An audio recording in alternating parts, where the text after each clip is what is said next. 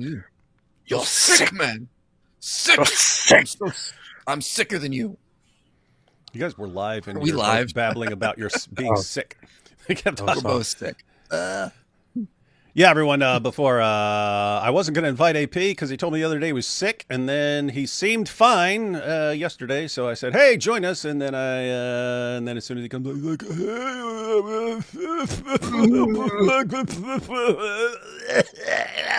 it sounded disgusting.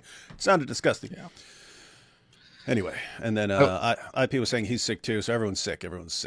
Yeah. I woke up with a sore throat, but I'm getting better. So it's like a short thing, getting over it quickly. Well, everyone's throats are about to be even sorer as we scream in rage at whatever arguments people are using to claim that Christians and Muslims worship the same God. Have you guys heard this claim before? Have you heard this idea?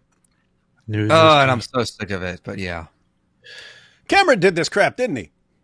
it's all his Cameron- fault. He's ruined the ecumenical movement, trying to get people to work together. Like everything, we're going fine. Everyone's working together. We're attacking Islam. We're attacking atheism. And then Cameron walks in and he's like, "Hey guys, guess what I'm going to do?" And he just drops a bomb on everything. Yeah. But no, it must have been outside of this. I mean, it must have been independent from this whole Cameron thing, because everybody's all Christian Twitter is talking about it right now. All Catholics, Orthodox, Protestant, everybody's discussing this right now. I think it's Cameron. It's I Cameron. think Cameron started it. Cameron No, now keep in mind, it's always an issue and it's always a discussion and so on. And I mean, it's something I bring up, like I brought up tons of times in the past in presentations and so on. Talk about do Christians and Muslims worship the same God? And I would say, well, it kind of depends on what you mean and where you're setting the bar. If you just mean we're all trying to worship the Creator or something like that, you could say it's the same in that sense and so on. But you start getting down to details, you get to some serious differences and so on. So where are you gonna set the bar? Anyway, that's how it's been going for many years, and all of a sudden, here's what happened, everyone. Cameron's looking at everything and he says, we've got socialists and communists coming for us. We've got jihadis coming for us. We got all this woke stuff. We got all this LGBTQ stuff. You know what we need? We need a ton of division among different Christian groups right now. That's what we need. I'm going to say Christians and Muslims worship the same God. Come at me, Protestants and Orthodox. I need a drink. Cameron, you're driving IP to drinking. I never drink too. I gave it up, and now I'm back to it. Way to go, Cameron. He I was all Thank you, clean. Cameron. I was clean for 12 hours, and now He I'm was back 12 to drinking. hours sober, and Cameron Bertuzzi just kicked him right off the wagon. Shame on you, kid. Shame on you. Now, AP, Yes. good place to start here. You,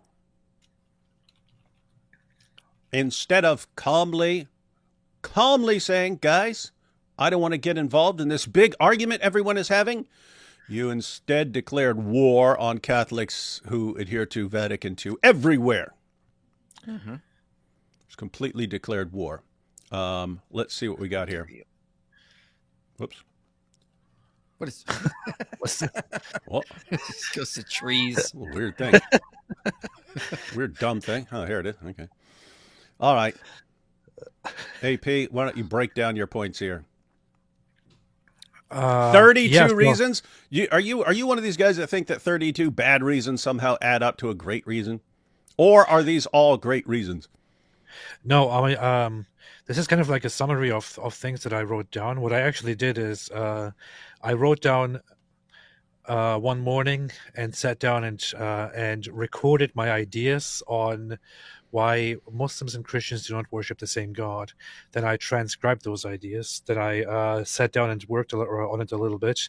Then I sat down to summarize all of these things and put them in a list. And this morning I added a few more things and removed a few things. So I decided to just post all of them instead of recording a video. And yeah, these are my 32 reasons. And I was thinking of turning these 32 32 reasons into 32 theses and Nailing them too. nailing them on the wall of the Vatican. Yeah. So How dare on the door of you? the Vatican, actually. So that's what I was doing. But yeah, so basically I listed several reasons why Muslims do not worship the same God, or why the Muslim God is different from the God that we worship. And this was more meant to be differences between our God and their God. My initial motive was simply to explain how, as an ex-Muslim, I know the God that I worshipped, and the God that I worshipped was very different in terms of how he was and who he was and how he acted and how he reacted and so on. And I have become increasingly familiar with the true God that we worship in Christianity, and I wanted to break down the differences. But the differences are not just do not just come down to how this God acts, but also where this God comes from. So number one, you have the origins. You have God in Christianity is the God of Israel, revealed through his people. In Islam, you have Allah, who comes from pagan polytheistic Arabia with very questionable roots with Hubal and all that, and then Muslims try to tie that to the Abrahamic biblical God. Then you have the history. You have you have God comes together with the Bible. In Christianity, we have the entire history of God and his interactions with his people. In Islam, you don't even have the Bible. In Christianity, you have the continuous revelations of God eventually fulfilled through Christ. In Islam, you simply have Allah throwing down commands and obey this, obey that, or else. You have in Christianity, God is personal, he is relational, he is loving. And in Islam, he is a tyrant. He doesn't have that very same kind that he has in Christianity. Do you want me to continue explaining each point, or what do you want? Go ahead and read them through, man. You're about to nail these to the Vatican. You might as well tell people what they are. Okay. Then there is a relationship issue. So God is a father who adopts us as children. Allah is a master. He treats people as submissive slaves. God does not deceive. In Islam, Allah calls himself the deceiver. Then there is the morality aspect. In Christianity, God's commands come from his unchanging good nature. In Islam, it is morality is basically just do this and don't do that, and you will get rewarded or you will be brutally punished. You have the free will difference. In Islam, everything is pure fatalism. Allah wrote everything down. You don't really have a choice. Then there is the divine image.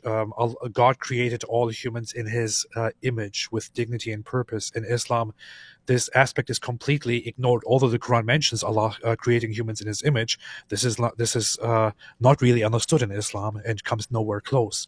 In Christianity, you have God humbling himself and becoming man and participating in us and us relating to him, eventually him inviting us to himself. In Islam, you don't have any of that. In Islam, Allah is this distant tyrant. Then there is this concept which is very, very, very significant in Eastern Orthodox Christianity, but also in Christianity in general, the theosis, divinization, which is outlined in the Bible, where God becomes man and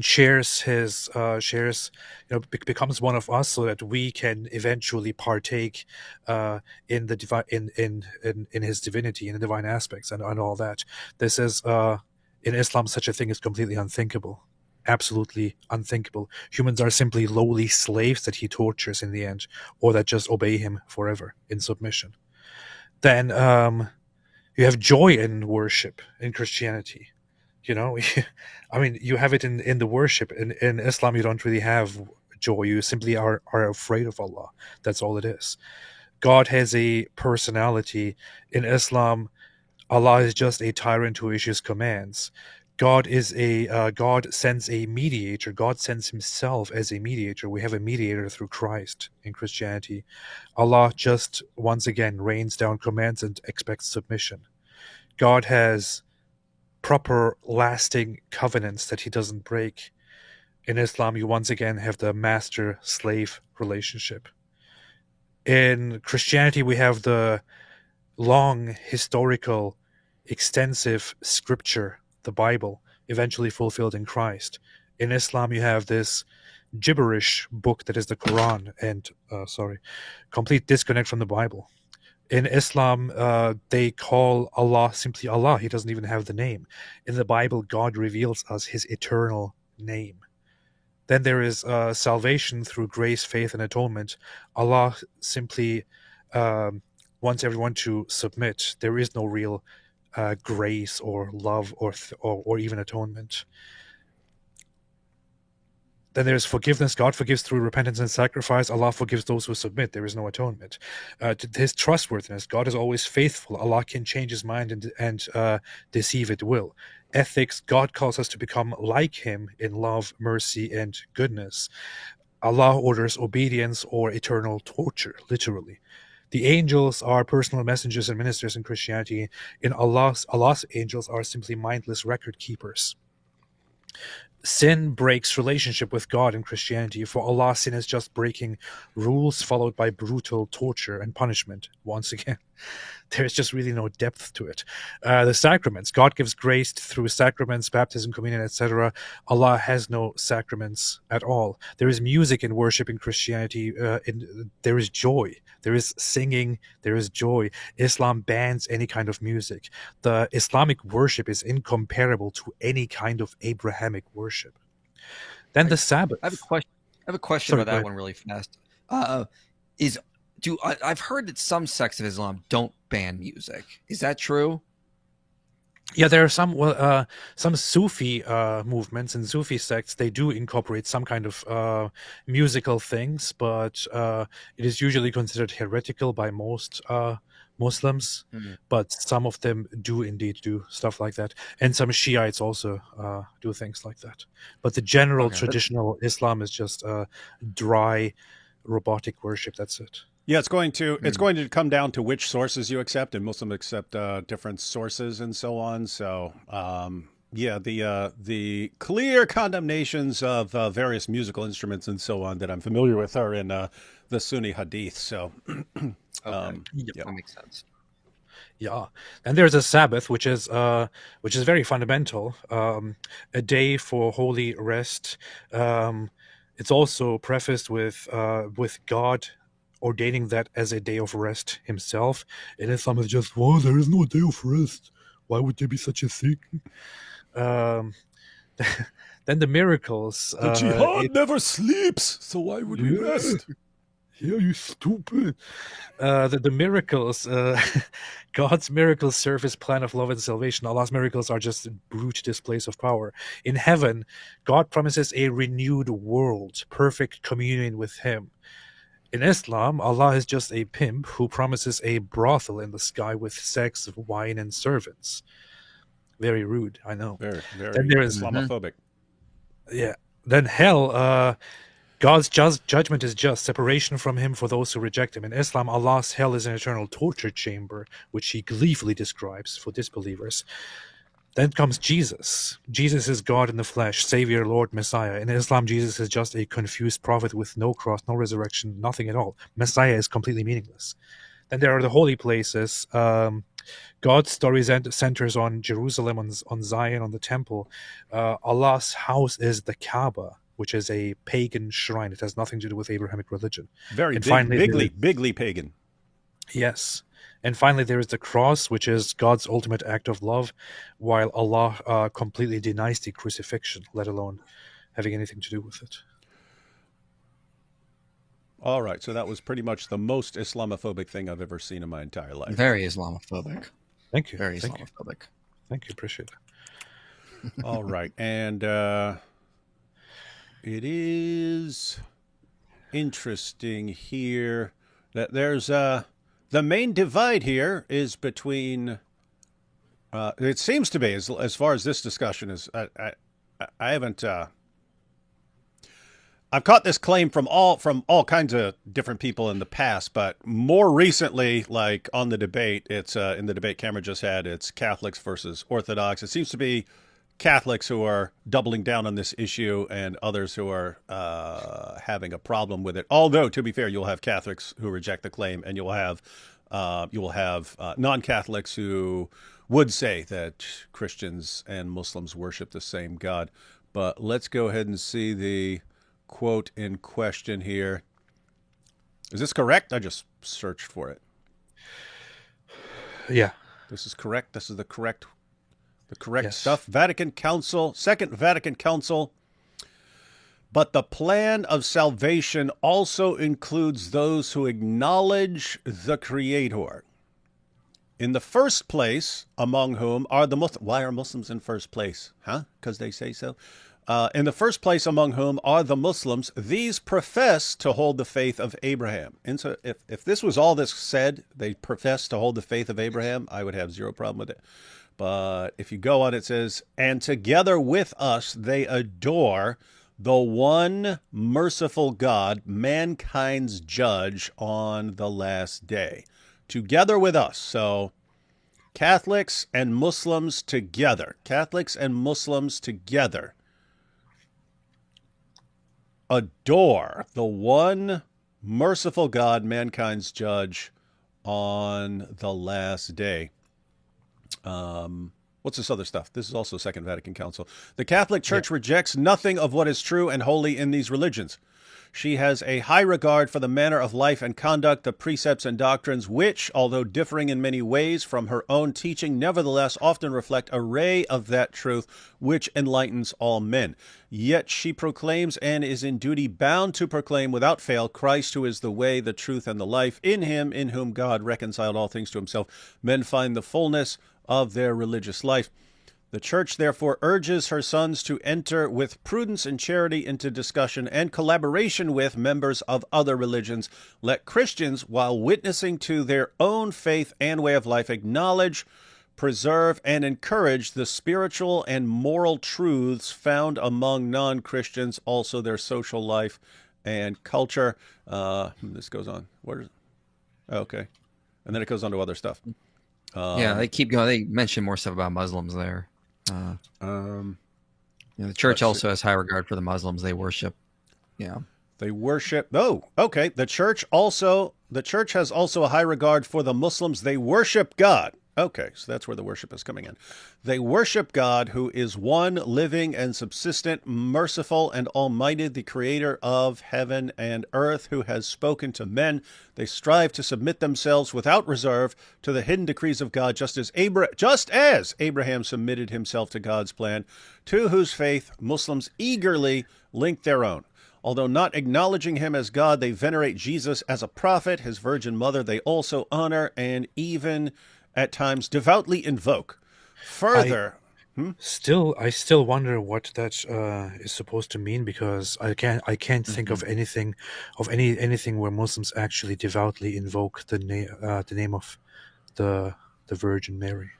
The only time I can think of them invoking Mary is when they're like, "Oh, but we love Mary," and so they kind of bring her up in that context. But we love Mary more than you Christians. So I really would like a Catholic to clarify what in the world this is in reference to, because I mean Muslims don't do that. So I'm not sure what this means. Yeah, guys, we basically don't know what this means here. And guys, this is Vatican II. If this is wrong, what else is wrong? No, we don't know what this is talking about as far as Muslims devoutly invoking Mary. So we don't know what this is talking about. So if anyone knows, please explain. Further, they await the day of judgment and the reward of God following the resurrection of the dead. For this reason, they highly esteem an upright life and worship God, especially by way of prayer, alms deeds, and fasting. My goodness, man. What an awesome, awesome, awesome religion Islam is. Almost makes me want to convert. IP. I kind of IP too. I kind of know AP's thoughts on this because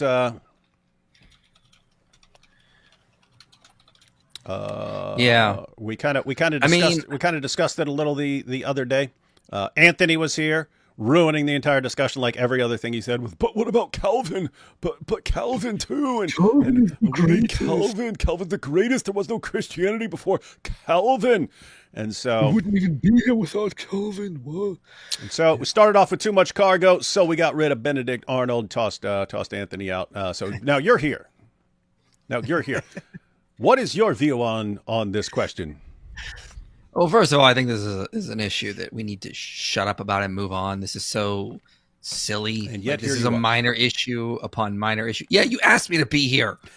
The only minor issue is Muhammad. You're the one who's like, come, let's talk about this. I wanted to talk about the alleged scientific miracles in the Quran, but you're like, no, we're going to talk about this issue.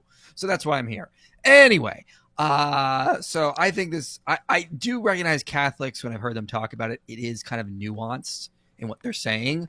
There's a lot of nuance going on there. I think they're being strawmanned a lot. But ultimately, I'm not convinced by their arguments. I will say, though, that I've not spent a lot of time going into it because I'm annoyed by this whole conversation. At the end of the day, I tend to side with, you and AP, that it's not the same God. And I've used this analogy. Like, let's picture like a painting, like the Mona Lisa. Like Catholics, Orthodox, and Protestants all have the Mona Lisa. Maybe the Protestants and Catholics will disagree about the type of frame that should be around the Mona Lisa, the type of lighting, the hallway it should be in, these kinds of things, like these extra things. But they still have the Mona Lisa. Muslims, what they do is they come on and, if you read like Tom Holland's book, for example, The Shadow and the Sword, they take pieces of the Mona Lisa, they cut parts of it out, and then they fill in the gaps with their own pictures, their own issues. So like, I'll see Muslims say like, things like, we have a lot of agreement with Christians, but what they agree with on is like peripheral things. They reject atonement. They reject the Trinity. They reject the resurrection. They reject the fall. They reject all the essentials of what it is to be a Christian. So like they've taken like little bits and pieces of this beautiful painting and they've stitched them onto this monstrosity of a different painting. And then they took like a marker and they tried to draw in the rest based on their own design. And at that point, you can't say they have the Mona Lisa. They have bits and pieces glued onto their painting, but they don't have the Mona Lisa anymore. So that's the kind of analogy I would use for this kind of issue. I don't think they have the same God ultimately, and I don't think it would be correct to say that. And especially, I would agree a lot with what AP presented in his list. Those are good reasons to think that. My other question would simply be for them is, one second. Just wanted to illustrate your point. Muslims are basically saying, look, we have the Mona Lisa. This is the Mona Lisa, everyone. We've got the Mona Lisa. Because this actually ties into arguments that are being used, right? But there's like the Mona Lisa. Imagine you actually had the Mona Lisa. You've got it hanging on the wall. And then someone comes along and says, look, I've got the Mona Lisa too. You see it? And you're like, that's not the Mona Lisa. That's not the Mona Lisa. And you're saying, okay, we're talking about two different Mona Lisas here. And then you get some philosophers that step into the discussion and they say, well, if you're both, obviously you're referring to the same thing. You're talking about the Mona Lisa. You're talking about the Mona Lisa and so on. So, obviously you're talking about the same Mona Lisa. And you're looking at that going, we are most certainly not talking about the same Mona Lisa here if they're saying that is the Mona Lisa. Well, just take your painting and imagine if they had like taped some like bits and pieces from the actual Mona Lisa on that. Like maybe they like took a strand of like the hair and they just like glued it on there. It's like, yeah, you have bits and pieces of it, but you don't have the real Mona Lisa. And I would ask the simple question, like Mormons claim they also worship the God of Abraham, but the Mormon God is completely different than what Christians and Muslims believe. The Mormons believe that God was a guy on a planet. He got appointed to godhood. Then he got his own planet, which is Earth. And then we also get to one day be gods and have our own planets. And so, like Mormons can claim this stuff, but it's not the same God as Christianity. I think you need to hold to the essential core doctrines, especially the essential core doctrines about who God is. He is a Trinity. He is Jesus Christ who became incarnate. These things are very, very important to know who God is. And I have a hard time saying that other groups do worship the same God. Now, again, I'll caveat that with that. I know that a lot of Catholics have a more nuanced view on how they look at this. I don't fully understand their position, though. I've tried, but I'm also incredibly bored by this subject at this point, and I think we all need to just move on and get back to important things like dealing with Islam. No, we need to start a fight over everything in Vatican II. Now, I want to Yeah. also, I want to actually today, because I read a little bit about this topic today, and I also want to have a little bit of nuance here, and maybe, maybe I guess I don't know. Also, in defense of the Catholic Church on this position, say a few things. Now, there is one very, very big problem. So I got here the Catechism of the Catholic Church. It's right here, Catechism of the Catholic Church. This Yeah, is it does say that. what It's right on the cover, ladies and gentlemen. Don't deny That's it. true. what That's true. what Catholics are to study and read and learn when they want to enter the Catholic Church. And it says here in 841, it says the Church's relationship with the Muslims. The plan of salvation also includes those who acknowledge the Creator in the first place, amongst whom are the Muslims. These profess to hold the faith of Abraham, and together with us they adore the one merciful God, mankind's judge on the last day. There is no further notice, except it says that this goes to Lumen Gentium 16 and Nostra Aetate 3, which we just earlier read. This is problematic. If a Catholic just going into the church simply learns this and there is no other statement about it, what they will understand is, oh, so Muslims also worship the same God. Okay, interesting. So Muslims also do worship their God. Now, there are lots of explanations that the Catholic Church made about this, which I also learned later on, and I can credit them for that, and I want to mention some of those. Actually, in the year 2000, Pope John Paul II approved a declaration by the Congregation for the Doctrine of the Faith, which was actually written by the Pope, by the Cardinal who would later become Pope Benedict the 16th, the German Pope Ratzinger. He actually wrote a declaration called Dominus Jesus, so the Lord Jesus, which was meant to. It is a very long declaration. It is one written that is meant to clarify the Church's position on whether other religions and their forms of worship are acceptable or not. In that writing, it makes it actually very clear that while we can say on the surface that others also, turn toward the same God, there absolutely is no salvation outside Christ. And it also concludes, so this is a good thing. This is a very, very good thing. It also concludes that that there is absolutely. So here is the end of it, before the conclusion. Thus, the certainty of the universal salvific will of God does not diminish, but rather increases the duty and urgency of the proclamation of salvation and of conversion to the Lord Jesus Christ. So this is actually a very good thing. In this writing, in this official declaration by the Catholic Church, it goes through this topic very, very lengthily, but then actually says that this does not in any way diminish the complete necessity that we as Christians have to go out and proselytize and convert these people to Christianity. So even if Muslims in some way or another worship the same God, we have an obligation to make them or to convert them to believe in the Lord Jesus Christ. So this is very, very well established, and I think Christians, should be a little bit relieved by that if they have a problem with the position of the Catholic Church.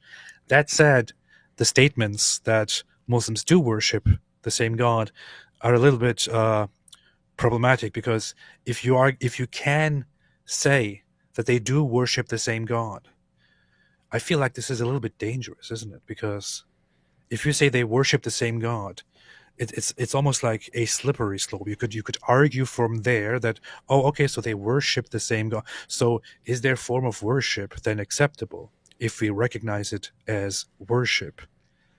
This opens doors to some really, really, bad places.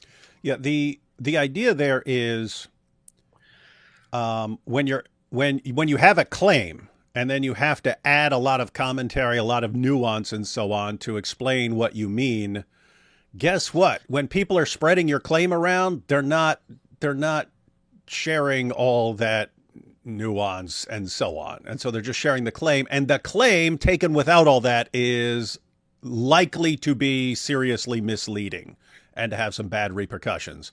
So Yeah, might want to think about it. All right, so we're going to jump into this debate. We'll take batch. There's a lot of people sending super chats because a lot of people have thoughts on this. We'll take batches of a couple of super chats and then go back and forth between that and the debate.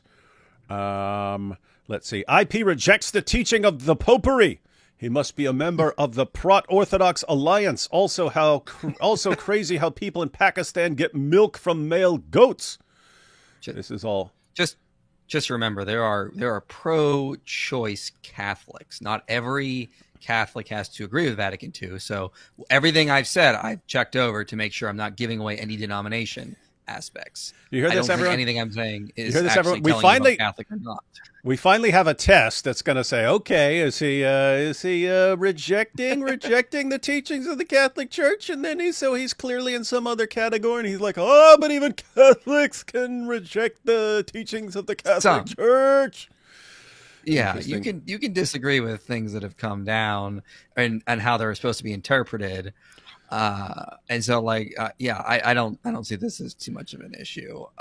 But I mean, like, again, I've been very clear. The church I attend, I don't agree with everything they say in their catechism, in their own, profession of faith. I'm a mixed bag. You're not going to be able to figure out my denomination by what I say on theology. That's it. I'm going to call your priest and tell him about this. So. Yeah, no, this is interesting. Don't call my imam. Yeah, so what IP is saying is, no matter how much he agrees with or disagrees with any branch of Christianity, you can draw no conclusions about his allegiance to anything. Well, pretty much. Good to know. Answer is no. Catholics worship Tawhid. That's true. Of course we worship the same God. We worship a militant, pagan, 7th century Arab deity, don't we? Oh, wait. AP, IP, D Wood, you are all non-tulip Christians. Yeah, I'm a 0-point Calvinist, everyone. Therefore, do you agree that Allah of Islam resembles the God in which John Calvin believes, souls predestined to hell, no free will, divine determinism? I would say in terms of determinism, you definitely see the parallels and so on. But I would say the main difference between like Calvinism and Islam would be the God who's determining things.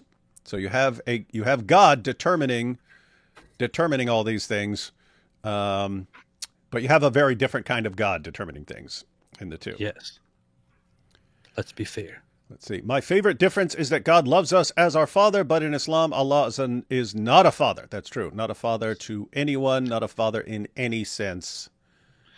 Allah says, I ain't no father to nobody. Yep. Allah's got 99 names. Father ain't one. In retrospect, was it wrong policy for the Carter and Reagan administrations to fund the Afghan Mujahideen in their war versus the atheist Soviet Union? No idea. And you're talking some weirdly off-topic stuff. Yeah, guys, the idea is the United States said, we want to stop communism. Who's going to stand against the communists to the death in Afghanistan? These jihadis will. So let's back the jihadis. And then later on, the jihadis say, we will attack you too. There is also the aspect which is, in retrospect, you could say, okay, it led to some really catastrophic consequences.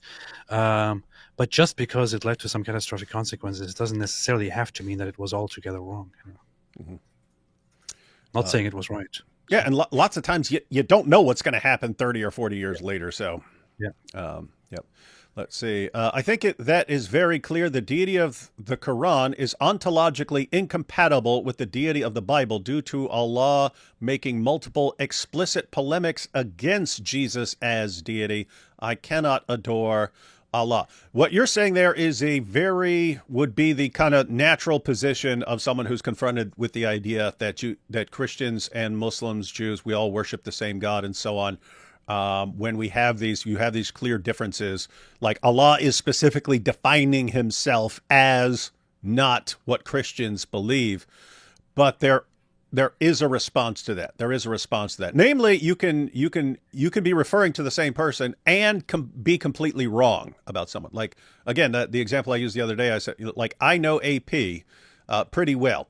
His wife knows him better than I do. Someone who only knows him because they read some tweet would know significantly less about him. And they may even have a completely false belief about AP. They would still be talking about AP if we start talking about AP. And they're like, hey, you know that tweet from AP? And I was like, yeah, I know that tweet from AP. And they're like, yeah. And they might believe all kinds of false things about AP and still be talking about AP. So anyway, we're about to get into some of this. Karen says, wow, fantastic list. Well done. She's talking about AP's 32-point thesis to be nailed to the door of the Vatican. Thank you. And here we have tomorrow. Galatians 1:6-9 makes it clear that even if an angel preaches a different gospel, it's accursed. That's true. I don't think Catholics would disagree. No, they're not going to. Catholics aren't going to disagree with that. But there's a difference between saying Islam has the same gospel and Christians and Muslims are worshiping or adoring the same God.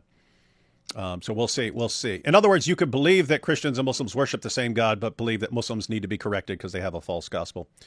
And then here we have Allah needs a mate to have a son, not all powerful. Yeah, so Allah would be dependent. And here you go. Abu Bakr says, AP, as a Catholic, I endorse your 32 theses. Bravo. So what? He can't be a Catholic. He agrees with AP.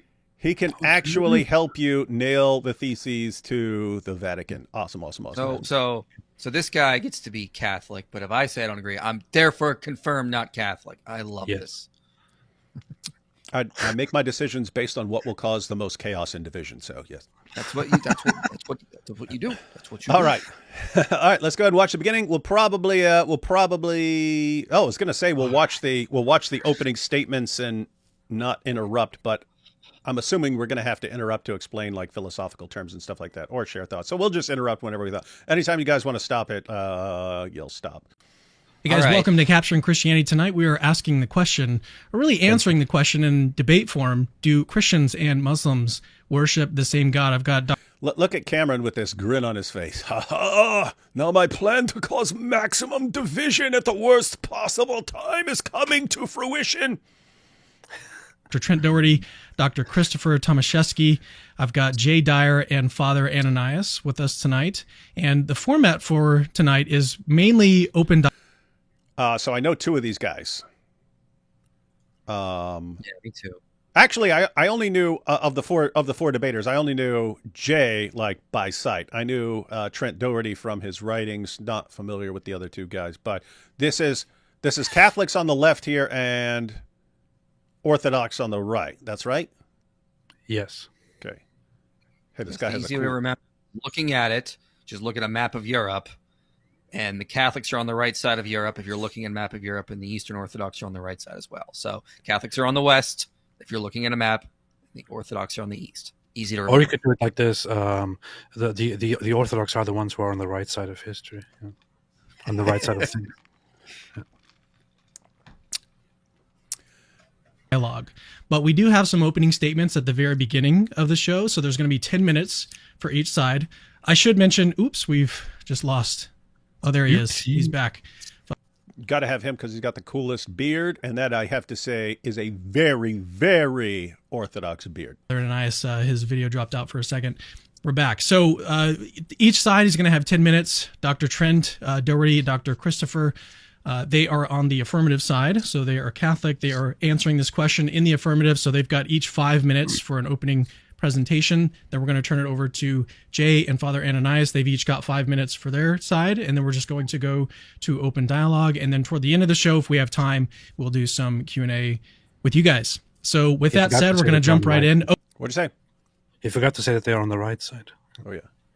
Last thing I'll mention before we get into the debate is we are going to, I've got bios for each individual debater, presenter here.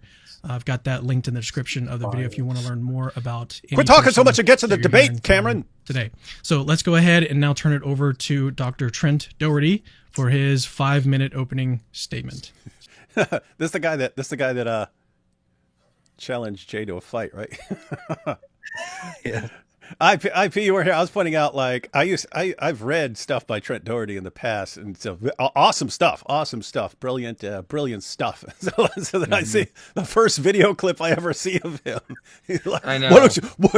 You got any boxing skills, bro? Huh? How about some MMA skills, bro? Why don't you come and face me in the gym, bro? And I'm like, wait a minute. It's hilarious. Oh boy, I hate everything. Like, dude, you don't understand. Like, I had zero clue what he looks like or anything. I just remember reading his stuff. But that would be like, you know, like imagine reading Planiga all your life, and you finally see Planiga in a video, and he's like, "Yeah, why don't you come? Yeah, why don't you come say that to my face so I can knock your teeth down your throat, bro?" And you'd be like, "What? Wait, what? What the heck? What?" Anyway, it's funny stuff. All right. By the way, this, I have to say, this is all probably part of Cameron's plan. Behind the scenes, he was like, "Look, you should challenge Jay to a fight. That'll really, really, really help spread this around." Oh, wait. This is his presentation? What? Of course they do, duh. Yeah, Yeah. That's how philosophers argue. We go, duh. Of course they do, duh. Anyway, That's kind of weird. Great. so ladies and gentlemen, I give you the mighty, the brilliant Trent Doherty. So in the fall of 1990, as a young evangelical, I went to Liberty University You just have to toss that in. to be the research assistant Back when I was a stupid evangelical, now I'm a Catholic. for Dr. Norman L. Geisler. And he has since passed away, God rest his soul, but he was one of my main first mentors. And while there at the Liberty Center for Research and Scholarship, I worked on a number of books with him. One of which was Thomas Aquinas, An Evangelical Appraisal, subtitled, Should Old Aquinas Be Forgot? Another one Wait, this is decades ago. How old is he? 50. He's in his 40s, 50s, something around there. I have no idea. I'm just I mean, I read. Hang on. Let's go. was called Answering Islam, that was co-authored with a student of his that was a former Muslim. And I read Answering Islam in Prison. So that was 90s. So if he's talking about he was doing stuff back then, that's a long time ago. for the research for that book, we had to read the Quran cover to cover and take notes on 3x5 note cards. Yes, this is the fall of 1990, and so I had the opportunity at that time to read the Quran cover to cover, which I had not really anticipated, and I have read it not cover to cover since then, but I've read it. I've returned to it occasionally, and I've even had studies on it with some good friends of mine. One of the groomsmen that was at my wedding, and Worst book ever written. But dude, you understand? You've only got 5 minutes, right? Anyway, what's clear from the Quran is it's obvious. I don't mean Answering Islam. Answering Islam is one of the all-time best books about Christian apologetics dealing with Islam. The Quran, however, worst book ever. That Muhammad encountered Christian and Jewish preaching in Arabia. I think everybody's pretty much agreed that he probably didn't have an Old Testament or New Testament scriptures. I don't know, doesn't matter. But he clearly encountered their preaching and teaching. And the Quran explicitly states that Jewish and Christian scriptures are revealed by God, albeit incomplete, and that Muhammad came to complete that narrative. And it talks.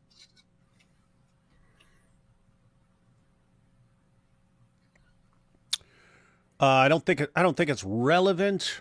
I'm not sure I would say it like that. The Quran, the position of the Quran is basically Allah sends different prophets to different parts of the world, to different groups who speak different languages, and the last people to receive the revelation were the Arabs. And so once Muhammad was sent to the Arabs, now everyone had their prophet, and everyone is supposed to judge by the scriptures revealed in their language. You're still supposed to believe in all the scriptures and all the prophets. So you believe in the scriptures of the other group from the other land and so on if they're sent by Allah. But what you're supposed to judge by is what's revealed to your group in your language. So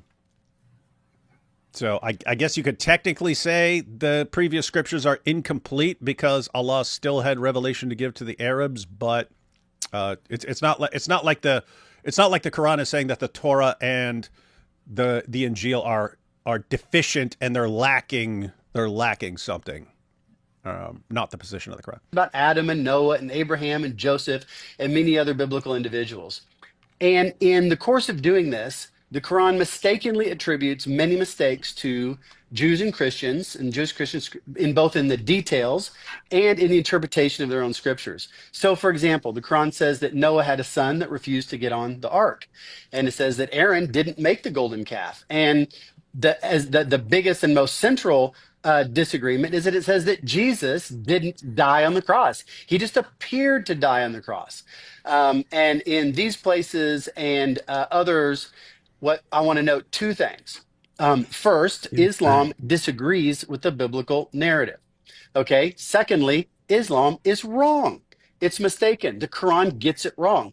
There are these disagreements, these contradictions between what Islam teaches and what Christianity teaches, what the Bible, what the Quran says and what the Bible says. And in that disagreement, it is my firm belief that the Quran and Islam are mistaken and that Christianity and the Bible have the correct view there. But notice two things, and we'll jump into the slides. And I've actually forgotten what these slides say. So when I see these slides, it'll be. You had to send Cameron slides for 5 minutes. You go through 3 minutes, and you don't remember your slides. I'm just messing around. I don't know. Reminding me of what they say. But notice two things about this story. By every extant semantic theory of reference is fixed by causation and context. All right, that's how reference gets fixed, by causation and context. Guys, there are everyone who's watching. There are times when philosophers are using terms that are difficult to understand and difficult to grasp, and you have to spend a lot of time and use lots of examples to understand them. There are other times when it sounds like they're talking about something difficult, but they're actually not. So, like reference fixing, that sounds like some complicated thing. Just as far as what you need to know for purposes of this discussion, you have words that you speak, and somehow those words refer to other things. Like if I say, this is a cup, I have a word cup. How does the word cup or mug or something like that come to refer to this? Basically at some point in history, someone decides to call this a cup or a mug, and then this gets passed on to other people and so on. And now the word refers to the cup. So that's about all you would need to know about the concept there. And in the origin of the Quran, the origin of the foundation of Islam, there was clearly back and forth interaction between Muhammad and his early followers and whoever it was that wrote down the Quran, and Jews and Christians that were preaching the gospel, preaching from the Old and New Testaments. Okay, next slide. Okay, so that leads to the first argument for the affirmative, that Muslims and Christians worship the same God, the semantic argument. Premise one: if the Quran originated in the context of furthering the biblical narrative, then its terms pick up their references from that biblical narrative. This is a straightforward consequence out of every reasonable semantic theory. Premise two: the Quran did originate out of this context of furthering the biblical narrative. That's just a historical fact. QED. So the consequent of premise one follows. So from premise one and premise two, he claims that the conclusion, Christians and Muslims worship the same God, follows. Well, they reference the same God. I reject. I'd like to see the rest of the argument. Yeah. That's argument one. That was the argument. That's the whole. What's the conclusion I'm trying to see? The conclusion is Christians and Muslims worship the same God. I think that's what he means by QED. Yeah, I don't think that follows from the premises. And plus, I'm not sure it does either. Isn't his conclusion just isn't it just that it references the same God? I think that's just his conclusion here. Well, but he's saying with QED, he's saying, therefore, I've proven the point, which the claim is that Christians and Muslims worship the same God. I wouldn't say. I mean, you're not even referring to what was the actual topic on the screen? Was it do Christians and Muslims worship the same God? Yeah. Let's see. I mean, I just don't think it. I don't think it gets to that conclusion. Oh yeah, from no, it just was on this the one. screen. Topic is, do Christians and Muslims worship the same God? I don't think you get there from this, and I would also reject premise one. I mean, like, just think of this in like a roadmap issue. Like, so you could say like, my directions pick up on let's say you have like directions to get to the supermarket, and I say, well, I'm going to give you even better directions to get to the supermarket, and then you end up at like the garbage dump.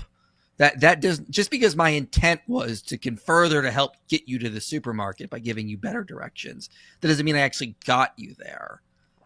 So I don't think this actually gets to the conclusion from what he's presented there. David, why do you disagree with the premise one? I think it's incomplete and misleading.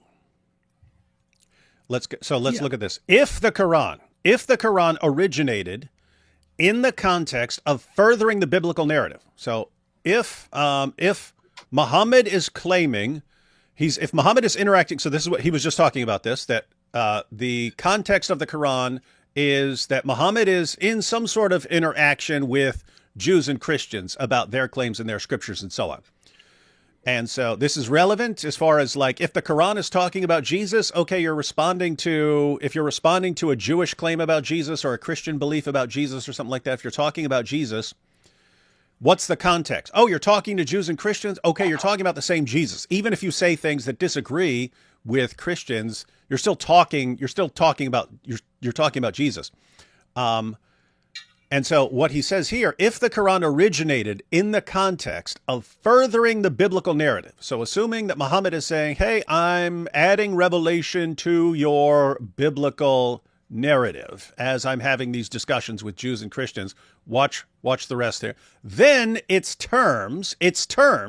terms are using like Allah or something like that, Allah, Jesus, so on, then its terms pick up their references from the biblical narrative. Meaning, if Muhammad's having interactions with Jews and Christians, then the terms he's using are picking up what they're referring to from Jews and Christians. That's partly true, but terms like Allah were around before Muhammad even existed. And they had a pagan context. That's why I said this would be incomplete. So guys, I mean, think what he's saying here. Hey, if there's a context where Muhammad's interacting with Christians, then the meanings of the terms he's using, the references are being taken from that source. Well, that's not the only context. Muhammad is in a context where he's interacting with Jews and Christians. He's also in a context where he's interacting with pagans and polytheists and so on. And that's what he's raised in. My point here is you can't say, oh, when Muhammad's talking about God, he has to be talking about the same God that Jews and Christians are talking about because he's having discussions with them. He's also having discussions with pagans about Allah. So does that mean he picks up the meaning of the term from pagans? Right? In other words, there's multiple contexts here. You can't say, hey, the references are picked up from this context when there are multiple contexts, and Muhammad clearly is picking up things from the pagan context. I mean, also, I mean, I was going to say I got a better analogy. If you let me nerd out here for a second, are you ready for this, David? Think of it's just like in Star Trek. No, sorry. No, I'm not going to go there. I'm obviously going to Lord of the Rings. Okay. So think of the Lord of the Rings, a great story, beautiful story. What comes along with Amazon Prime? The Rings of Power. That's like the Quran. It tries to go back and fill in the gaps, but it gets a lot of things wrong. It has the 3 elven rings created before the One Ring. It has Isildur and Celebrimbor living in the same time period. It has the attack of Aragion happening before the Dark Lord reveals himself before he makes the One Ring. There's all these problems with it. It's claiming to be the same story, but it clearly is not. It's a messed up, nonsensical monstrosity that we all should just reject. And so, like, they'll claim this is like a continuation of Tolkien's work. It isn't. And all the fans know it's not. We all reject it. And we go, this is not Tolkien. This is not Tolkien's world. This is a monstrosity. So yeah, that's what I think of. That when he brings this kind of stuff up, I'm thinking of the Quran. Like, it claims to be a continuation of the Jewish scriptures and the Christian scriptures, but it isn't. It gets so much wrong. There, nerd rant done. Okay, so let me give everyone an example following that one without all the nerd stuff. So once you, if you were to reword premise one so that it actually gets things, it gives you the full explanation. You'd have something like Allah is part of the polytheistic pantheon of Arabia. They worship multiple gods and goddesses. Allah is one of their gods. Allah has, daughters, Allat, Alusa, and Manat, and so on. And Muhammad comes along and he says, hey, this, one of the gods, is the only god. All the others are fake or they're something else. But they're not the creator God. That's Allah. And then Muhammad is in interaction with Jews and Christians saying, hey, this God is the same as your God. But you look at the descriptions and a lot of them sound a lot more like a pagan polytheistic God than they do like the God of the Bible. So clearly Muhammad, he takes one of the gods of the pagan pantheon and then says, hey, I'm going to strip away the polytheistic stuff and then just say, this is your God. And the conclusion that we're supposed to draw is, therefore, we're talking about the same God, because it's when you talk about picking up their references from the biblical narrative, it's kind of like adding some additional reference from the biblical narrative to an already pre-existing pagan concept of a deity. And so the conclusion is, therefore, you're talking about the same God. Why? Because Muhammad comes along and he says, hey, this is one of our pagan gods. I'm getting rid of the other gods. This is the one God. And since this is the one God, this is the one God that you guys are talking about as well. And this God is the same God you guys worship. And Trent says that since he's picking up that reference from the biblical narrative, therefore, they're talking about the same God, because keep in mind, the reference is like something like God of the Bible or God of Abraham. And he's saying, yes, this is the same God, and so on. So guys, just think about this for a second, because there's some serious problem with this. There's some serious problem. But did you want to say something? No, I'm gonna explain this in very simple terms once you're done. Okay. I just want to explain serious problems with this reasoning here. So one, it's incomplete. If you wanted a full picture, it's an already pagan concept that Muhammad then, in his interactions with Jews and Christians says, hey, this is your God. If you think that is legitimate, not in the sense of getting to the truth or that we are therefore, all getting to God or all paths lead to God and something, just if you think that's enough to show that Christians and Muslims are worshiping the same God, think about if the scenario had been different. So again, Allah has three daughters, Allat, Alusa, and Manat. I think Manat is the goddess of destiny. So suppose instead of saying Allah is the one God, suppose Muhammad said that Manat is the one true God. The goddess of destiny is the one true God. So suppose instead of saying Allah, Muhammad had said Manat is the one true goddess. There's only one goddess, and there's only one deity, the goddess Manat, who's the goddess of destiny, and this is the goddess of Abraham and the goddess of the Bible. This is what Jews and Christians are worshiping. I do not see anything in his argument that would not lead you to conclude the exact same thing, namely that Jews and Christians would be worshiping the same God as the people who worship Manat, the goddess of destiny, right? The same thing would follow. You take a pagan concept and say to the Christians, hey, this is your God, and therefore we say we are all serving this. I mean, we're all worshiping the same God.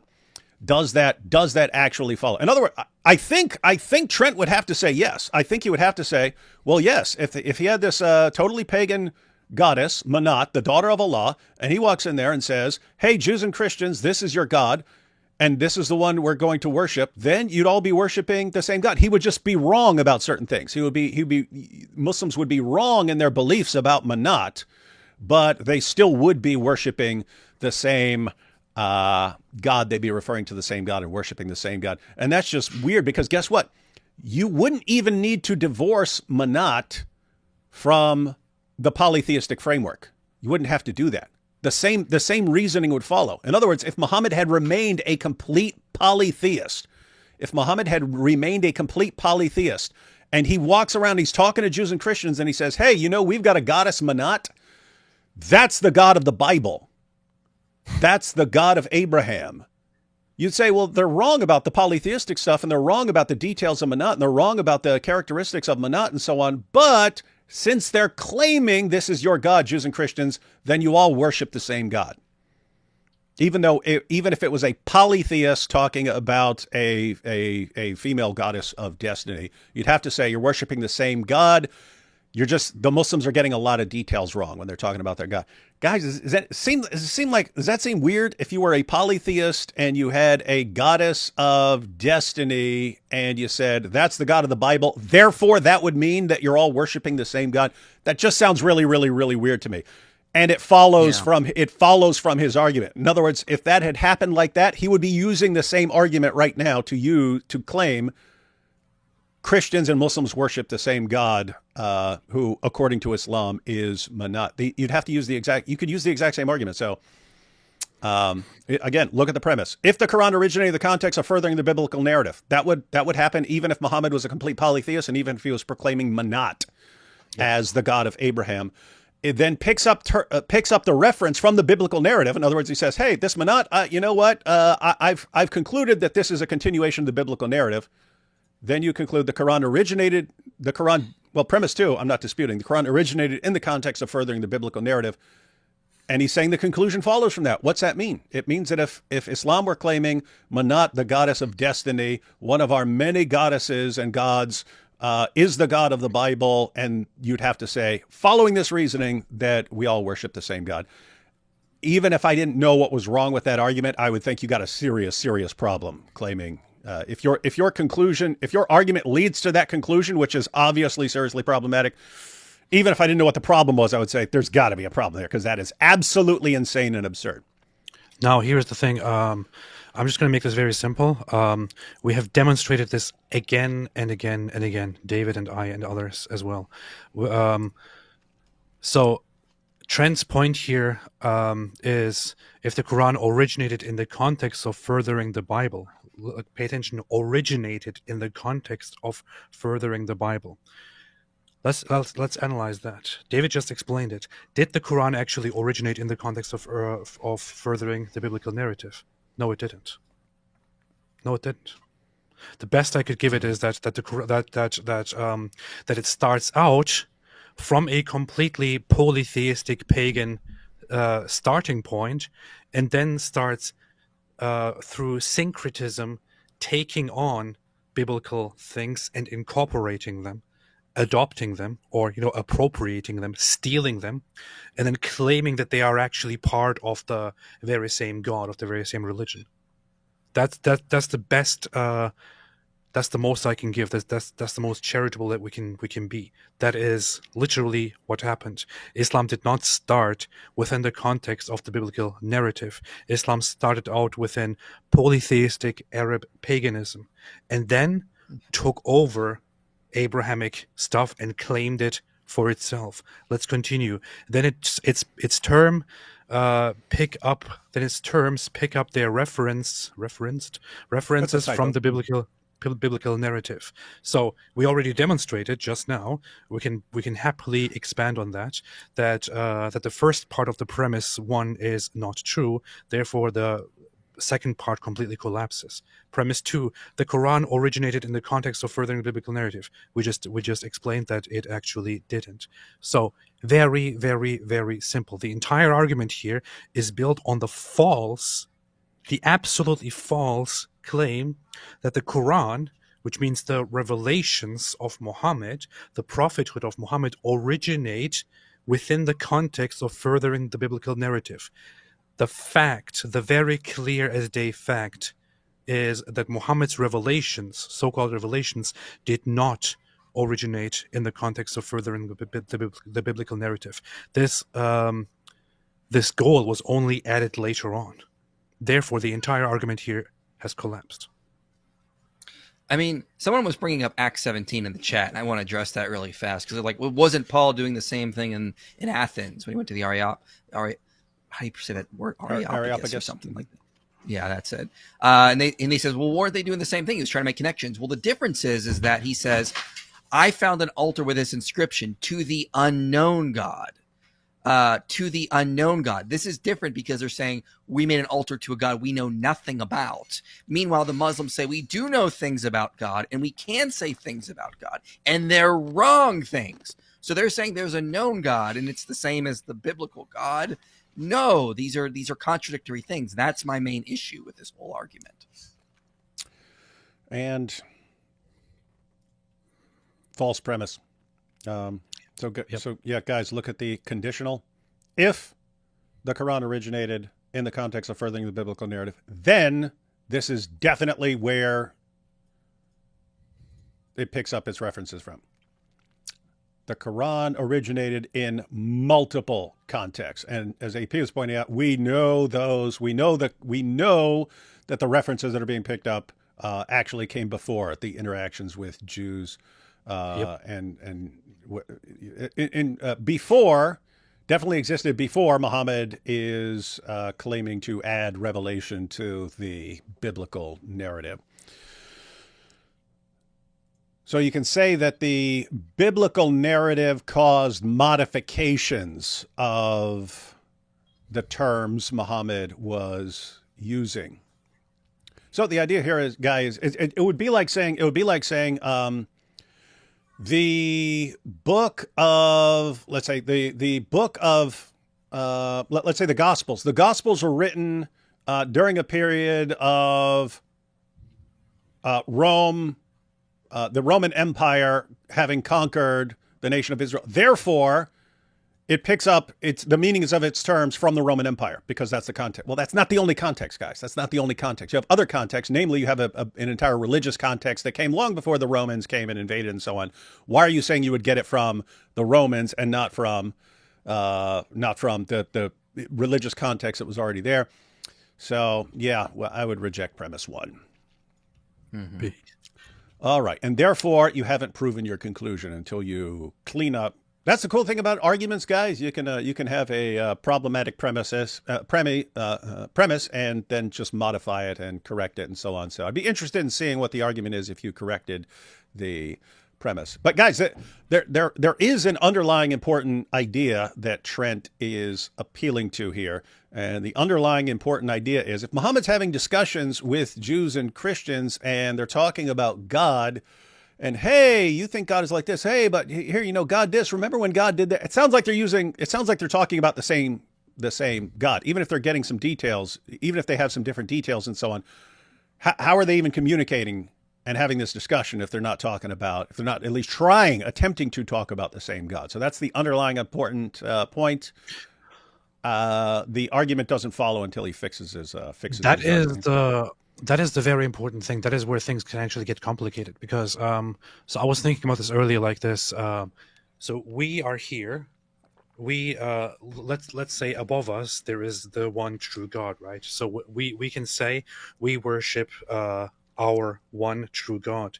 I could point at a different group to my right that also worships one creator God, but they have nothing to do with us, nor do they claim to worship the same God. They worship a different God. So they're over there worshiping their own creator God who does not exist. So ours is the God that we truly worship. And then over there to our left, to my left, we have Muslims.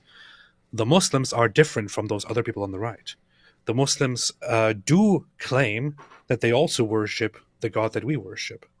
Right? They also claim that they worship the God of Abraham, the God who sent these revelations, the God who sent these prophets, and so on. So they see what we worship. So they say, hey, whatever you guys worship, we are actually worshiping that too, but we are doing it the right way. You're doing it the wrong way. So this is where it gets complicated. When it comes to these other guys, we can say, no, they don't worship the same God. They worship a different God. When it comes to the Muslims do refer to our God and do claim to worship our God. But the thing is, they didn't start out from a starting point of actually being within a framework of worshiping that same God.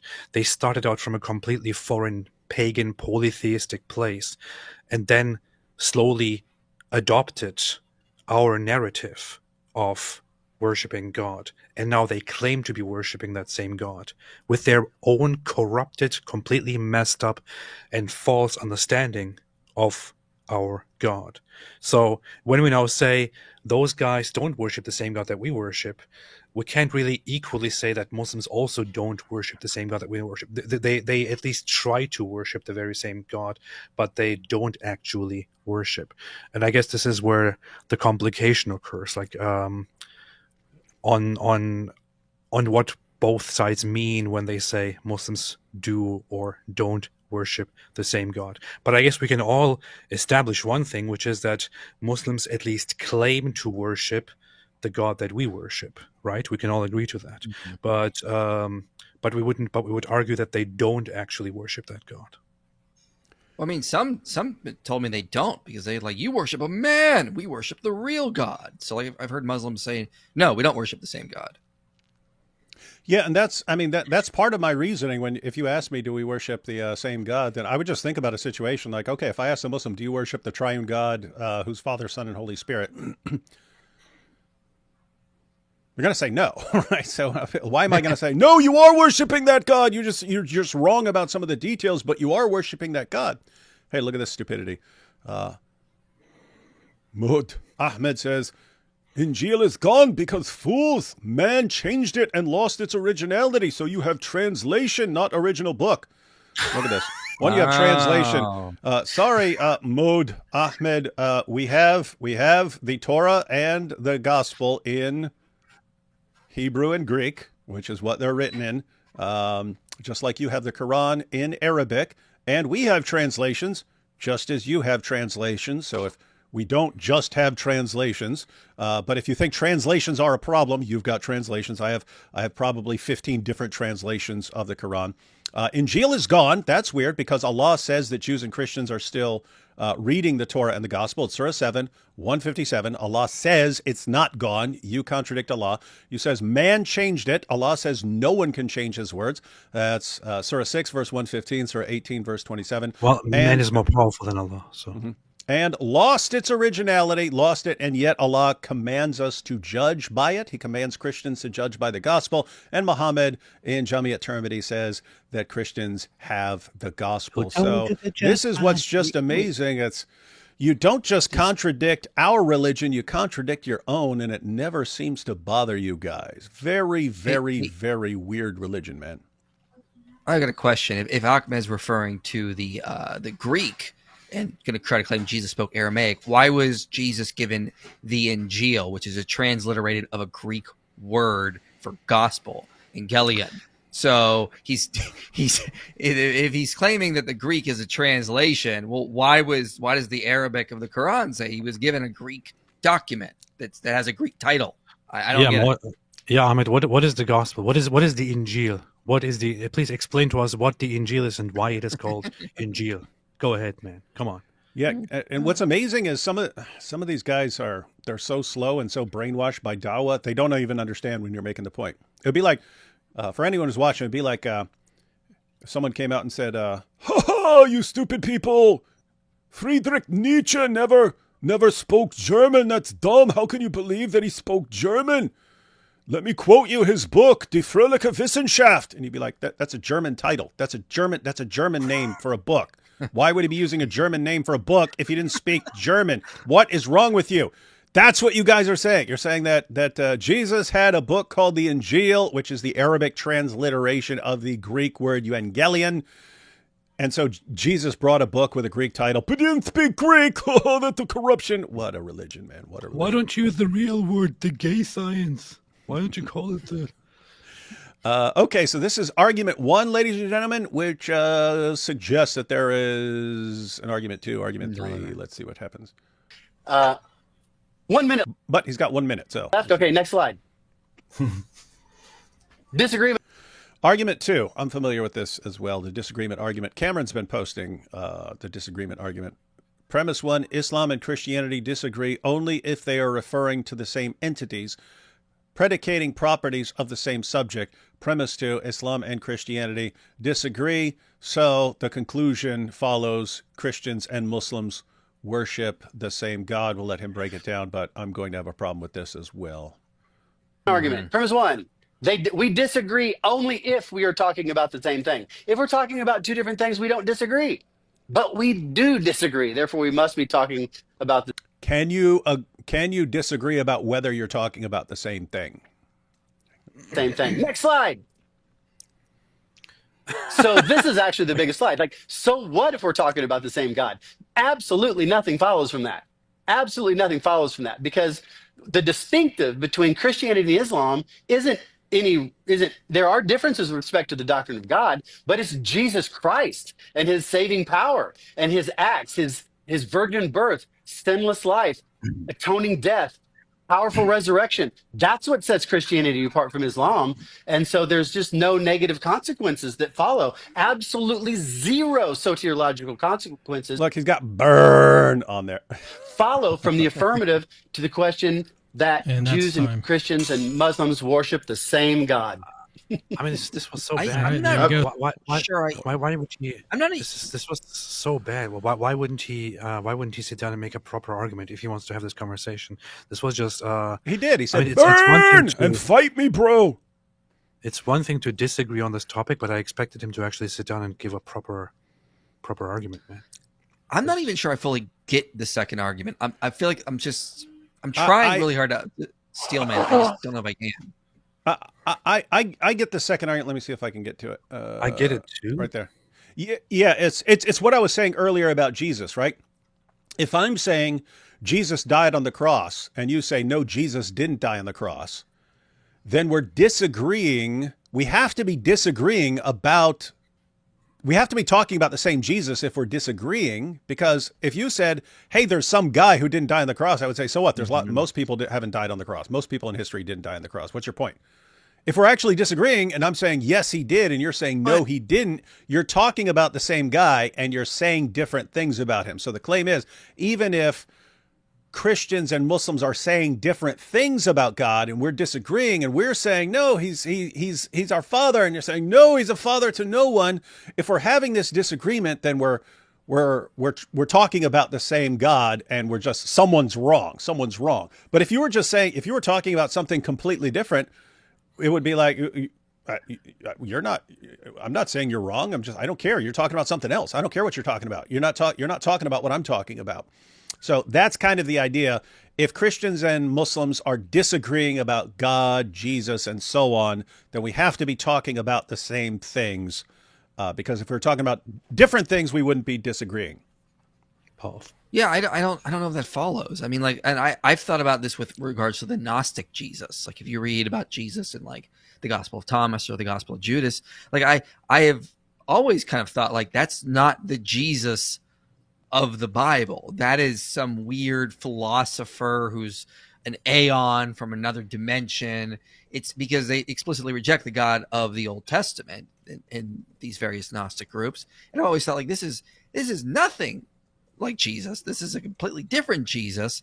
And so I don't know if that necessarily follows. And I've never really intuitively thought that that would work in this case. I can make another analogy. Like if I'm talking about Thor, yeah, you know, Thor, he's mentioned, he's one of the gods of Norse mythology. And you go, oh yeah. He's from Asgard. I'm like, yeah, he's from Asgard. Yeah. He's where he fought his sister Hela with Hulk. And then they escaped on the big ship, and then they flew away and fought Thanos. I want to be like, oh, hold on. I'm not talking about the Marvel character. I'm talking about the deity from Norse mythology, and you're gonna be like, oh yeah, it's just the same reference. I'm like, okay, but like, there's so much differences now. You could say that one character is based on the other. Sure, it's based on it. The one is sure based. did. The one's based. Thor is based. You can keep that now. You see him in the movies. He's so based. But I mean, like, it's they made up a whole new character, just sort of just borrowing elements from the older Thor, but it's completely different.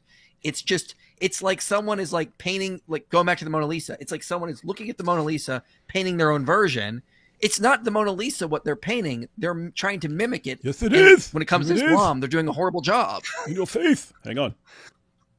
Watch this. Prepare to be humiliated. Uh-oh. I feel like there's just a lot of leaps there. I just can't get on board with this argument. Yeah. Oh, there are some leaps. There are some leaps. Hey, look. Now, look, I even said Mona Lisa on it. Therefore, we have to be talking about the same Mona Lisa. The very funny aspect about this is also that, so he says Islam and Christianity disagree only if they are referring to the same entity. So his whole point here, his whole conclusion is that they are referring to the same entity. Well, I can agree that they are referring to the same entity when they say that we worship that God, but do they actually worship that God? Yeah. Let me give an example along those lines. So, matter of fact, let's use completely different examples here. If I said this little pagan goat here is Cameron Bertuzzi, and you say no, that's not Cameron Bertuzzi. I watched Cameron Bertuzzi. I just saw his live stream. We just saw him earlier in this debate. This is not Cameron Bertuzzi. Say, hey, well, if we're disagreeing, then we're obviously talking about the Cameron Bertuzzi, the same Cameron Bertuzzi. There's a sense, going along with what AP, there's a sense in which, okay, we are talking about the same Cameron Bertuzzi because we're talking about Cameron Bertuzzi.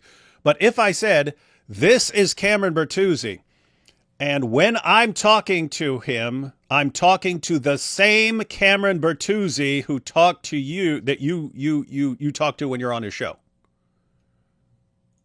Guys, do you see something wrong with that? Like, we're disagreeing about whether this is Cameron Bertuzzi. And if we're disagreeing, therefore, we're talking about the same Cameron Bertuzzi. And if we're talking about the same Cameron Bertuzzi, then when I'm talking to this Cameron Bertuzzi, suppose we worshiped it or something like that, that if I were to worship this Cameron Bertuzzi, I'd be worshiping the same Cameron Bertuzzi that you would worship if you were on a show and you decided to worship him. Does that follow?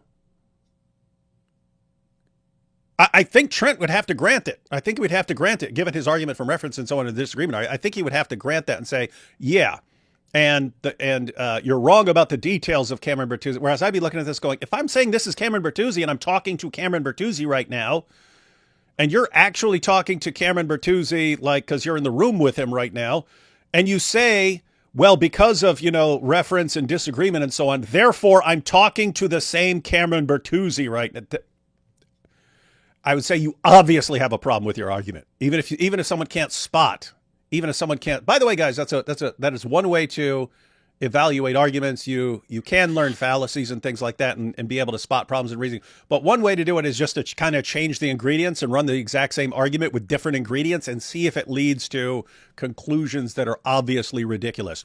And I would regard it as obviously ridiculous to say that if I call this Cameron Bertuzzi, I'm talking to the same Cameron Bertuzzi that you talk to if you're on his show. But following Trent's reasoning, I think you'd have to say, no, that is the same one. I'm just really, really wrong about him. Weird stuff. Let me do a poll. Let me post a poll right now. So here's your chance to vote, guys. Did Trent's arguments show that Christians and Muslims worship the same God? Did Trent's arguments... So keep in mind, I'm not even asking you if you agree that Christians and Muslims worship the same God. You can agree with something and still think that someone's argument didn't prove it. But he gave two arguments. Keep in mind, time is short. If you gave him 30 minutes, he might be able to flesh all these out and so on, or add other arguments. But go ahead and answer. Did Trent's arguments show that Christians and Muslims worship the same God? You guys can vote. While we take some super chats. Then we'll check the results. By the way, before you vote, guys, you should know that the correct answer would be no. Why are you trying to sway the vote, man? It's not even unbiased and reliable. Oh no. All right, so we'll take a couple super chats while people are voting. And then we'll see what happens. And by the way, if you're Catholic and you're saying no, actually you could be a Catholic and and agree with Vatican II and still think that his arguments didn't show it. You could think, oh, he should have used this other argument or something like that. Or you might agree. And I tried to point out, I tried to be fair. There is, in both arguments, there is an important point about reference. And if you're talking about something and you're communicating and so on, there's a sense in which you must be talking about the same thing to be communicating. And there's a sense in which if you're disagreeing about something, then you kind of have to be talking about the same thing if you're having a disagreement about the properties of the thing and so on. But yeah. So anyway. Do they therefore worship the same God? No. Take a couple of super chats. Let's see. AP forgot the most important difference. Allah can't poop and so can't eat. Probably just doesn't get enough fiber. This is true. That's what the Quran says. Well done, AP. Allah is nothing but a ruthless, perverted brute. Absolute savage. Sounds like a pagan god, right? Number 30. Well, I forget what your number 30 was, AP. Check it out. Well, they actually inadvertently attribute a lot more divinity to Jesus than they know. He's not just a confused prophet in Islam. Yeah, they do attribute some things to him, which don't sit well with The their word claims. of Allah. Yeah. So they grape and unalive Christians as the Quran prescribes because they worship the same God as them. Oh, I was wondering why they do the things they do. Yeah, I think the Muslim claim and the Trent Doherty claim would be that they're disagreeing with us and saying that we got some things wrong and therefore we have to be subjugated, but we're still talking about the same God. Powerful. Powerful nonsense. AP should make a pamphlet or tract with his 32 reasons God does not equal Allah. I am going to nail it to the door of the Vatican. I already said it. Yeah, how many times you got to say it? My 32 theses will be nailed to the door of the Vatican. You know, to be funny, because we live in a modern world of technology now, and so you like nail an iPad with all this stuff written out to the door. That'd be fun. That'd be funny. Could be a push to the one world religion, Chrislam, coexist, Abrahamic faith house, many other things converging like digital currency, transhuman, etc. I have to say, I don't think that's what, I mean, I don't know what's behind Vatican II or something. I don't think that that the people in this discussion, so Trent and the other Catholic guy and Cameron and Jay and the other Orthodox guy, I don't think that anyone is just trying to push one world religion in this. And I will also, especially people like to make such claims about entities that they or organizations or groups that they dislike. I would absolutely reject any claim that the Vatican has an ulterior motive here. I think it's quite clear that the Vatican is trying to pursue what they think is the right thing, the truth, and so I wouldn't describe any evil intention or anything like that to them at all. Still David's waiting. like, no, Catholics are all evil. Still waiting for the IP is Catholic jokes. What do you mean? He rejects Vatican II. He rejects a clear claim of Vatican II. So he is at best a terrible Catholic. I can neither confirm nor deny that I'm Catholic without further authorization from my superiors. Without further authorization from my superiors at the Vatican. AP, make it 39 reasons because IP is Anglican. Nice. That's the new one. That's what they're trying now. Like last month, they were all saying I'm Catholic. Now they're all saying I'm Anglican. Next month, it'll be Orthodox again, and then it will be Lutheran, and it will be Presbyterian. They rotate through these. No, it's funny. It's like people who can kind of read other people's faces and expressions and stuff, and you wait for the reaction, right? You just keep saying different things until they go, you go, ha ha, I got you, right? Don't worry, AP like knows that. my denomination. Yeah, I do too. I do, but I'm still under prison rules of no snitching. I told people, I mean, if you want to get in touch with me and you want to somehow, do me favors or pay me enough money, I can tell you. And then I'll just deny whatever you say. IP, don't take it personally that Bob kept calling you Matthew at NAPC. He's the worst when it comes to it. Was he calling you Matthew? Yeah, the whole time. He just said, Matthew is up on stage. I'm like, where? What? Behind me? I'm like, who's this guy? Hey, that's funny. That's actually a situation where calling you by a wrong name and clearly referring to the same person, just with a wrong name. That's funny though. Let's see. What's next? Changing crusades to jihad? Yes, they're the same thing, everyone.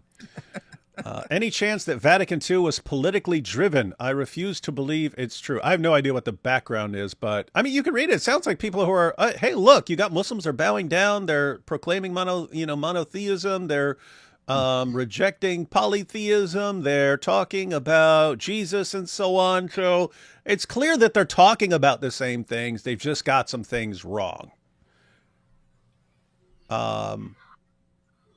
That's not like, it's not like obvious. That's not like absurd, like saying 2 plus 2 is 7 or something like that. It's not that kind. You can see where they're coming from. And I don't think you need to read some ulterior motive into this, like, they're trying to get this done or something like that. You could see why people would say that. Exactly. Let's see, we'll take a couple more and then we'll check out the poll. Well said, AP.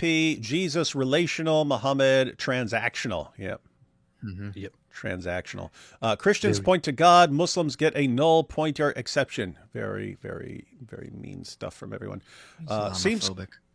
Seems context is saying as long as they do, in fact, hold these good and true things and are ignorant of the gospel, then they do. So Vatican II can be right, yet few, if no Muslims, fall into that definition. Yeah. Holding the good and true things, so from the things we were reading earlier, and are ignorant of the gospel, then they do. So Vatican II can be right, yet few, if no Muslims, fall into that definition. No. Yeah. It's I was saying the other day, there's like there's an entire range of perspectives on this, but so you're saying you could say Vatican II is right about someone who hypothetically met all these characteristics, but Muslims actually don't. It's not an accurate description of Muslims. I'd have to check it out more, but IP seems to agree.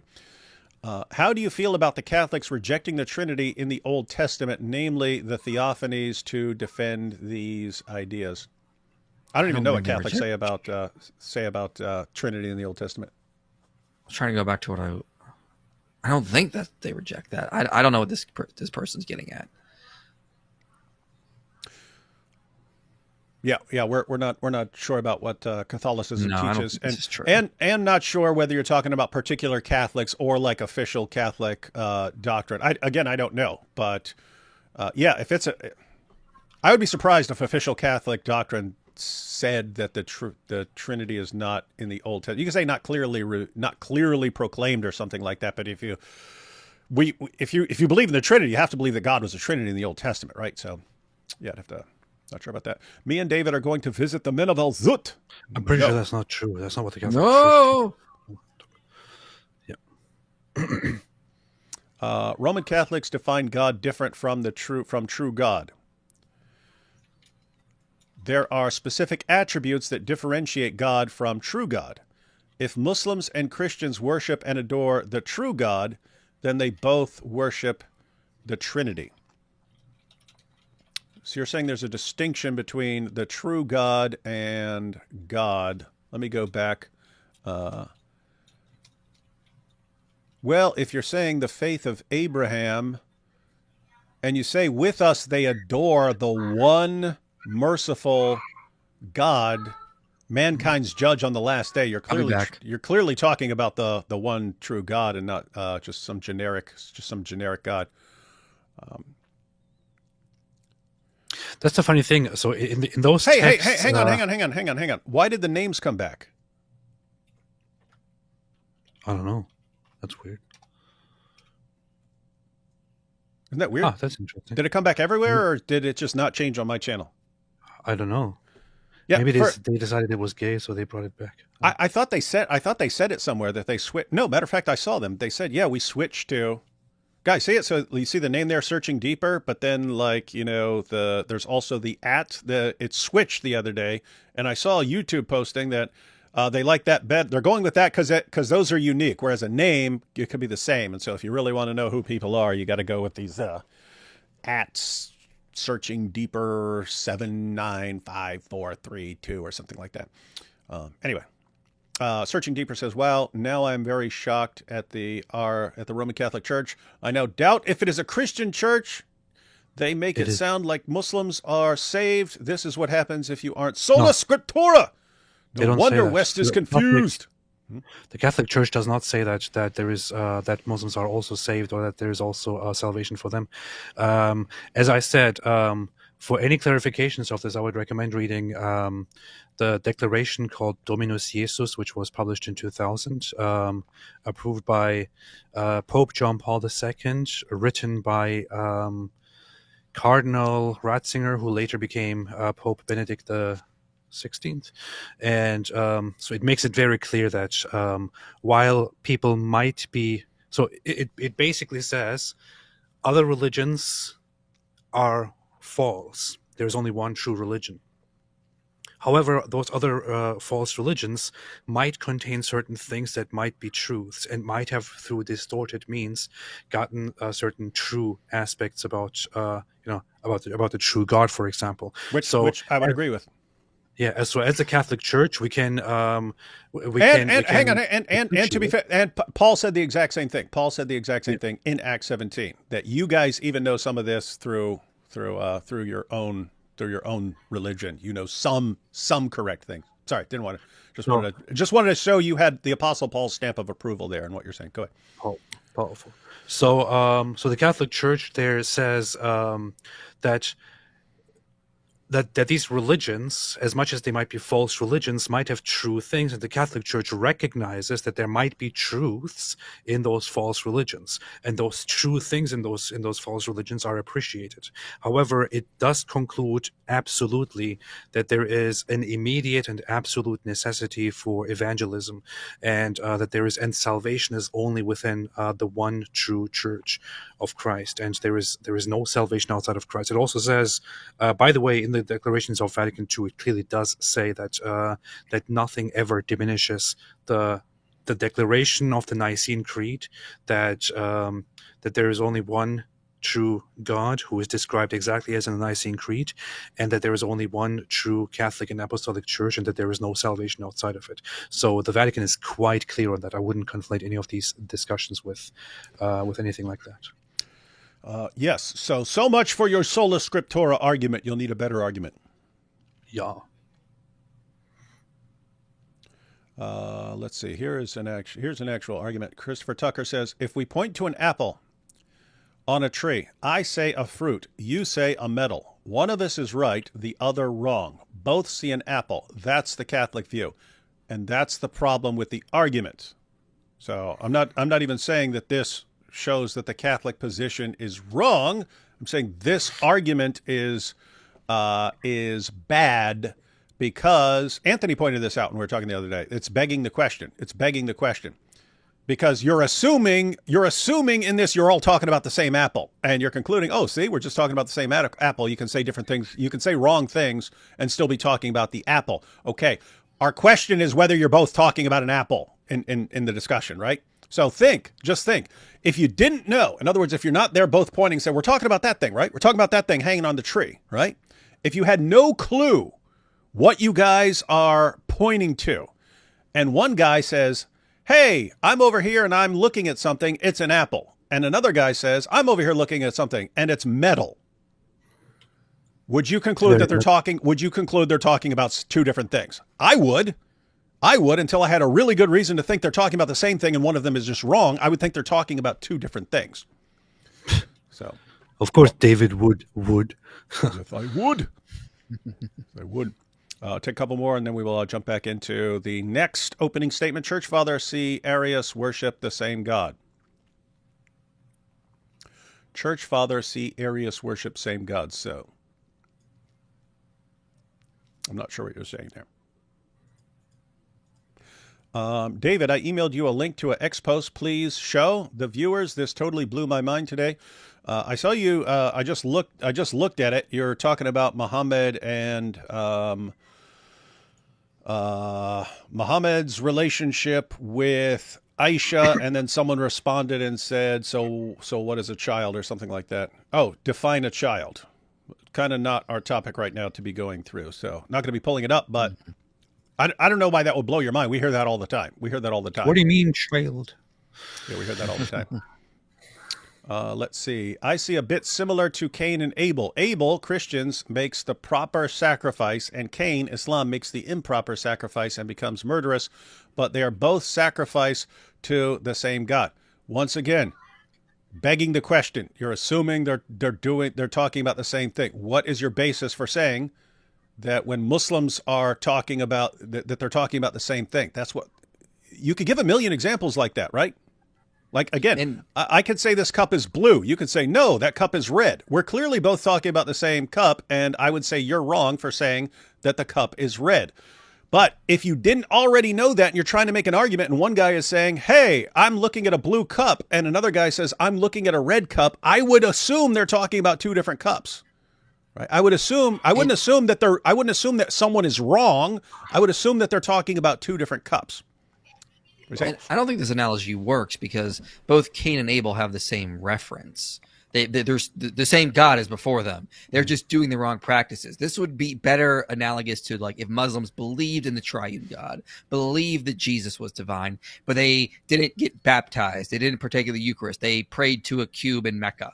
Okay, same reference, just wrong worship, wrong thing to do. Cain is doing the wrong thing, but he has the right God in view. So this analogy doesn't work. It's a false analogy. Yeah, here's Thomas and to anyone else who's using this point. You're making a valid and important point. However, the point is only valid as a response to a particular argument. The particular argument would be, hey, if I'm talking about God and you're talking about God, and we describe God differently, and even in ways that like I affirm an attribute and you say no, that's not an attribute.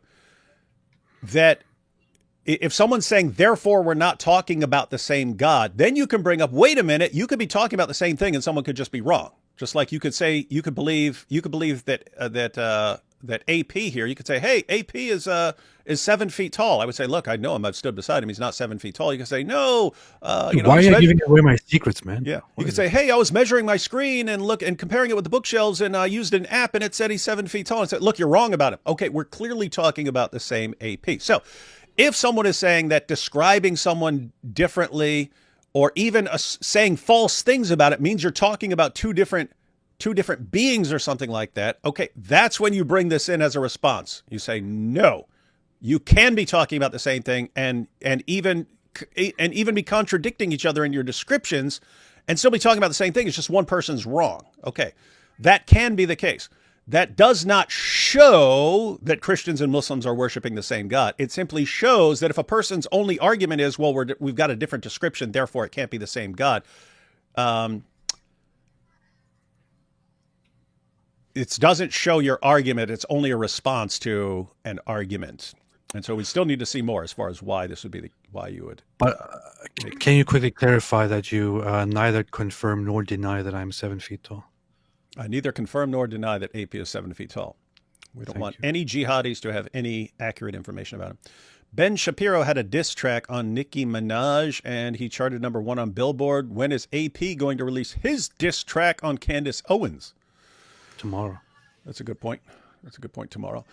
They all deny that Father, Son, and Holy Spirit is God. So no, I'm Catholic and don't accept this lovely lullaby. Yahweh is not Allah. Ooh, gonna tell the Pope about you? Ooh. 2 Corinthians 4:4, Allah, the God of this world, i.e. Satan. Yeah, think about this. Suppose you had devil worshippers and they say, we worship Satan. And then you're talking to the devil worshippers and they said, oh yeah, Satan is the God of Abraham. And we worship Satan and you worship God, the God of Abraham. But we're saying Satan is the God of Abraham. Would you then say you're worshiping the same God? You see what I'm saying? These things lead to some weird things. You can't be a Catholic and reject an... Ooh, look at this. You can't be a Catholic, and this is a response not just to IP, but to some of the Catholics who said they reject the claim that Christians and Muslims worship the same God. You can't be a Catholic and reject an ecumenical council. IP, may God grant us the same zeal for him that the Roman Catholics have for the God of Muhammad. So this is a non-Catholic thing. Yeah, that would be funny. Hey guys, in life you need to find a wife who looks at you the way the Roman Catholic Church looks at the God of Muhammad.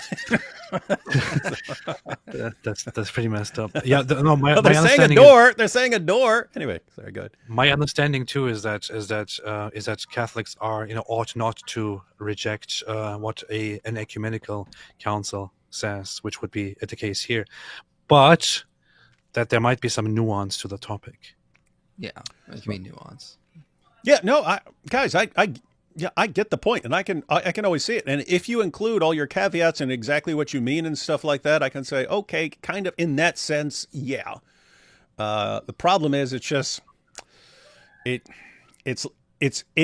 will inevitably lead to tons of confusion if you go around saying Christians and Muslims worship the same God, because there's no way everyone's going to share that, or even most people, or even, I mean, it would be a tiny fraction of people who are sharing that and including accurately all the nuance and explanation and commentary and so on. So That's what they do. all right. So what did the poll turn out to be?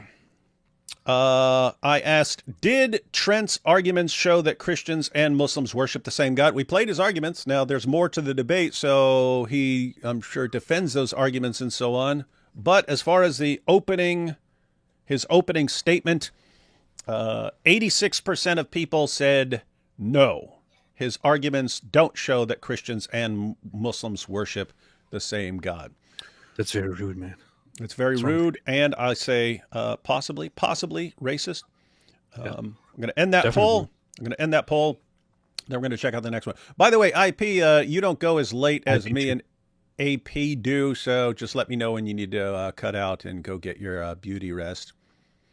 Oh, I need to eat. It's not that I need beauty rest. I need to eat dinner because over here it's only 6:53 p.m. I've not eaten dinner yet, so probably in a little bit I'll just start getting hungry and cranky. And you don't want me on here when I'm cranky. Just eat a Snickers, man. You're not yourself. Hey, we should do some. Yo, that's- What? I was gonna say that just made me think like is maybe that's the problem. Muhammad's God didn't eat a Snickers, and that's his problem. That's why he's not the God of the Bible. Hey, you should have a thing where you're like throwing this big tantrum about Christmas being pagan, stuff like that, and you're like enraged, and someone says, "Hey, man, come on, you're not yourself," and hands you a Snickers, and then all of a sudden you're like Wes Huff or something like that. I don't know, someone super nice. Okay, guys, so we had Trent's opening statement, and now they're going one side. It's going to be the other Catholic guy right now, right? Yeah, it'll be the Think so. Catholic. Okay. Okay, so it's both and then both. Okay, all right. We do disagree. Therefore, we must be talking about the same thing. Next slide. So this is Next actually the meme. biggest slide. Like, so what if we're talking about the same God? Absolutely nothing follows from that. Absolutely nothing follows from that, because the distinctive between Christianity and Islam isn't there are differences with respect to the doctrine of God, but it's Jesus Christ and his saving power and his acts, his virgin birth, sinless life, atoning. I'm playing this again because look, he has to clarify. You have to add all this clarification that, hey, when I say worshiping the same God, I'm not saying that we're describing God the same way and that the doctrines of the Trinity and the Incarnation are not important and that we don't have to evangelize them and so on. Burn in your face, and do you want to fight? Death, powerful resurrection. That's what sets Christianity apart from Islam. And so there's just no negative consequences that follow. Absolutely zero soteriological consequences follow from the affirmative to the question that And that's Jews time. and Christians and Muslims worship the same God. So there you also have your answer right, to there this you go. whole speculation, and he clearly says that even if we agree that Muslims worship the same God, we still completely affirm that they need Jesus Christ and that we need to evangelize to them. So that's the position. Let's move now to Dr. Christopher. Can I ask a question real quick? Sure. If you had more slides, I was wondering, would it be more beneficial if you had more time and then we also had a little more Nah, time? I think Okay. that's the last one. I think that's the last slide. Oh, okay, Are never there mind. other slides? Yep, there we go. Confusion. The Islamic and Christian conceptions of God are super different. A, no, they're not. It depends on what you mean by super different. B, so Lois Lane's conceptions of Clark Kent and Superman really are super different essential properties, yet both Clark Kent and Superman refer to Kal-El. So that's the point some other people were making. Hey, if you can be wrong about something and still be talking about the same thing. So that's another. That's actually a good example. I made the same point when we were talking on Sunday with Anthony here, and I was pointing out. I used Mark Twain as an example just because that's the one I remember from philosophy. You talk about Mark Twain and Samuel Clemens. They're the same. They're the same person. You could, in theory, like suppose Samuel Clemens is your neighbor. As a matter of fact, suppose he writes you a note one day and it's like the worst written note you've ever seen in your life. You'd say, my neighbor Samuel Clemens is a terrible writer. You'd be wrong because he's Mark Twain. His pen name's Mark Twain, and he's possibly the best American writer that we've had. But he's a very good writer. So anyway, you could describe someone completely wrongly and incorrectly and be talking about the same person. What were you saying? Yeah, I don't know if this analogy works because we know from reality, like both from the story, Clark Kent and Superman, there are no contradictions. They necessarily are the same person. So there's no contradictions between the characters. It's the circumstances that make it appear there are differences. That's not the same with the God of Islam and the God of Christianity. There are definite contradictions that they cannot just jive and be the same, different aspects of one God or something like that. Like this whole thing assumes that this whole analogy assumes that both Clark Kent and Superman, like Lois Lane is actually seeing real qualities, real things about this person two different ways. What we're saying though is that there are clear contradictions, and what Islam is getting even the Catholics are saying this. Islam is getting a lot of things about God completely wrong. Lois Lane is not getting anything wrong about Clark Kent or Superman. She's just seeing two aspects of the same person. So again, I don't think this analogy really works. Yeah, the issue here is one, you have what something actually is, and then you have whatever something is, that's what it is. And then you have beliefs or claims about that thing. People's beliefs or claims can be wrong, even if they're talking about that thing. So anyway, as IP pointed out, if Lois Lane is talking about Clark Kent, and then you say, and Lois Lane thinks that Clark Kent can't fly, isn't strong, doesn't have heat vision or whatever, you'd say, well, she's wrong. But that's because we know the story and we know that Clark Kent is Superman. You can't say that's like God in Islam and Christianity without begging the question, because that's what we're talking about. Are we talking about the same person and someone's wrong, or are we talking about two different beings? Anyway, now we've got Cameron just called him Dr. Christopher. He called him Dr. Christopher because his last name is Tomaszewski. It looks like Thomas Zewski, but Ed Komaszewski is spelled. The ending is spelled the same, and that's Komaszewski. So I think it's Komaszewski. Cameron, Dr. Christopher Tomaszewski. What?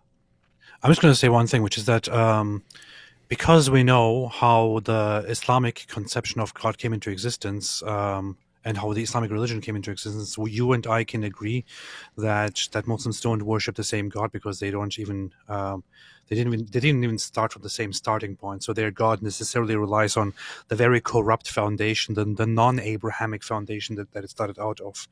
If Muslims at some point openly declared, or if Islam fundamentally at some point openly declared, okay, we did start out from a wrong point, and therefore we adopted these things. However, we now abandon those things and we now worship the God of Abraham, but then still got it wrong. I would then say, okay, they do worship the same God in some way. But in this state as it is, it's just there is no way. The issue here is so again, you kind of this example. No, matter of fact, if he's using this as a response to the obvious objection, hey, we're describing God differently, therefore we're talking about two different gods. If he's using that as a response to that, it's a good response. No, that doesn't show that you're talking about two different beings. You could Lois Lane could describe Clark Kent completely differently from Superman, even in contradictory ways, and still be talking about the same person. She just doesn't realize it. That would be a response to that point. But again, you can't use this to actually show that the God of Islam and the God of Christianity are the same God, or that Christians and Muslims are worshiping the same God. Because think, again, that would be begging the question, why? Imagine you said, hey, I just saw a very powerful being from Krypton. He has superhuman strength, he can fly, and so on. And he's wearing blue, and he's got this S-looking thing on his chest and so on, and a big red cape. And another guy says, I know this really strong being from Krypton, and he's flying around, and he's got superhuman strength and laser vision and stuff. Wow. But he's dressed, he's saying that he was a military general, and he's really mad, and he wants to... If you kept going through the details, eventually you'd say, wait a minute, you're both talking about really powerful beings, and they're both from Krypton and so on, but it can become clear. One of you is talking about General Zod, one of you is talking about Superman. They're different beings. They share a lot of things in common, but they're different. This feels like a nerd session, man. Like, what is this example? He brought up the Superman thing, man. And if you don't know General Zod, then you just got problems, man. Clark Kent. All right. This is actually a reply slide, a pre-reply. Okay. So no, that was it. The whole and again, I agree with this point as a reply. It is a good response as a reply. It just some people. I don't think Trent is doing this, but some people use it as their argument, and it doesn't work as an argument. 5 minutes. Take it away, Tomaszewski, Dr. Tomaszewski. Yeah, go ahead and start sharing your screen. I'll pull it up whenever you're ready. Do you want me to share it? Yeah, share your screen. Got it. Come on, man, share your screen. What's up?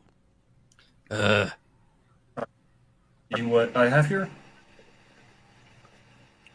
Oh, Cameron is here. What's up, Cameron? There we go. All right, it's up and ready. So whenever you start, I'll start my time. He has fancier stuff. Christians and Muslims obviously, keep in mind, he's saying, obviously worship the same God. I don't know. What was it, like 88% who said, no, that was just claiming that Trent's argument didn't prove that. So, but I think I think most Christians who actually know something about Islam, if you ask them, I don't have any actual statistics. I think most Christians would say, no, we're talking about same God, but I don't know that. I don't know that for a fact. And yeah, feel free to begin. Okay. Right. So I guess I agree. In other words, I would object to obviously here. With Trent, right, that this isn't actually a hard question. Christians and Muslims obviously worship the same God, and there's no good theory of linguistic reference or intentionality according to which they do not. As oh my Trent, goodness, can your font get any? What do you got, a one font there? I want to try to qualify immediately here by noting what I'm not saying. I am not saying that there's any grace or salvation in the Islamic religion whatsoever. I'm not saying that any Muslims whatsoever are saved. Everything.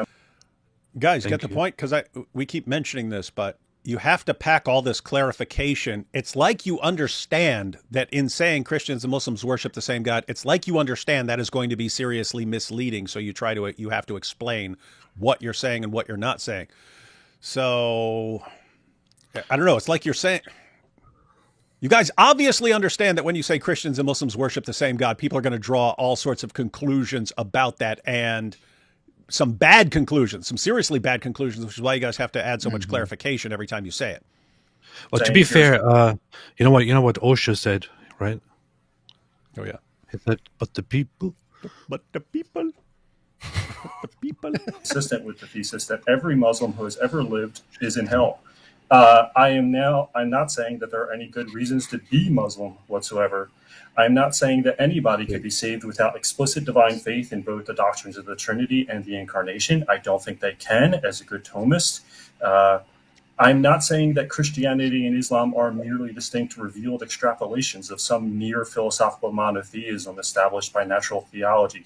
I'm not even sure what that claim amounts to. I've seen it going around. I totally reject it. I am also not saying that all monotheists worship the true God, right? So this isn't just a claim about all monotheists. I think there's something special about Islam, as with Judaism, that makes it the case that they worship the same God as Christians.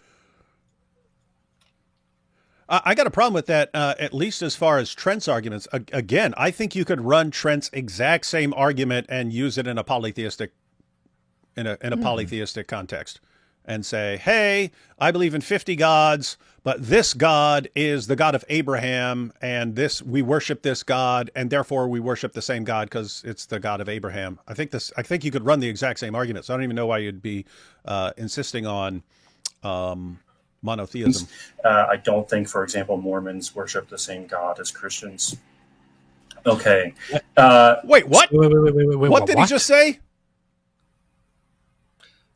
Yeah. What Holy the crap. heck? Wait. Whoa, dude. Hang on. We all see a problem there, right? Namely, Yeah. so yeah, his argument just undermined Trent's argument, because Trent's argument was, hey, when you're where a term comes from, where does it, what's the context in which this term arises?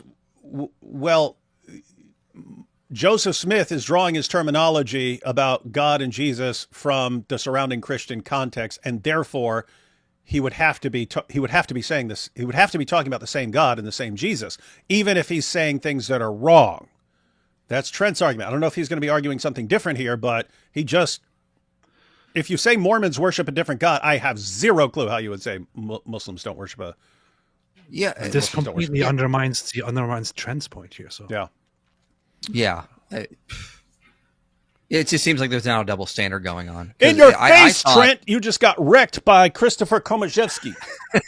No, Tomaszewski. I thought they would have said Mormons do worship the same God as Christians. I thought that's what they were going to say. I don't understand what they're saying at this point, because again, I said you could run Trent's exact same argument even if you're talking about polytheism and stuff. So yeah, as far as their argument that they're using, how a word comes to refer to something and so on, and theories of reference, I don't see how you would conclude that Mormons have a different God.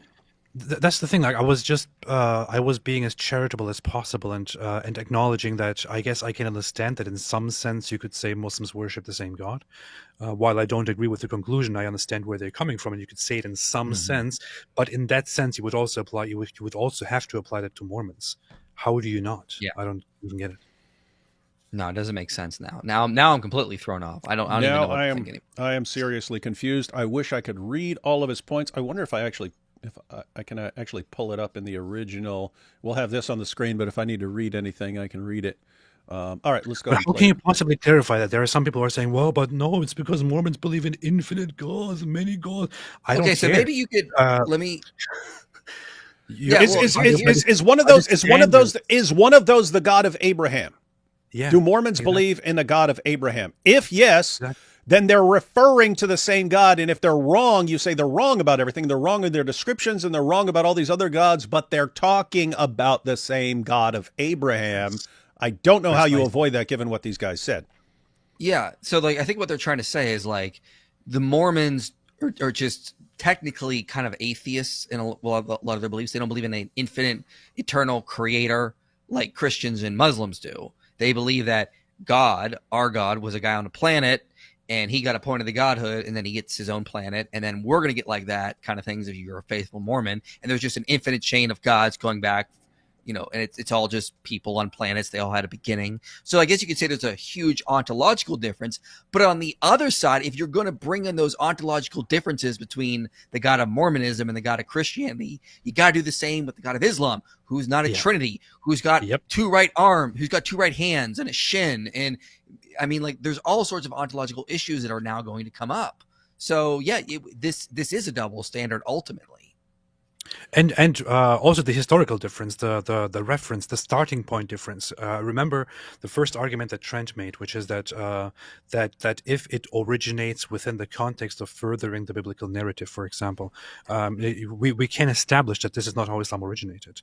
We can, however, completely establish that not only did Mormonism originate with, picking up and restoring and furthering the biblical narrative.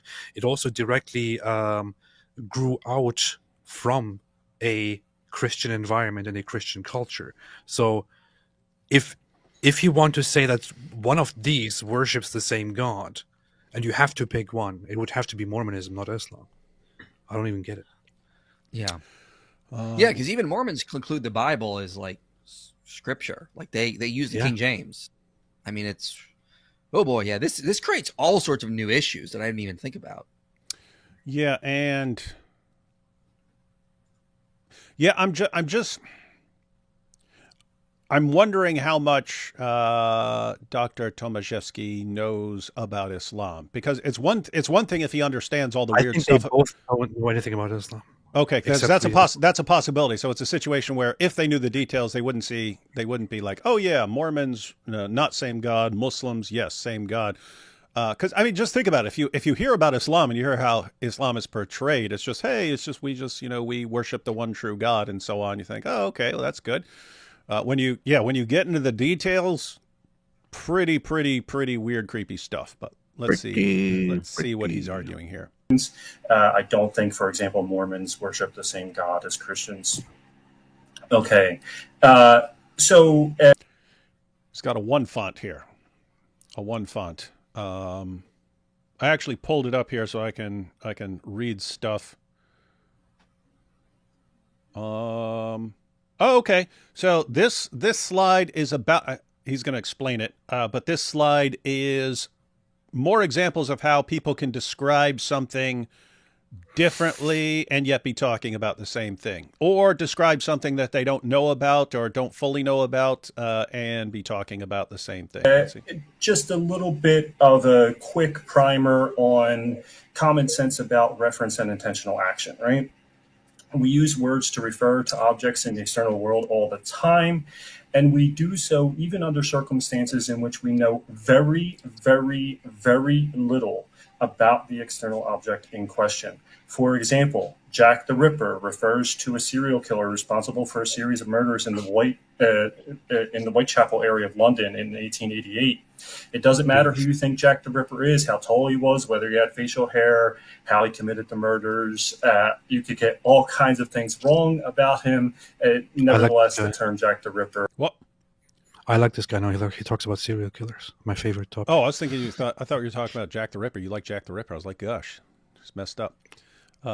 Yeah, so guys, get the point. I'm more of a Jeffrey Dahmer kind of. Yeah. Well, who isn't? So guys, there are all kinds of theories about the identity of Jack the Ripper. Like there are actual suspects. People believe, oh, I believe it was this guy who traveled to the UK during this time and so on. They actually think this, like they say, it was this guy. This was Jack the Ripper and so on. Well, guess what? You could be completely wrong about the identity, or you could just have no clue what the identity is. And yet everyone could be talking about the same Jack the Ripper. They know who Jack the Ripper is, the guy who did all these killings. Succeeds in referring to him, whoever he is. The largest pair of twin primes refers to the largest primes of the form P and P plus 2, if there is any such largest pair. Nobody even knows if there's such a largest pair, but if there is, it still succeeds in referring, the term the largest pair of twin primes succeeds in referring to that pair. So a twin prime is where you have a prime number and then like two more is another prime number, like 3 is prime and 5 is prime. And so those are twin primes. And people just don't know if there are infinitely many twin primes. It just like goes on, like it never ends, or if there's some highest twin prime, and that's where there are no more twin primes after that. Guess what? You can still talk about twin primes, even though people don't know, at least no one, as far as I know, has come up with a proof one way or the other, but it's unknown. You still understand what a twin prime is, and you could say there is one person can say there are an infinite number of twin primes. Another person can say, no, there's a highest twin prime, and therefore there's a finite number. Someone could be wrong, and yet we all understand what a twin prime is.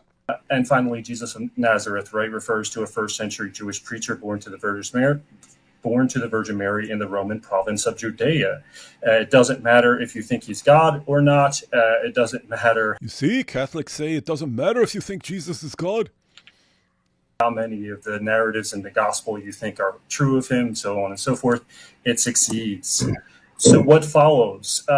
That it's fairly easy to refer to things, including to God, even if you get a lot of things wrong about the object of your reference, and even if you get a lot of things wrong specifically about God, including whether God subsists in three distinct hypostases or whether Jesus of Nazareth is one of those hypostases.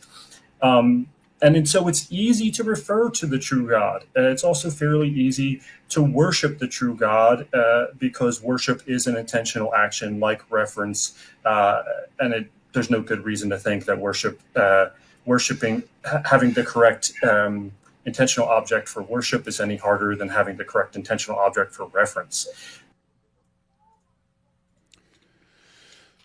So there he's saying it's easy to refer to something like God, and he sees no reason to think that worshiping something, as far as what your intention is, he doesn't see any reason to think that it would be more difficult to worship something, even if you're wrong about it, than it would be to refer to something, even if you're wrong about it. Notably, though, and here's another thing I'm not saying it's fairly easy to worship the true God worthily. Or validly, to use Gavin Ortland's term. I think a sufficient condition on reference to and worship of the true God would be referring to and worshiping the unique, transcendent, immaterial, personal entity who created all things, all that exist apart from himself, ex nihilo. Classical Muslims affirm this description of God, so they succeed in referring. Not even sure about that. This is the most boring thing I've seen in my entire life. No, so he says a sufficient condition on reference to and worship of the true God, referring to and worshiping the unique, transcendent, immaterial, personal entity who created all that exists apart from himself, ex nihilo. It's not clear that Allah creates all that exists from himself ex nihilo. There are some things that apparently just always exist there. And immaterial, I don't know. Allah has actual literal body parts. Right. That's what I was going to say. Yeah, so... The uncreated foot of Allah. Well, I mean, think of it like this, though. If he thinks the Mormons don't worship the same God, and one of his reasons would be because he is a physical man who became a god, would he also have to reject Muslims for the same reasons, because their God has physical body parts similar to the God of Mormonism? Like, this is the funny thing. There are some people in the chat who said, "Well, obviously Mormons can't be seen in the same way, because Mormons, they don't worship the God. They worship different gods. They worship endless gods. They worship infinite." Dude, it doesn't matter. It absolutely does not matter. The way that Trent Doherty just qualified it and came to the conclusion that Muslims worship the same God that Christians worship, you would also have to argue that Mormons worship the same God, because why? They're talking about the same God that they ultimately claim to worship. They just have disagreements about this one God, right? This is argument number 2, and argument number 1 completely applies to Mormons, not to Muslims. So Mormons absolutely do claim to worship the God of Abraham. And even more so than Muslims and even Jews in the same way. Yeah. So there is, if you're going to say, "Oh yeah, Muslims totally do worship the same God, even if we disagree with him," but Mormons don't worship the same God because they have different views of him, you are contradicting yourself. Yeah, here's my issue with this, and it sucks that it's hard to see on the screen because the font is small. But that's my other issue. What? Why couldn't he make the font smaller? This is like too big, man. What is this? Yeah, it would be funny. It would be funny to. That should be a debate trick. You like everything is so small, no one can read it. And you're like, and here's all my proof right here, which I'm not even going to go into, but I've decisively refuted my opponent's point. That'd be awesome. So here's the issue. Following Trent's argument, if we go with Trent's argument, it would be, like, I think, indisputable that you would say Mormons and Christians worship the same God from Trent's argument. As far as Christopher's argument here, I'm looking at, he's saying, hey, a sufficient condition on reference to and worship of the true God is referring and worshiping the unique, transcendent, immaterial, personal entity who created all that exists apart from himself, ex nihilo.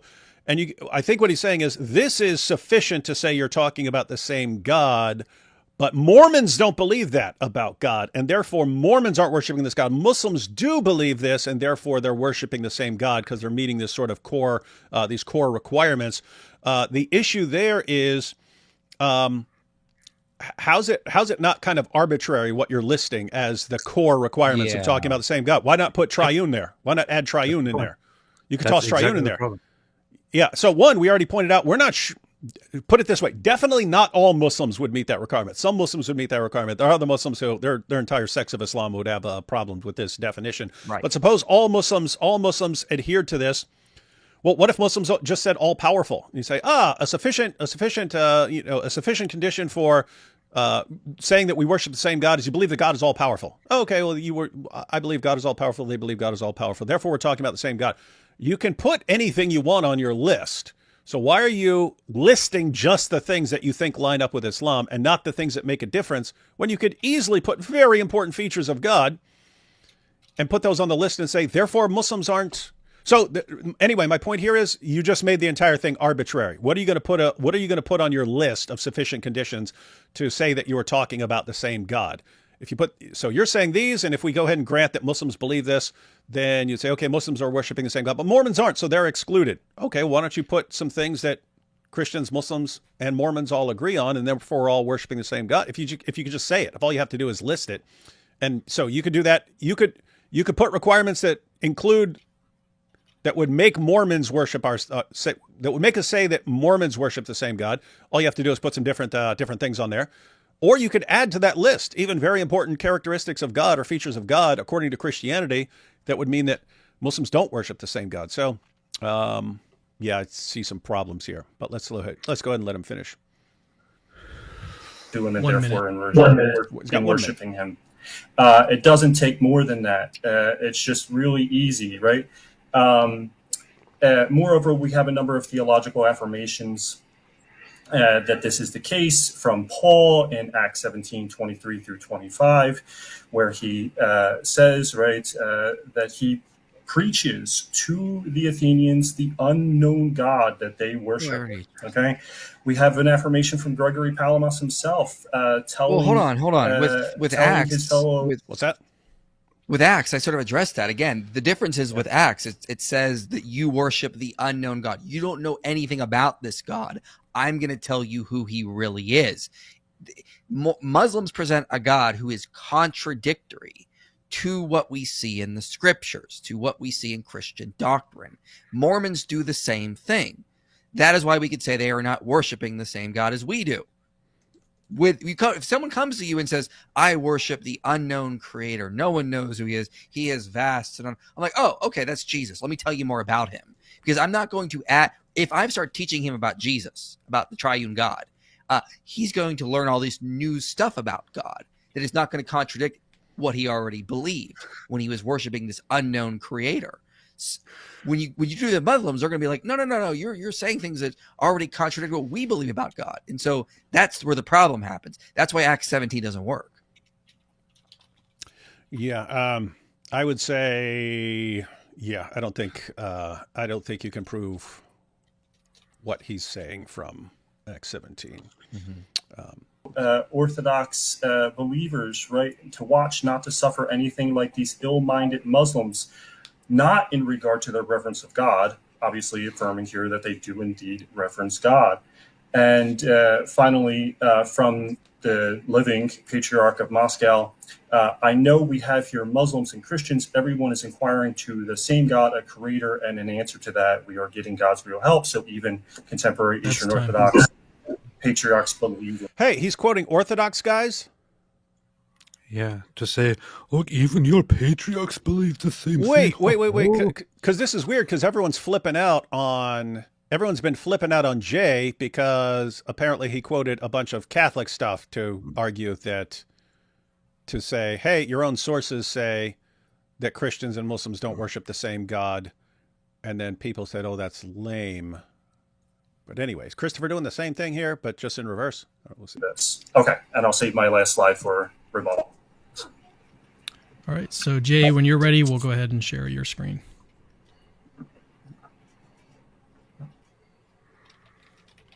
And just keep in mind you've got your microphone muted. There we go. All right, so Jay's presentation is going to be dogmatic fails, clear contradictions on generic theism and papal magisterium. Okay, guys, I'm going to do... So we just had the arguments from Trent, and then we had Trent's opening statement. We looked at that.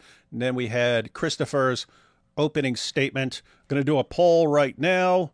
Keep in mind, we're not even asking whether you agree that Christians and Muslims worship the same God or disagree. We're talking about the arguments. Did the arguments show what they're trying to show? So I'm writing, did Christopher's arguments prove that Christians and Muslims worship the same God? Starting that poll now. We'll let that run for a couple minutes while we take a couple super chats. What's up? By the way, I want to point out, if you're going to vote, the correct answer would be no. Why do you keep ruining it, man? Oh, sorry. Ruining everything. Sorry. Gosh, what's wrong with you? Shameful, shameful, shameful. Let's see. Allah is the greatest of all deceivers. In other words, not my God. In fact, that is the devil. Yeah, that is an interesting feature of Allah, when the way he describes himself sounds exactly like Satan sounds in the Bible. The father on the panel outclassed all parties involved. Let us be more like him. Well, we will see. We will see. Here is some real jizya scraped off of Muhammad's coat himself. This is disgusting. AP, keep your fans to your own channel. Serious question. Do you usually submit sources for your opening statements for debates? They trash Jay for not doing that. You can request that, but no, that's not normal. It's not normal. It's not normal. It's something that I think is going to become more relevant just because you have people who completely misrepresent sources, like IP. You're familiar with Daniel Hakikachu, who habitually misrepresents what sources say, either because he doesn't understand them or because he's just reading the abstract and not understanding the article and just making things up, or he's being deliberately deceptive, but he's consistently wrong. And that's a problem going into a debate if you're talking to someone that you know is dishonest with sources. In that situation, I think I could see saying, hey, we know you are habitually dishonest in how you represent sources. So if you're going to be using a source in this debate, send it ahead of time. That way I know what you're talking about in case you lie. So in that, I can see that as something that's needed for in the future, specifically for people who habitually misrepresent or lie about sources. But with that said, I think that's very rare to say, hey, submit everything ahead of time or something like that. I think that's a very strange thing to attack Jay over. I think that's weird. It's one thing to say, look, we have very charitable and serious people on both sides. How about we share our sources in advance and discuss them and then prepare for a very fruitful conversation and all that. And then you would expect somebody to share it. And if they don't share it, you're like, oh, apparently they're not interested in a proper discussion. They just want to have a gotcha moment. I would understand if the other side was, known to be very charitable as well. But as we have seen from the debate, I don't want to trash talk anybody, but the Catholic side wasn't necessarily very very noble in their attitude about it before, during, and after. So well, hang on. One second. To be clear, I haven't seen anything critical of Christopher, so I don't know about Christopher. Trent. Yeah, I'm speaking generally. But if Jay says I would rather not share my sources in advance, I'm not sure why you would attack him over that. That's like you should. It's not a requirement. People can do it, and there have been. I have done that. I know Mike Lacona's done that, where people actually. It depends on what you're looking for in a debate. If you want to say, hey, I mean, there have been situations where people share their entire opening statements with each other ahead of time, because that's sort of a situation where you want to make sure people are getting the best information each of us has and the best possible responses and so on.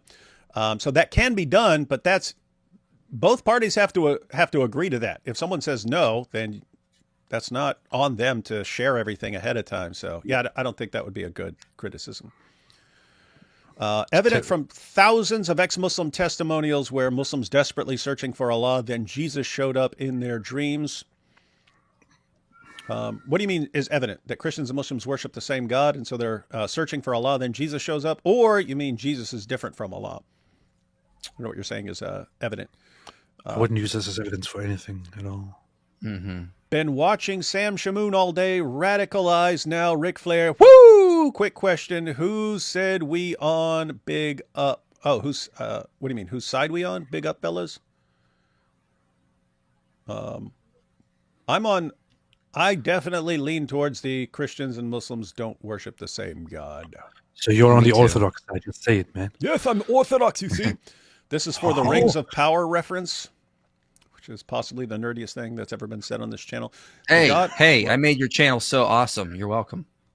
The god of the Kaaba and Muhammad's family is Hubal and Baal. Yeah. Hubal, I think, is the Arabic version of Baal when they brought that deity in. But there's disagreement about whether Allah and Hubal were separate deities or whether Allah was like a title of Hubal that then became separated later on when Muhammad starts preaching and so on. So, but yeah, there's some pagan origins to consider in all of this. Do you believe that Aristotle believed in God? Well, he believed in A God. Listen, in a God, just like Muslims do, and just like Christians do, and so on. So, in that sort of generic sense, in Aristotle's sense, is he believes in a first cause, who for an unmoved mover, and so on. So, what are you saying, IP? Yeah, I just did a video about this, replying to a Mormon on this issue, because he was trying to say the God of the Christians is the God of Aristotle. And I brought up this issue in 1277 where the Bishop of Paris banned some of the teachings of Aristotle.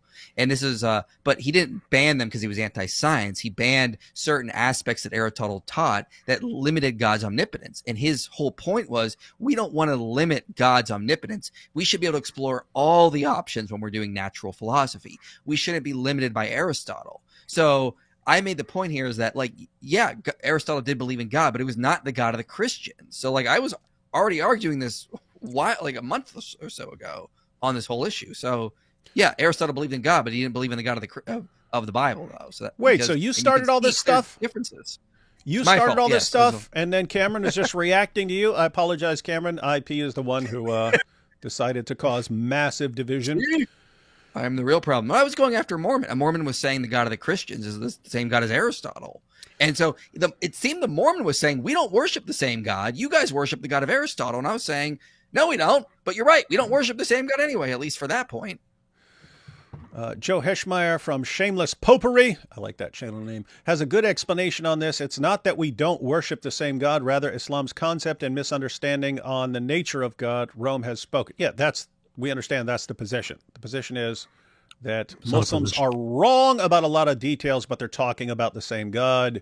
And the alternative is they're wrong because what they're saying about God doesn't even qualify as talking about the same God.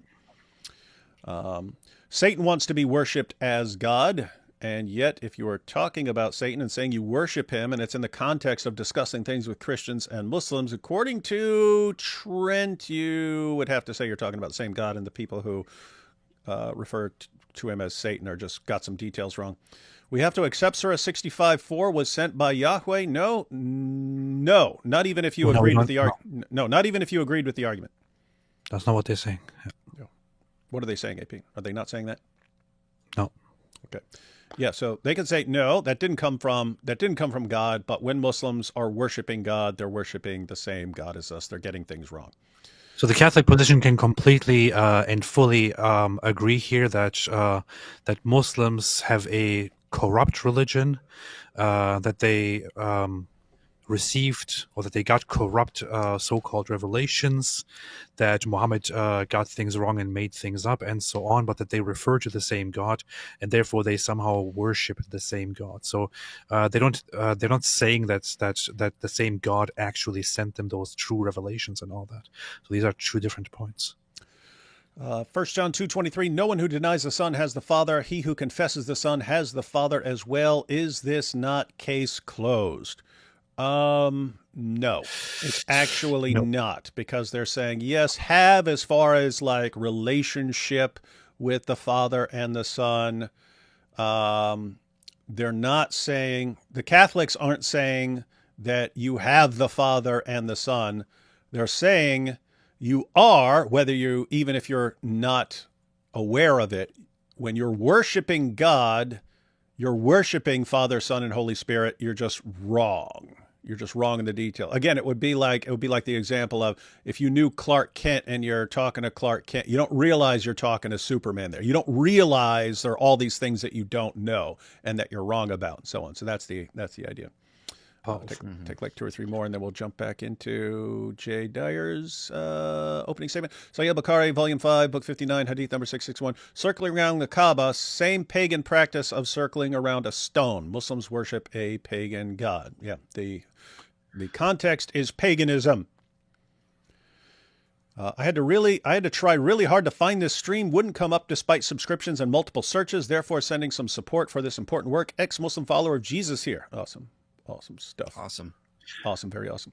If Christians and Muslims Awesome. worship the same God, so did the branch Davidians. Yeah, because those claims were formulated in the context of discussions about the Bible. Who else loves hearing AP say "Our God"? Beautiful. I love it. Yes. I wonder though, like when it comes to like the Catholics, are they just saying this just because it's in Vatican II? And they're just finding a way to defend it, or are there good That's what reasons I wonder. for why it's in Vatican II? Yeah, I do wonder that. In other words, when you have a philosopher like Trent Doherty, and he's defending the claim, is it basically he has allegiance to Vatican II and then looks for philosophical reasons to defend that position?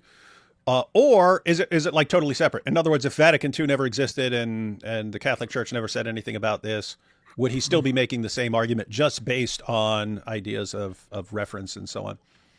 Here is the thing. If you ask them, they will say that this has been the Catholic Church's position all along.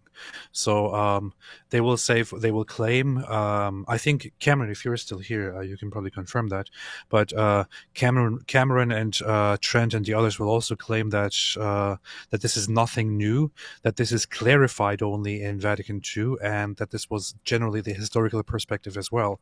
Although people would dispute that, and I would personally dispute that as well, because we have writings from Catholics from a long time ago where they refer to Muslims as pagans and as infidel people who fight those who actually worship God and so on.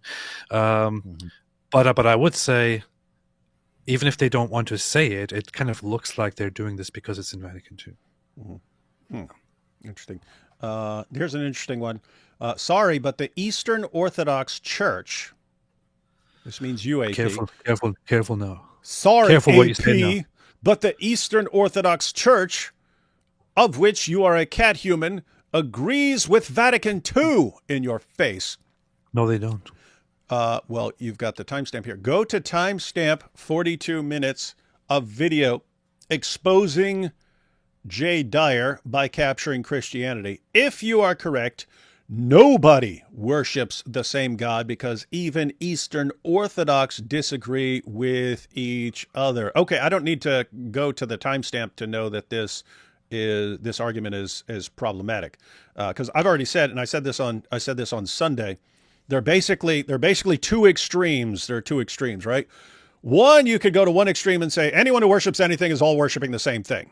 And therefore, if you worship this little goat and I worship the God of the Bible, well, we're all worshiping the same thing. That's meaning you just take all content out of whatever you're worshiping and say that as long as you're worshiping something, you're worshiping the same thing, right? In other words, there's no requirements for saying that we're talking about the same God. That's one end. The other end, the other extreme would be any difference in belief means you're talking about a different God. In other words, if all three of us agree that God is triune, Father, Son, Holy Spirit, that he's all powerful, that he's all knowing, that he's omnipresent, and we go down the list of everything we agree on, and I say, I think God healed me of my cold last week, and these guys say, no, God didn't heal you of your cold, your immune system did that, then we're talking about a different God. We're talking about a different God, right? So That would be the other extreme. Any sort of difference in belief means you're talking about a different God. Look at what you just said, James Scott. You're saying if you reject one position, if you reject one extreme, then you're on the other extreme. No, you could have any position within those two extremes. You could have any position within those two extremes. In other words, you could say, as a matter of fact, Christopher did this. He said, here's a list of features that I would regard as qualifying you as worshiping the true God, right? He's saying this, and this. And we said, well, why not add more? So even he's saying, hey, if you're not talking about this, I don't think you're worshiping the true God. And that's why he said Mormons don't qualify.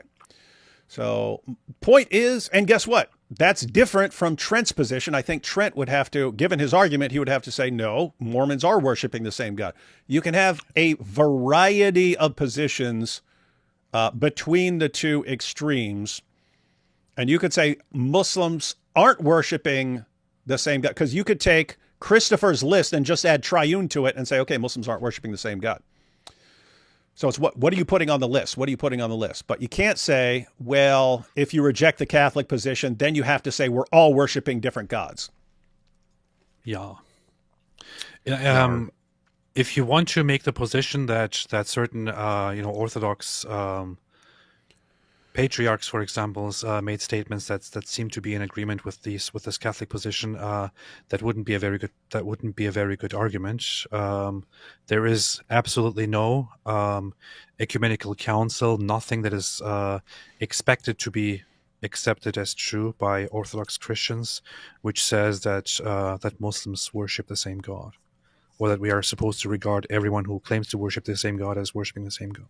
Wrong. He says the Eastern Orthodox Church agrees with Vatican II. So in your face, said it right there. It's literally said it right there in the super chat. Destroy.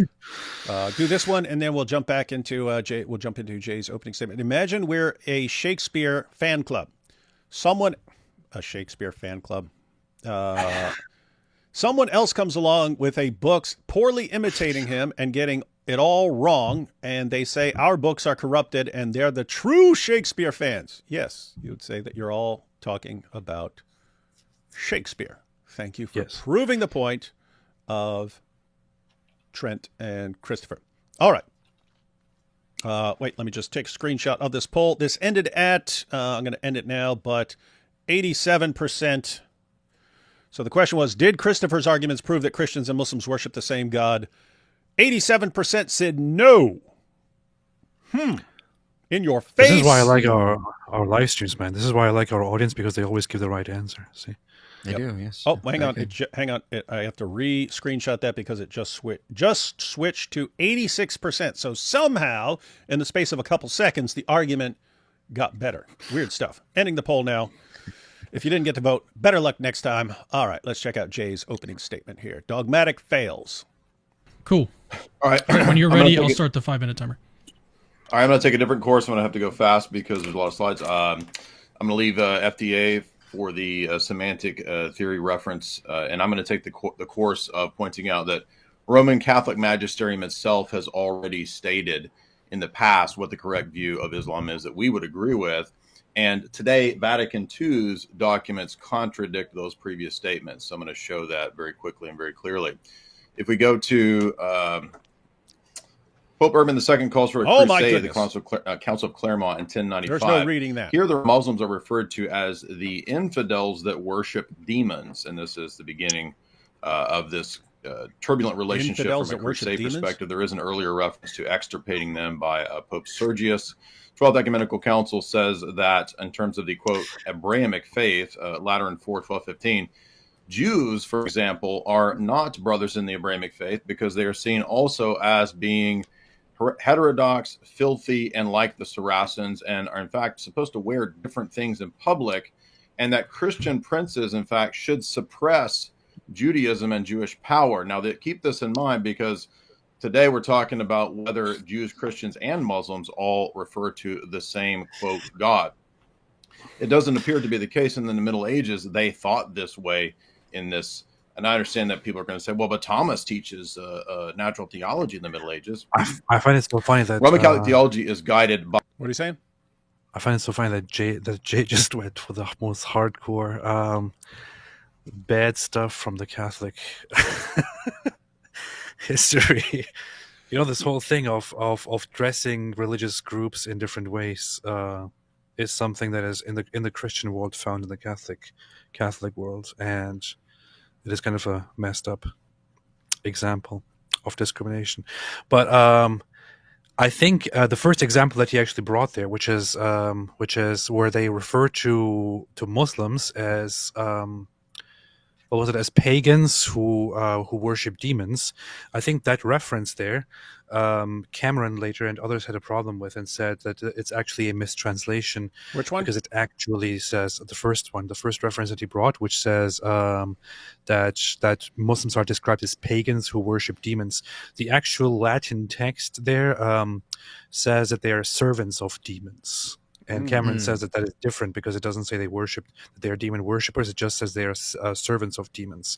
But if you actually want to read read the text, it seems that it's quite clear why the translation "worshippers of demons" was used, because it uses the pagan, or the pagan, barbaric, infidel Muslims as opposed to the faithful Christians who believe in the all-powerful God and all that. So it describes, it opposes, it contrasts the faithful Christians who believe in the all-powerful God with the pagan Muslims who are faithless, who are infidels, and who serve demons. So it seems to indicate there that they actually don't worship God, and that they do worship demons. In other words, you're saying Jay was correct and Cameron is wrong. I would say that Jay was correct there, yeah. We have from Shannon Draper, if, as David says, people who don't know anything about Islam should shut up about Islam. Where did I say that? Where did I say that? If, as David says, people who don't... Why do I say this? Why do I say this every time? If, as David says, people who don't know anything about Islam should shut up about Islam, should people who don't know anything about Catholicism shut up about Catholicism?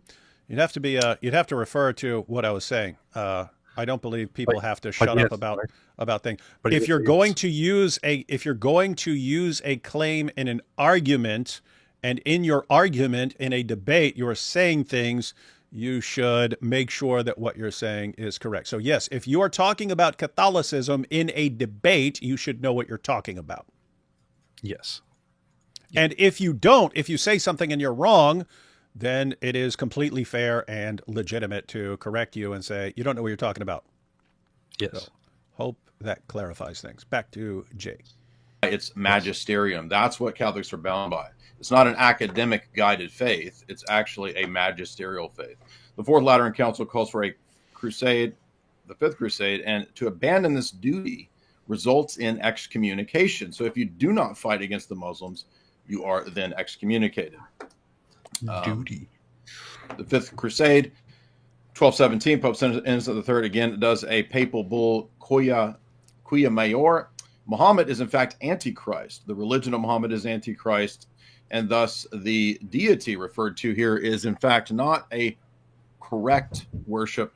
The word was worldly worshipped, but in fact, in the 15th Ecumenical Council, Pope Clement V said that the blasphemous public worship of Islam must be forbidden by Catholic states and Catholic kings, and if they don't, they are guilty and might be excommunicated. This offense should be completely removed. So notice the public worship is not congruent. There we go. Council of Vienne again calls the Muslims faithless enemies of Christ, unclean and blasphemers. Pope Calixtus III, 1455, says that it is his job to extirpate the diabolical sect of the reprobate faithless Muhammad. So again, what are we contrasting that with? Well, fast forward to Vatican II, after the ecumenist revolution in the Roman Catholic Church, Nostra Aetate 3 says that Muslims adore the one God living and subsisting himself, merciful, all-powerful, the creator of heaven and earth. No, he's not the creator of heaven and earth. Jesus is the creator of heaven and earth, according to biblical theology. If we go down to Lumen Gentium 16, we have the same statement that Muslims acknowledge the creator and profess the faith of Abraham. and the one merciful God who will judge mankind on the last day. On the last day, no, Jesus is who judges mankind on the last day, and Jesus is the creator. And also notes that in Hinduism, apparently with a capital G, proper God, there Hindus find a meditation that leads them to a flight to God with love and trust. I need the next. I don't. Can I? Here we go.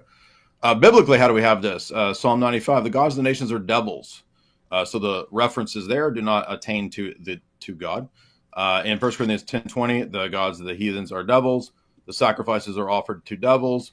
Saint Fotini is the archetypal schismatic, and this is great because the Samaritan Unitarian religion is a great example of what we're talking about here. What about our Unitarian faith? Do we have any examples of this in the Bible where divine revelation reveals with this? You worship what you do not know. So I can grant that there is an abstract conceptual knowledge, but Vatican II talks about knowing, adoring, and worshiping. And so the generic abstract sense of a conceptual idea of who God is not what is relevant to this debate, and precisely is what is the problem for Vatican II. So Jesus says again to the Pharisees, you worship what you don't know. The Pharisees say, well, we have access to the Father. We refer to the Father and God himself. He is our Father. Jesus says, you do not know him. So the true sense of know is to know in this sense, and they do not attain to that. In fact, Jesus says in the Old Testament, it is the I am that is Jesus. Jesus says, I am the one in the bush. It is not a Unitarian God. In fact, Abraham believes in the Trinity. Islam is premised on Arian and Nestorian beliefs. And so just as the Catholic Church condemns classically Arianism and Nestorianism as failing to obtain any kind of significant worship that gets you anywhere, and this is the key problem, this is not an intellectual issue. This is actually an issue of spirituality. How much? That's time. What? Oh, so here you can see specifically the rejections. And 1 John 2:23 says that if you do not have the Son, you do not have the Father. All right, now let's move to Father Ananias. And I do think that was a good point about not having the Son, not having the Father. I think that was a good point. Yeah, and what it means is not everything is simply referring. Not everything is about mere reference. So you could even say, yeah, you're referring to the same God, but that doesn't qualify as having the Father or having the Son and so on. So the question is, what would the requirements be for worship?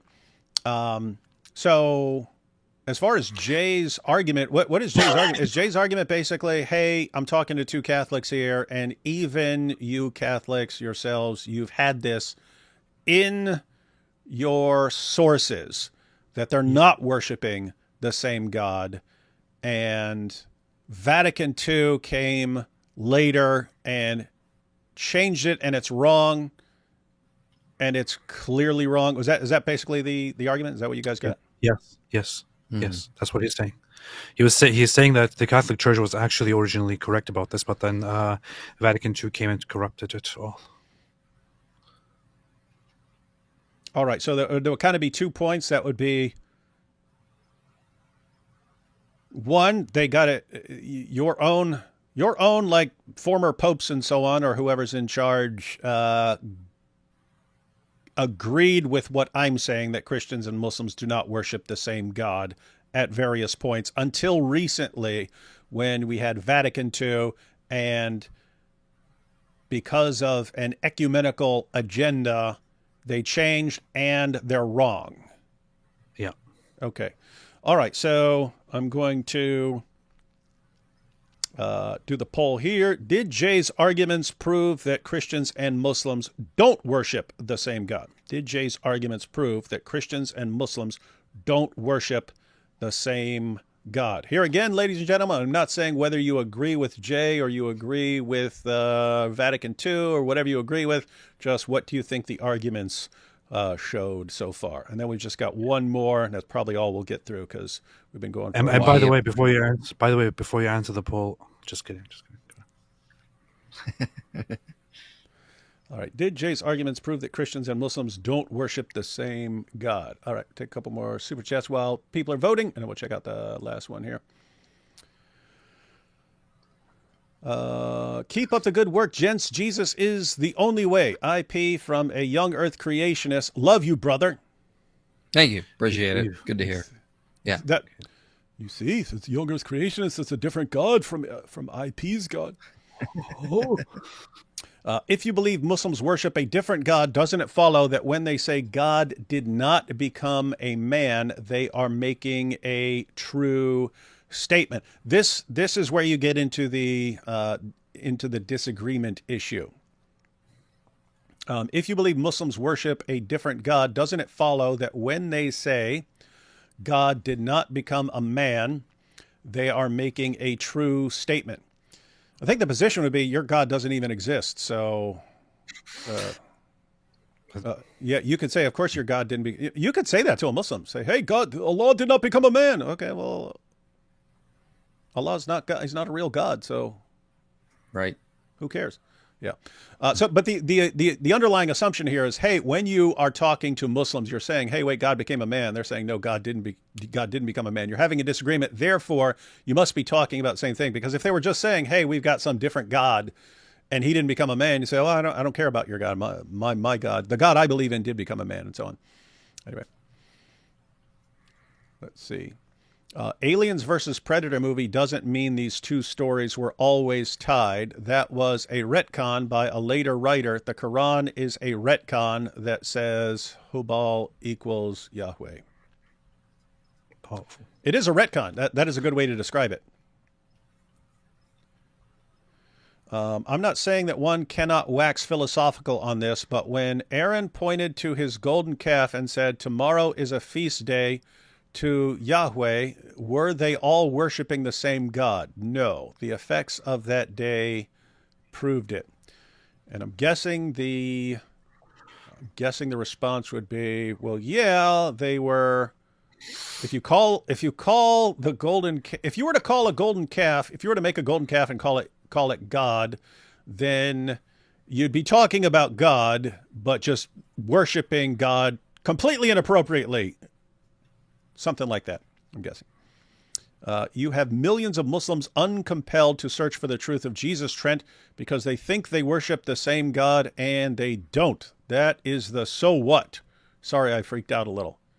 That would be another thing if Islam's coming along saying, hey, our God and your God is one. Now we're going to spend all our time attacking your God, but our God and your God is one. Do you really want to just grant that real quick, because they say it? Nope. No.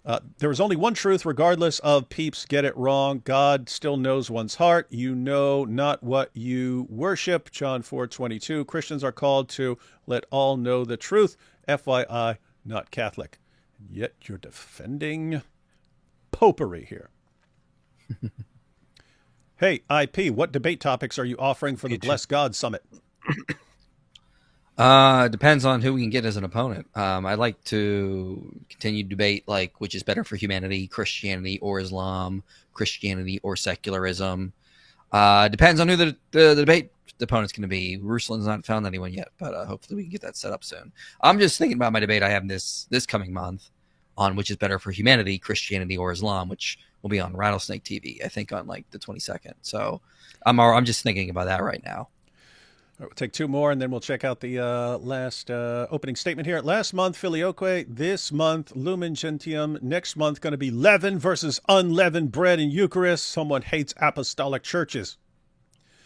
Yeah, it's all going to be. When was there a big discussion about Filioque? I don't know, maybe I bet Cameron started it. And next month, he's going to start this other thing. Sketch Therapy says the chief Allah of the Kaaba is Hubal, known as Baal, known as the great deceiver Satan among Christians and the great deceiver Allah among Muslims. Well, but if Muhammad comes along and says that's the God of Abraham, then you have to conclude you're worshiping the same God. Just a fact. Look, here, Brady, I think Brady posted this before we talked about it, but wouldn't they have to say Christians and Mormons worship the same God with that reasoning? With Trent's reasoning, absolutely. With Christopher's reasoning, no, because Christopher said, here are the attributes that would be required for saying you worship the same God. Actually, one more real quick. FYI, Jay asked Cameron and Trent if it would be better to give more than 30 minutes for opening statements. They had 5. 4 opening statements to get through them without rushing. Trent and Cameron declined. Yeah, I have to say, if people really wanted to flesh out their arguments, they'd need a bit more time. 5 minutes seems Yeah, a bit It was short. pathetic. Yeah, for sure. Let's see. Okay, here we go. What is the Hey guys, it's been like 3 hours. I'm gonna bow out now because I You're need good, some man. food. I'm starving. Good, you're running. running. You're terrified. You're terrified of the Terrified. powerful Eastern Orthodox potpourri. arguments. Oh yeah, Eastern Orthodox. That's where we're at. See, I can't even stay tracked. I'm out. Hi, man. I'm gonna. All right, I'll see Yeah, you Thursday on my channel. We'll do Islamic Dilemma stuff. You're coming to AP, of course, right? Okay, yes, I am. Wait, what's that? Thursday on your channel? Did I write Yeah, that you down? said what? You should have written down. It's like you said. It's like No, when you write. sometimes I forget to write stuff down. That's why I'm asking. Okay, yeah, Thursday, let me 4 see. p.m. Eastern. Let me see. Oh, Thursday the 3rd. Yeah, I have live with IP. What time is it? You said? 4 p.m. Eastern. because Oh, it's gonna that's be good when to Jay's know gonna because be- yeah, I had it on my schedule. I would have assumed that it is 8 p.m. my time. So you're saying 4 No. p.m. Eastern? Yeah, because Jai and DOC need to be awake. Oh yeah, that makes perfect sense. Let me put that down because if you had not told me that right there or reminded me, I would have assumed it was 8 p.m. Nice. 4 p.m. Okay, got that. That is all squared away. Yes. Islamic Dilemma stuff. Going to be very based indeed. All right, man. Catch you later. See you later. So we have, did Jay's Finally, arguments... man. Yeah, finally we got rid of the Lord of the Rings fan club. Let's see. According to the poll, did Jay's arguments prove that Christians and Muslims don't worship the same God? 76% say yes. So I don't know. I actually don't know. I actually don't know, basically, if... I don't know if, like, people who are watching just naturally are going, you obviously don't worship the same God, man, the way Allah is described. And therefore it's kind of an uphill battle to get over that. And that's why we're getting the numbers. Or if there's just way more like non-Catholics watching right now than Catholics, and that's why it's going on. Or if people are just looking at the arguments going, Jay's arguments were significantly better than Trent's and Christopher's. I do not know. And we're doing anti-Catholic propaganda here, so I mean it's natural that this is happening. But wouldn't you expect so all the as much- Catholics to show up and be enraged and go, "How dare you challenge the Catholic Church?" well, they are embarrassed to be Catholic in public, so Oh yeah. So Um, they're probably pretending to be Protestants. yeah. Well- So I would say, as much as I agree with Jay's position, I wouldn't necessarily say that his opening speech proved that Muslims don't worship the same God. What he did do, he made a good case to argue that Catholics used to also hold that Muslims don't worship the same God. And I'm sure if he had more time, he could have fleshed out the other aspect as well. Yeah. So the idea there was, you could believe that Christians and Muslims worship the same God and yet think that it's irrelevant what the Catholic Church has said. In other words, you could say, well, the Catholic Church is made up of a bunch of human beings, and they'll get things right here and get things wrong there. So that is not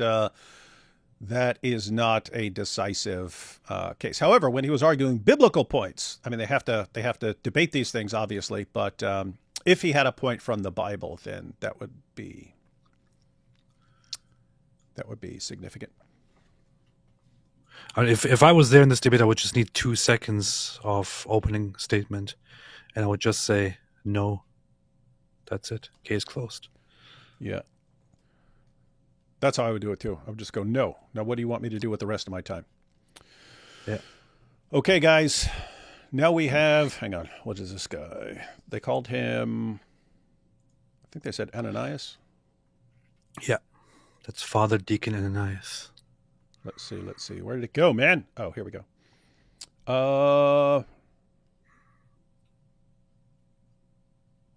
Father, Dr. Deacon Ananias. Is that deacon as a position or deacon as a name? It's a deacon as a title. That would be 3 titles: Father, Doctor, Deacon, Ananias. So, you have a problem with that? No, you have a problem. All right. Ready to check this out? Yes. It does let's not do it. have slides. What? Let's do I'll it. just put everyone full screen up here. Thank you. When you're ready, Trent and Christopher and everybody.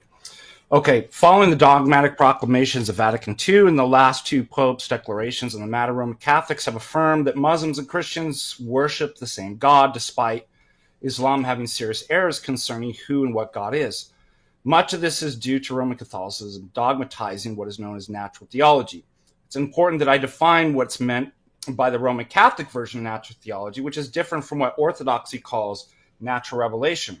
For the West, the project of natural theology, which is distinct from natural revelation, developed and arguably came to its climax with Thomas Aquinas. Natural theology is typically defined as being what the human mind, by the light of natural reason alone, can know about God apart from revelation. For Aquinas, as with most natural theologians, there's the implicit belief that certain truths about God can be known and demonstrated by reason alone. Just want to make sure everyone understands what he's saying. He's going to be going somewhere with this, but he's talking about natural theology. So you have your theology is normally you're talking about like, hey, we read the Bible and we do theology based on things Scripture says and so on. Natural theology, I'm sure a lot of you or most of you are familiar with this. Natural theology is what can you learn about God from the natural world apart from revelation. So even if you never had the Bible, you never had any revelation, what could you learn about God? And so this would be, you can learn that the universe was created. You can learn that the creator must have been powerful, intelligent, personal, and so on. You could make these kinds of arguments just from the natural world apart from specific revelation. So he's going to be going somewhere with the idea. And he said, didn't he say they dogmatize natural theology or something like that? Yeah. I don't know what the point is, but let's see.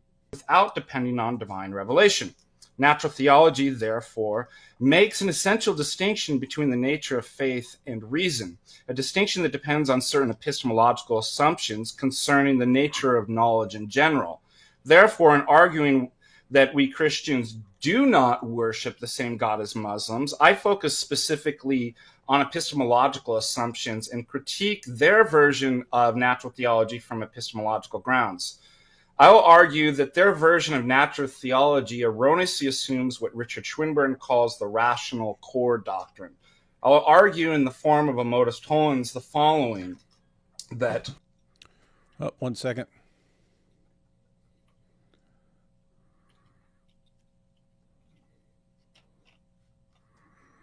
One second. Oh. What was this, man? Christian Gadfly was saying, let me on, let me on. I said, okay, you can come on after IP gets all hungry. I wanted to say that I'm the real apostate prophet. Oh, yeah? Yeah. That's why I wanted to come on. I just wanted y'all to know that I'm the real apostate prophet. Yeah, guys, that's a joke, but think about that, right? He says he's the real apostate prophet. If he says he's the real apostate prophet, and we have the apostate prophet right here, are we talking about the same apostate prophet? You got to be talking about the same apostate prophet, right? You got to. So, I don't know if Christian Gadfly will be adding any other further awesome points, but that is actually an important point. That was a very solid point. Thank you. Okay, so we're back to Father, Doctor, Deacon Ananias, the man of many titles, who is pointing out that there's natural theology, that the Catholic Church has dogmatized natural theology, and he's talking about, he mentioned Swinburne and a rational core. I think he's referring to a rational core of beliefs about God that are derived from natural theology. In other words, what claims apart from the Bible could you know about God? And that has to be sort of a core set of beliefs. I guess that people would then use, maybe saying the Catholic Church uses those sort of core beliefs to decide whether someone is or is not worshiping the true God. Hey, you're lining up with these claims of natural theology. I don't know. We'll have to see. One, if there is a rational core doctrine. Back up a little bit. Just, I backed up and I don't know where we were. Let me see. Correct, and still refer to the same entity. Therefore, the same reasoning can be applied to God. This, however, strawmans our position. It assumes we believe ascribing different attributes to an entity necessary. Did we cover this already? I don't know where. Oh, hang on. I'm sorry, guys. I scrolled the thing, and I don't know where he started or where we are in this. So we might hear some of the same stuff. Roman Catholics have affirmed that Muslims and Christians worship the same God, despite Islam having serious errors concerning who and what God is. Much of this is due to Roman Catholicism dogmatizing what is known as natural theology. It's important that I define what's meant by the Roman Catholic version of natural theology, which is different from what Orthodoxy calls natural revelation. For the West, the project of natural theology. AP, future research project for you. Figure out what Eastern Orthodox Church means by natural revelation, because he's saying it's different from natural theology. Which is distinct from natural revelation, developed and arguably came to its climax with Thomas Aquinas. Natural theology is typically defined as being what the human mind, by the light of natural reason alone, can know about God apart from revelation. For Aquinas, as with most natural theologians, there's the implicit belief that certain truths about God can be known and demonstrated by reason alone, without depending on divine revelation. Natural theology, therefore, makes an essential distinction between the nature of faith and reason, a distinction that depends on certain epistemological assumptions concerning the nature of knowledge in general. Therefore, in arguing that we Christians do not worship the same God as Muslims, I focus specifically on epistemological assumptions and critique their version of natural theology from epistemological grounds. So, again, there's a distinction between natural... I'm just trying to understand him, and I'm thinking out loud about what he's saying. There's a distinction between just ordinary Christian theology and natural theology. Natural theology, things that you can learn apart from looking at special revelation. I think he's saying that the Catholic Church has dogmatized natural theology, and so what are the things you can learn about God from natural theology? That has to be, he mentions a rational core, so that would have to be part of the rational core. And I think he's saying that the Catholic Church is using that rational core to distinguish who's worshiping the true God or not. And he's saying that the idea that you are learning these true things about God apart from special revelation, or that you're drawing these distinctions, is all... these are all, there are epistemological assumptions involved. Epistemology is like sort of study of knowledge. What's the difference between a belief and knowledge and things like that. But you have different assumptions in epistemology. I think he's saying that he rejects their epistemology. He's rejecting this. And it sounds like he's going to say you're not getting to some rational core of beliefs from natural theology. Let's see. I will argue that their version of natural theology erroneously assumes what Richard Swinburne calls the rational core doctrine. I will argue in the form of a modus tollens the following, that one, if there is a rational core doctrine, then the natural theology arguments for the existence of God can work. Two, there is no rational core doctrine. Therefore, the natural theology arguments for the existence of God do not work. Natural theology arguments for God do not work. This is what he is talking about. So the Catholic Church would acknowledge and dogmatize that you can completely by natural means come to the conclusion of God, whereas the Orthodox Church rather believes that you can't necessarily come to a proper conclusion. by those means, but rather only through revelation and grace and communion with Christ. We will see. Hence, Dr. Dortry and Dr. Tomaszewski cannot prove that So the Tomaszewski. monotheistic religions worship the same God. Now, Dr. Dortry will argue that the same reference. I don't want to keep pausing, guys, but he's saying a lot of stuff here, and it takes some time to absorb. It seems like his argument here is denying natural theology to the extent that it would like exclude the God of the philosophers, which makes me uncomfortable because I think there's really, really good reasons to believe that the unmoved mover or like Plato's conception of God has a ton of overlap with the actual God. Now, this is I'm not amazingly knowledgeable in this field, but this is one of the aspects that, to my observation and my knowledge and my experience, the Orthodox Church and Orthodox theologians generally appreciate, and in which they think that the Western way is a mistaken and worldly way, where they say that the West dogmatizes philosophy and natural theology to such an extent that it relies too much on human reason and human seeking, whereas in the Orthodox Church, one does not rely on natural theology and on reason as proof for God, but rather relies on revelation and unity with Christ alone. That's it.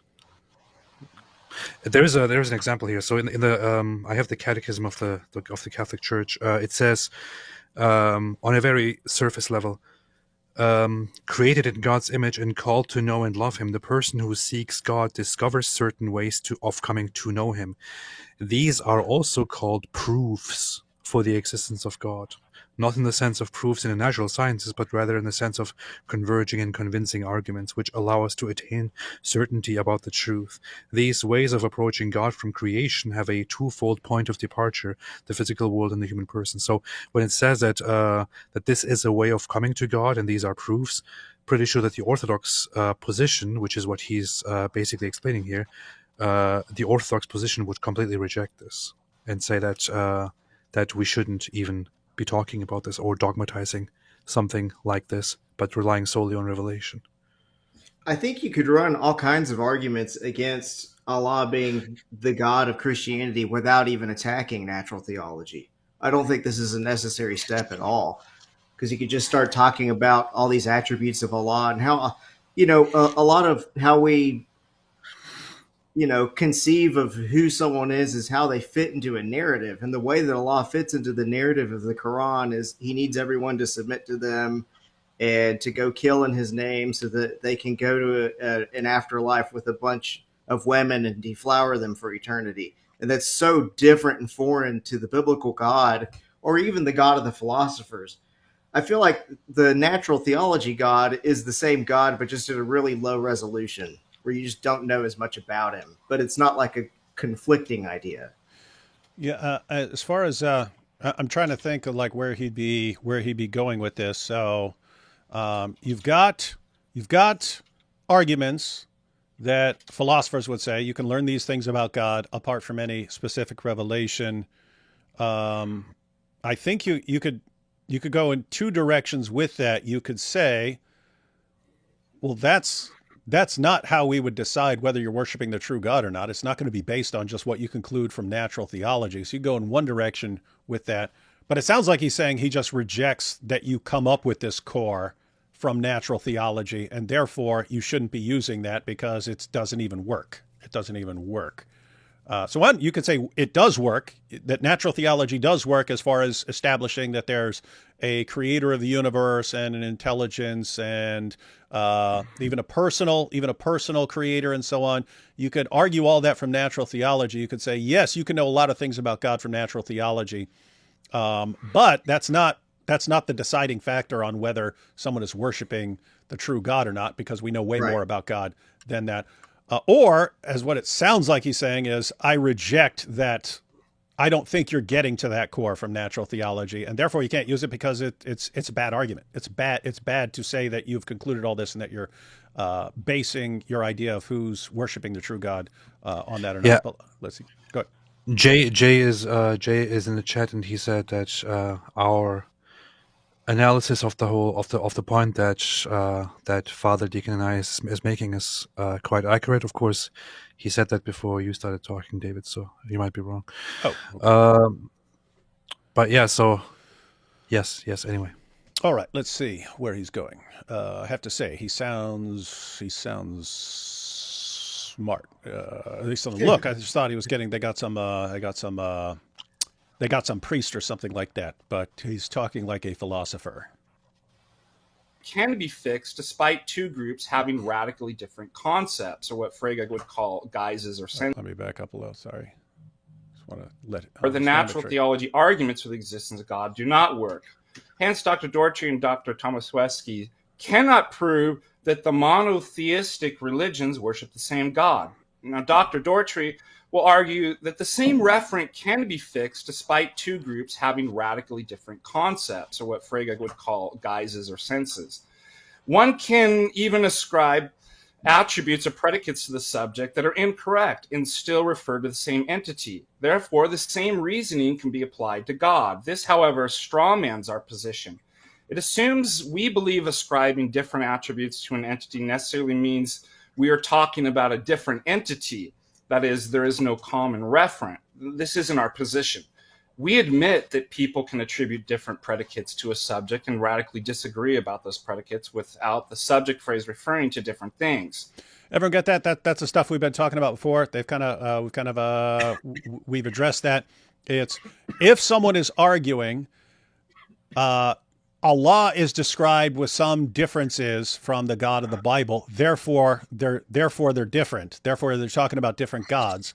The response to that would be, but people can refer to the same person or the same being or the same thing, and someone be wrong about it, and yet they're clearly talking about the same thing.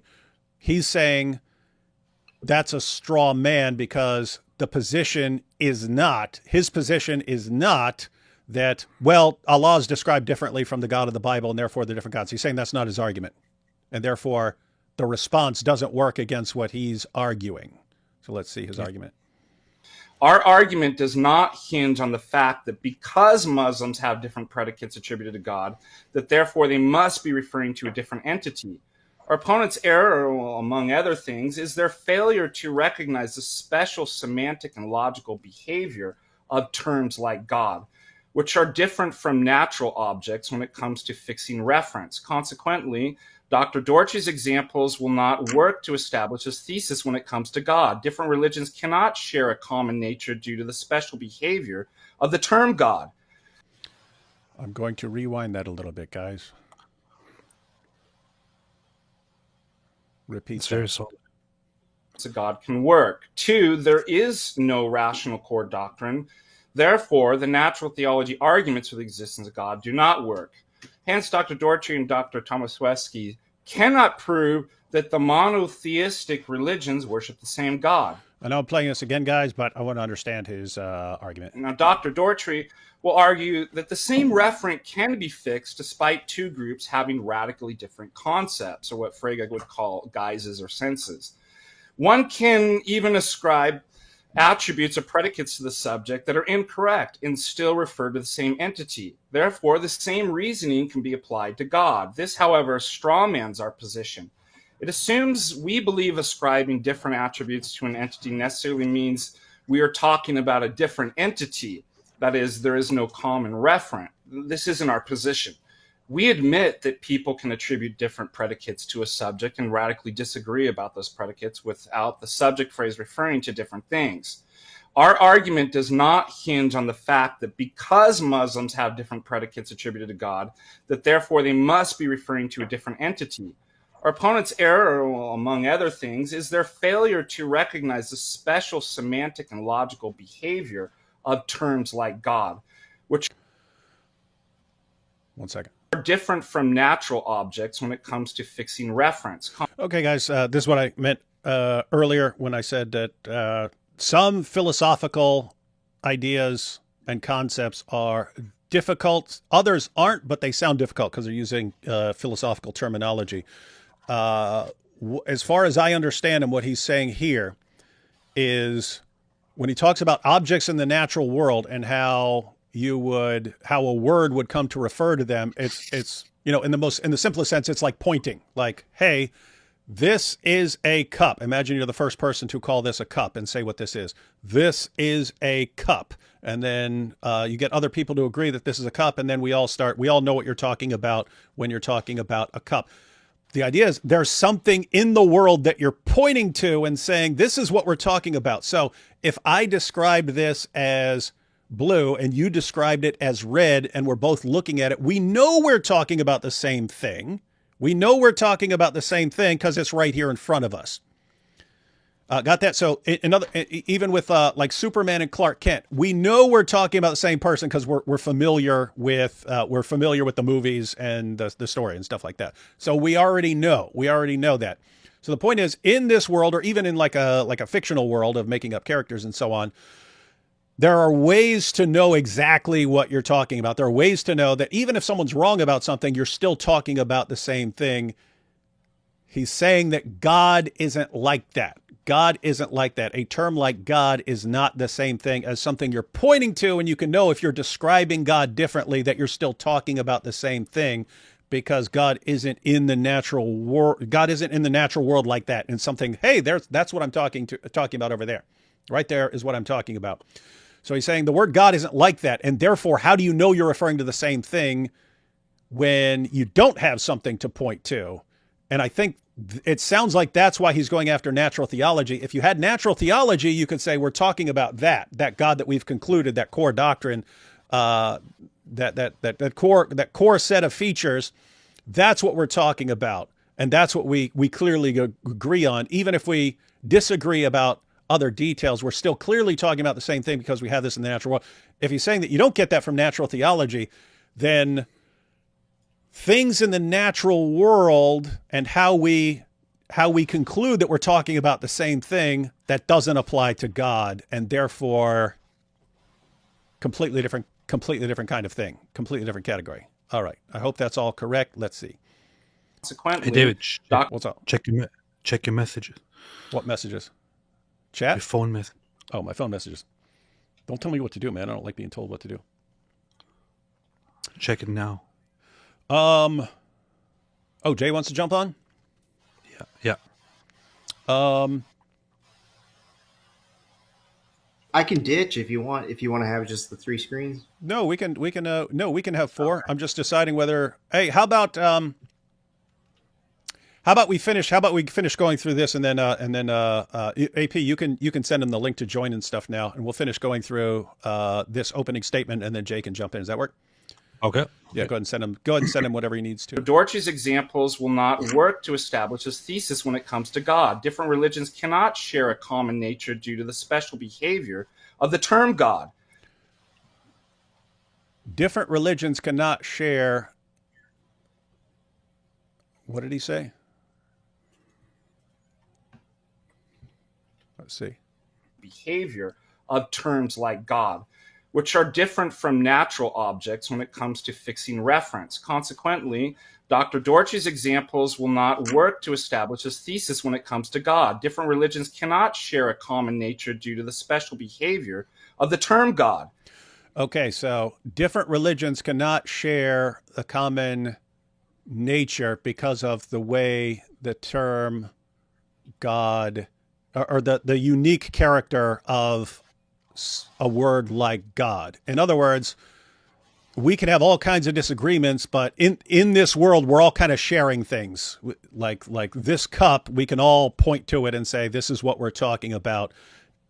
If God is not like that, we're not pointing to something, then how do you know you're talking about the same thing? You can't just assume you're talking about the same thing because it's not something that you're pointing to, at least as far as I understand. Let's see. The argument I developed following Gerby is to identify this error with what is known as the fallacy that results from the non-substitutivity of identicals in belief context.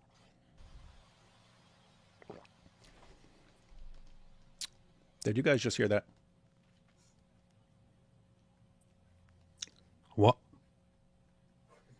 Did you hear him say what his argument is? It would have been nice to have it written out.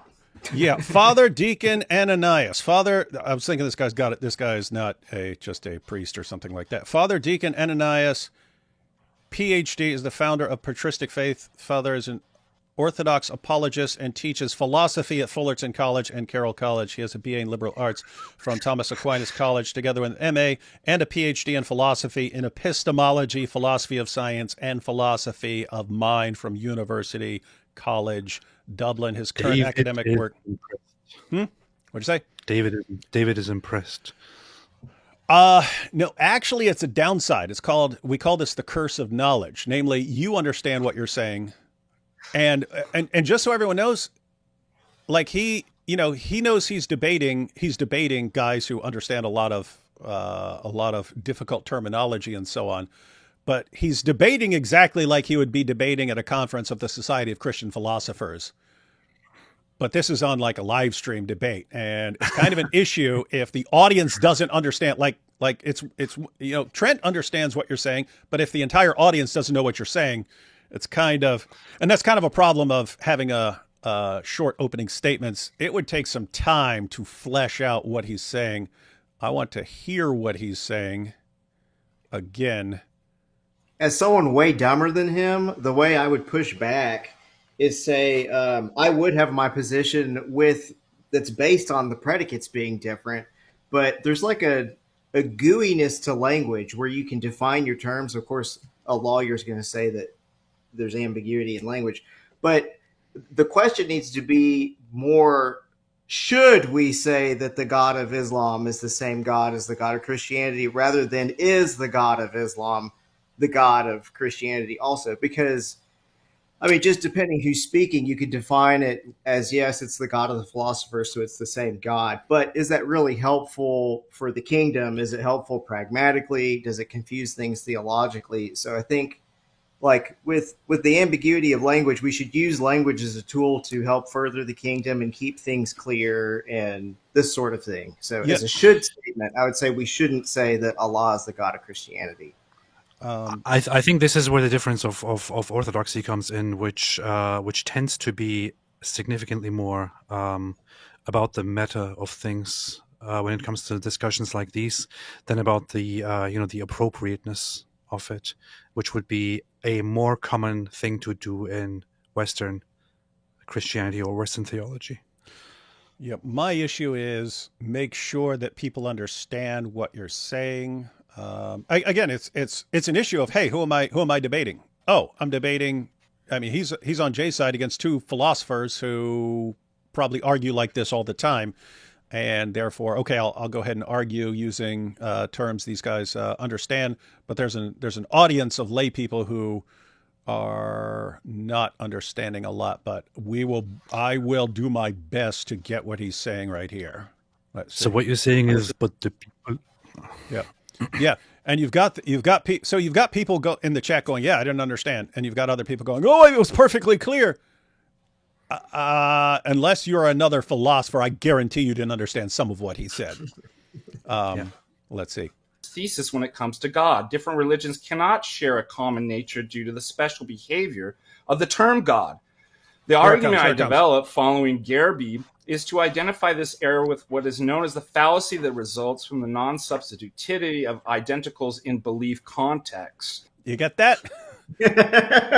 Are you jotting this down, Christian Gadfly? The non-substitute. I'm trying to. I gotta Google it later. The non-substitutivity. Yeah.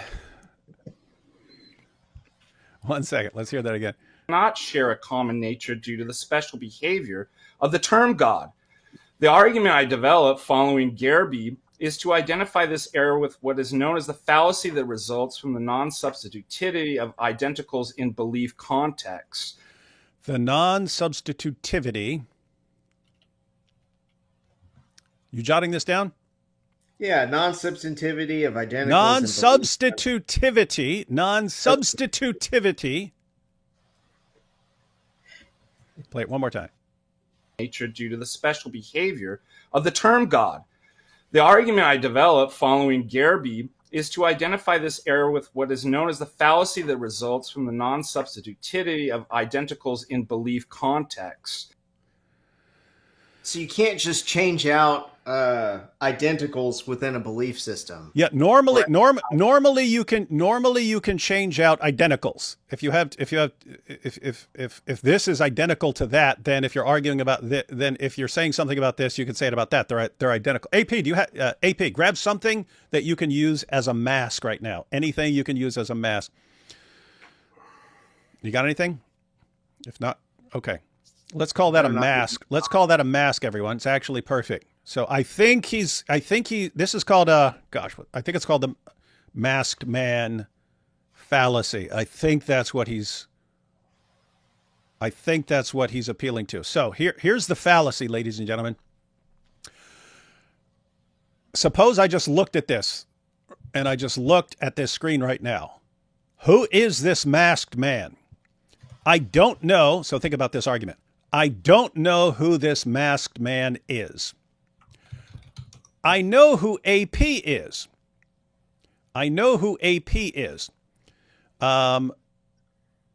Therefore, the masked man is not AP. Did you catch the reading? I have a problem with my camera real quick. 1 second.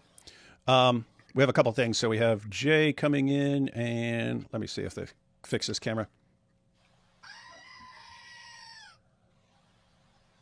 1 second.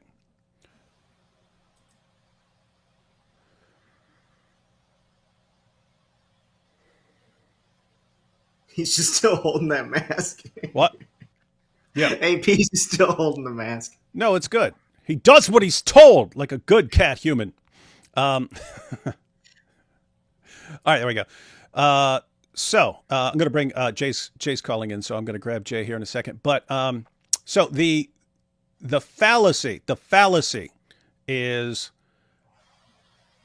if whoever I'm talking, that's obviously AP. The masked man is AP. They are identical. They're the same person. My knowledge of the two is not identical. I don't know who the masked man is because he's wearing a mask. I do know AP because I've known him for years. Therefore, if I were just looking at this and I made this argument, I don't know who the masked man is, but I know who AP is. Therefore, the masked man is not AP. Why? I don't know who the masked man is, but I know who AP is. There, I'm shifting. You can take that down, AP. I said you could take it down, AP. Masked man, take your mask off, masked man. Okay. So the idea here is you can't make an argument based on what you know or believe or think about something in turn. You can't argue based on identity if you're just talking about the things you believe, because your beliefs can be wrong. So I'm trying to think of where he's going with this, because I think that's what he's talking about. And the, what do you call it? The unsubstitutivity of identicals in belief context, right? You can substitute identicals. You can't substitute beliefs about identicals, because your beliefs may be all wrong and you may think all kinds of wrong things. And so this is going back to God being a different kind of concept. All right. So I hope I got that right. This is difficult stuff. Hang on. Let me get Jay on here, and then we're going to finish going through this. Look at David is like, the Orthodox is wrong because it's too complicated. Let's see. Hey Jay, just wait a second, because I have to close out of this to bring you in. But let's go ahead and let's see where he's going with this real quick. Then we'll bring Jay in. There are several ways I show this. Because the term God is not a rigid designator, nor is it a proper name, it operates much more like what's called mental objects in philosophy. God's not a rigid designator, so a rigid designator would be something that always refers to the same thing. And so God, you could use the word God in lots of different ways. So God is not a rigid designator, and He's saying it functions. What did he just say? It functions more like. I just backed it up again. Sorry, I keep doing this, guys, but I want to understand him. Comes to God. Different religions cannot share a common nature due to the special behavior of the term God. The argument I developed following Gerby is to identify this error with what is known as the fallacy that results from the non-substitutivity of identicals in belief contexts. There are several ways I show this. Because the term God is not a rigid designator, nor is it a proper name, it operates much more like what's called mental objects in philosophy, as opposed to natural objects, and possesses a special logical and semantic character that makes the substitutivity of the term God in belief context something that natural theologians assume. Well, it makes that impossible and fallacious. I demonstrate this by showing how the rational core doctrine, which assumes a common referent when substituting the term God in various deductive arguments, leads to contradictions. All right, I think I get it, guys. I think I get it.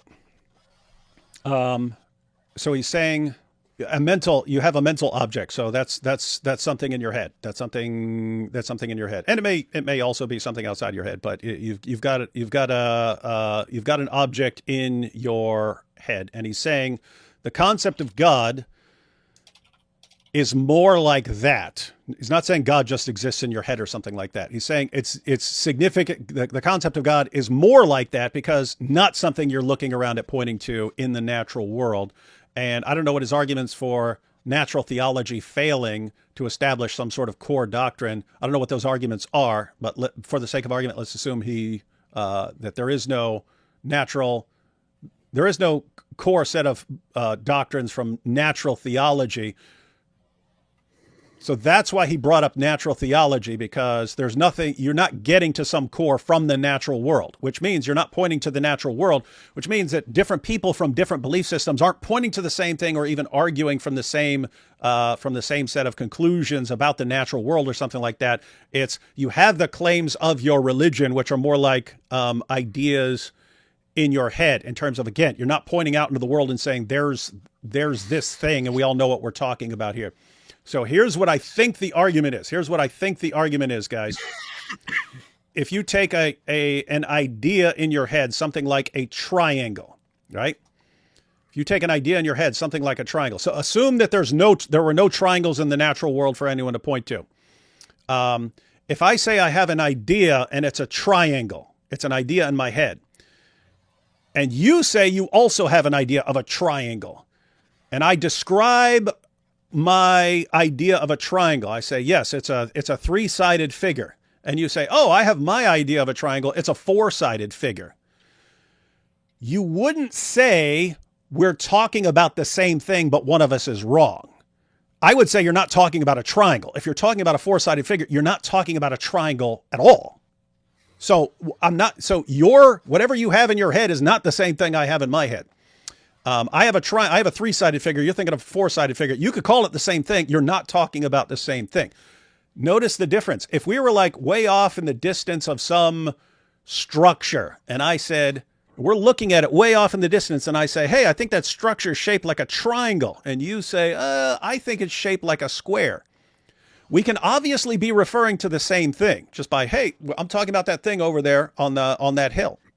We can know we're talking about the same thing, apart from the way we're describing, apart from our beliefs. So we can point to it and you can say, hey, I think that's a triangle. I can say, hey, I think that's a triangle. You say, no, I think that's a square. And we can obviously be talking about the same thing. If you're just talking about ideas in your head, you don't have that common reference that you're pointing to.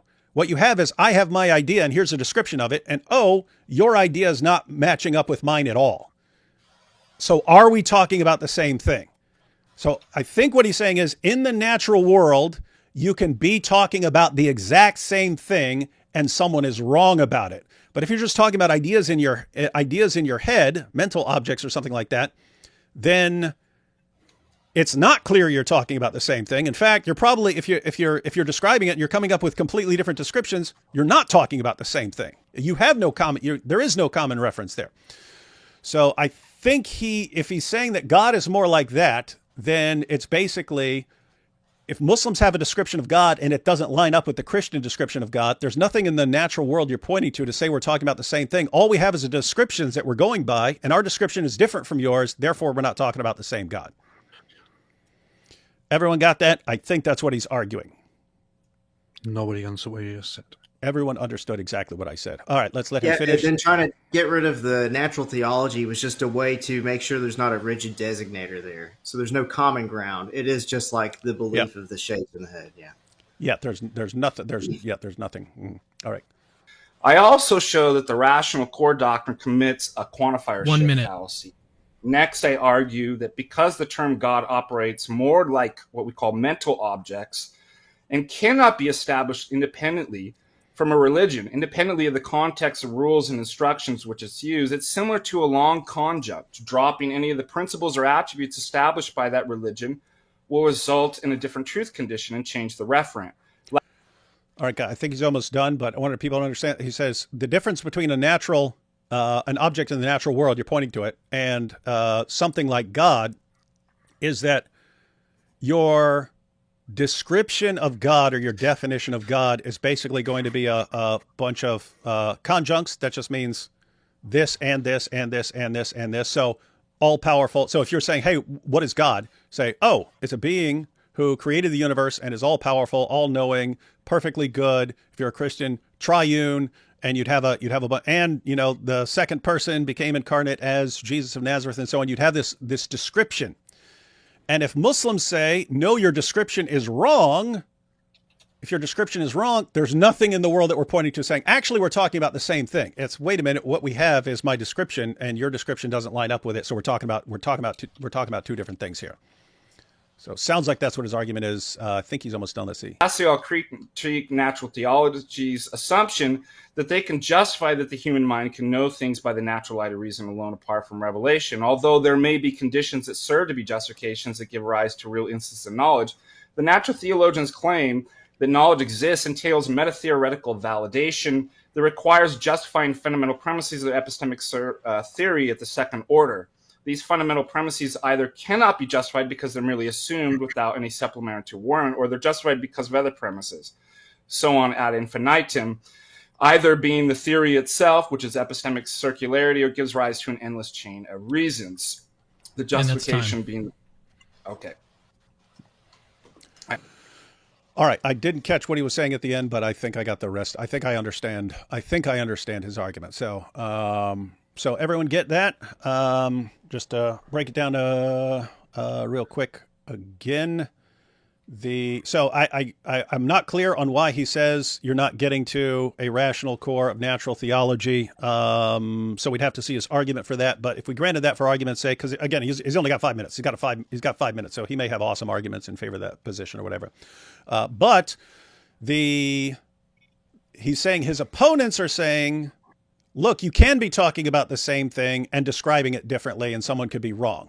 And he's saying that works in the natural world where you know you're talking about the same thing because you can see it and you can point to it and things like that. It doesn't work if you're going by some sort of definition or concept in your head where how do you know you're talking about the same thing when you don't have anything to point to? You're talking about, if you were to describe your concept of God, it would be a long conjunction of claims of various attributes and so on. And if you have a different set, you've got a different description. And how do you know you're talking about the same thing? There's nothing you're pointing to. How do you know you're talking about the same thing? And therefore, if your description in your head is different from mine, we're going to conclude we're talking about two different things here. I think that's the argument. I'll make it very simple. If you just give me a second. Okay, so to my understanding, I'll make it very simple. What he's just saying, in very, very short and dumbed down words, is that the Catholic Church dogmatized natural theology, and basically dogmatized and normalized the idea that any person can naturally, without appealing to revelation at all, come to the understanding of God, find God in nature, and then arrive at the knowledge of God. Whereas in the Orthodox Church, this is rejected. In the Orthodox Church, the perspective is basically that you can through natural theology find things that point at God, but you cannot actually understand or know God unless you directly engage with how God himself reveals himself. So you have to engage with God's revelations in order to come to the understanding of God. So natural theology, which is accepted in Catholicism, is kind of then rejected. It's because God is not like other things in nature that you could rationally understand. God is very distinct from those things. You have to rely on scripture in order to understand God. So therefore you can't say that Muslims worship the same God, because no matter what they worship, it is not the God that is in the revelation of the Bible. And I just put up the poll. Did Ananias's arguments prove that Christians and Muslims don't worship the same God? All right, we've got Jay here. Let's bring Jay in. All right. Yo, what's up? I've got Jay in the purple room. Hey, what's up? Thank you guys for bringing me on. I appreciate that. I didn't mean to be annoying. I mean, it's y'all's show. Of course, you don't have to bring me on, but I appreciate it.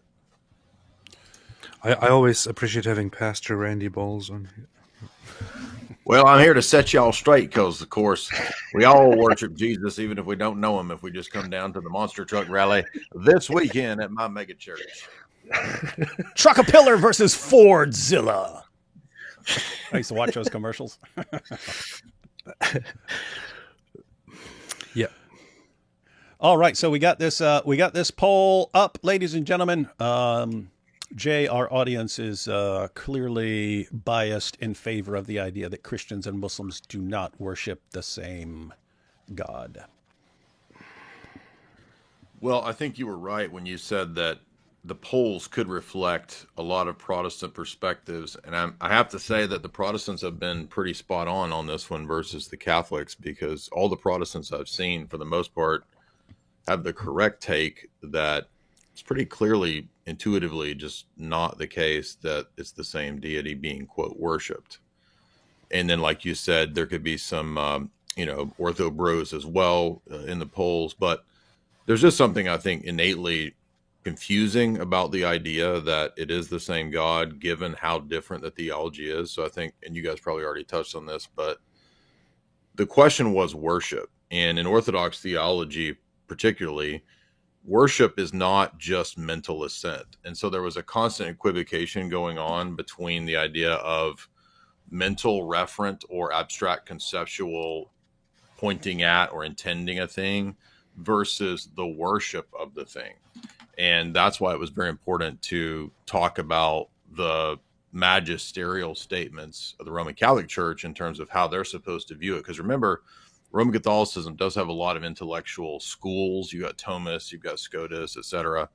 But ultimately, it's supposed to be guided by the magisterium. And that's kind of what I came to debate. We were going to split it between FDA and I. I would take the magisterial side, and then FDA took the linguistic philosophy and epistemology side of it. But to be more specific about FDA, he's working from a paper by a guy named Dr. Garraby. And the reason he's relevant is that both Garraby and Dr. Trent had studied under Swinburne. And it's Swinburne, who is a Thomist, who came up with this idea that there's a rational core doctrine of what makes up natural theology's idea of the essential core attributes of identifying the one God. And so Garraby argued that in his paper, if you could demonstrate that there is no rational core, then the whole natural theology project falls apart. And one of the arguments that he makes, there's many, it's a pretty long paper. It's really good. I recommend anybody read it. But one of the arguments that he makes is that you kind of assume from the outset what's in question if you think that, oh, well, of course, Christianity, Judaism, and Islam all have the same core doctrine because they all believe in a monotheistic, omnipotent, omnipresent, etc. You start listing these omnis and so forth: eternal, free, good, creator, personal, etc. But the problem is that, first of all, some of these attributes don't actually apply to Allah, not at least in the way that the Orthodox conception of them or even the Roman Catholic conception of them eventually fleshes them out. For example, Allah, when we talk about Allah as a creator, well, in the Quran, Allah is also the creator of evil. evil seems to have a kind of an actual substantial existence. So even the notion of what a creator is in Islam is kind of already right there, very different from what it is in Christianity or perhaps Judaism. You have this idea that God desires to be worshipped and obeyed. But what that means to worship and obey, this is one of Swinburne's core doctrines for natural theology, is very, very different. In Islam, it's a submission to a kind of Arab warlord version of a deity. And in Christianity, it's worship involving sacrifice. Islam does not have a notion of sacrifice. And so that's why I kept pointing out that if the premise of the debate is how, or the question of worship, do they worship the same God? Constantly through the debate, you would hear, and I've heard Roman Catholics ever since, just going back to this idea that, well, Muslims assent to the mental notion of there being one God. But the debate was not just about sense and referent or abstract conceptual pointing at and intending a thing. It was about worship. And God specifically is worshiped through sacrifice, whether we want that or think that. And Islam notoriously doesn't have that. So ironically, Protestantism, which does admit the sacrifice of Christ, is much closer to our position as Orthodox, you could argue even Judaism perhaps, than the Islamic conception, which is further removed on the question of worship, because you would have to restrict the whole debate and the idea of worship to an assent to propositions. And in the Thomistic conception, I'm not saying that they don't believe that worship is about sacrifice or the Mass or whatever, Christ, they do. But if you ask a Thomist or Roman Catholic, like, what is the faith? Usually it's cashed out as assenting to the propositions that the magisterium proposes for belief. So that's what the faith is. And so their idea is, if you can get a Muslim to assent to this proposition, this proposition, this proposition, this one in common, then aren't we referring to the same entity? And you absolutely were spot on, David, in the way that you described the argument that FDA is presenting there, that because God's more like an abstract object, not that he is, but he's more like that than a sort of an empirical natural object, that to get one thing wrong is enough to disqualify the referent. Whereas in empirical objects, you could conceivably get multiple things wrong and still be referring to and intending the same object. But God is more like something like a set. I'm not saying that God is a set, but even the argument that we have a core set of doctrines, I mean, for an Orthodox Christian, triad would be a core doctrine. So it's very odd that triad is God being Trinity, or God also being God the Son. Right? It's odd that that would not be an essential core identifier or thing that picks out this referent. And I think you would have to go in that direction to argue it. And I think they just never did really establish that. And last thing I'll say, I don't mean to keep rambling. I know this is y'all's show. I don't mean to barge in, but when he talked about something like a conjunct or a set, FDA was basically just saying that if you think about, say, the Nicene Creed, or something like the way that God is described in the Creed, I believe in one God, the Father, and then it talks about the Trinity, right? That's kind of a set that you could say defines the Christian conception of the deity of God.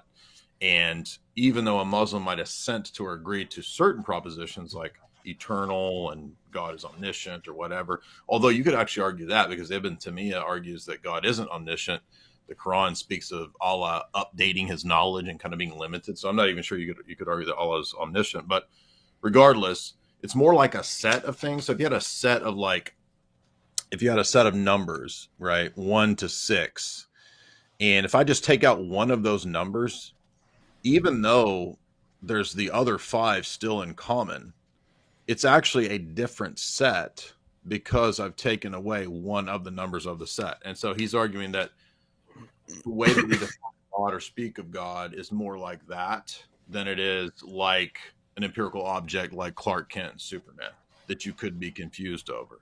And so when you remove those essential attributes, even if it's one essential attribute, it actually fails to obtain hitting the referent. And that's FDA's argument. So the other thing that Garrity points out is that it's kind of like, and this is more in the domain of the critique of natural theology, is it's kind of like a card game. He says, if you think about playing Go Fish, and then if you think about playing poker, between the two, there's a lot of things in common. There's cards, there's rules, there's strategies, there's techniques, etc., betting or whatever. But there's no common card game between the two card games just because there's a bunch of things in common. They're mutually exclusive, unique sets of games that are determined by the rules and structures of that game. And so if you start taking away rules, it's, even if you take away one rule, well, it's no longer poker, it's no longer Go Fish. The game is pretty much kind of spoiled at that point. And that's, I think, what FDA was trying to argue. Did they? I don't know what the response to that would be, because the examples that people give when they want to say, hey, you can have completely different, even contradictory descriptions and still be referring to the same thing. And then him saying, yes, in this world where you have other means of knowing that you're talking about the same thing, you can say we're talking about the same thing, even if we're describing it differently or in a contradictory fashion. And him saying, but that's not what we're talking about. We're not talking about something where, oh, here's how we know we're talking about the same thing. We've got your idea or what your creed or whatever. And so if yours is different, that's what you got to go on. And so you're not talking about the same thing. Did they respond to that? Yeah, what I recall is that the response is because they come from a perspective of empirical theology. And I'm not saying they're empiricists, but Thomistic philosophy and theology is very empirically based.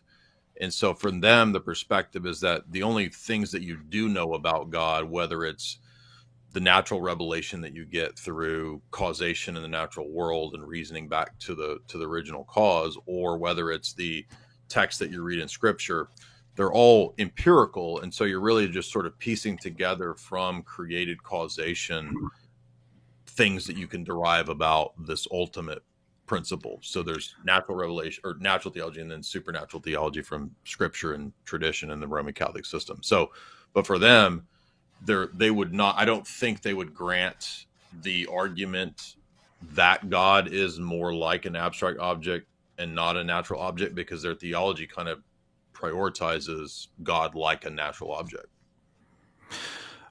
One question that I have, Jay, I think there's also something like this, I think came up. I didn't watch the whole debate, but I think I saw a clip or something like that.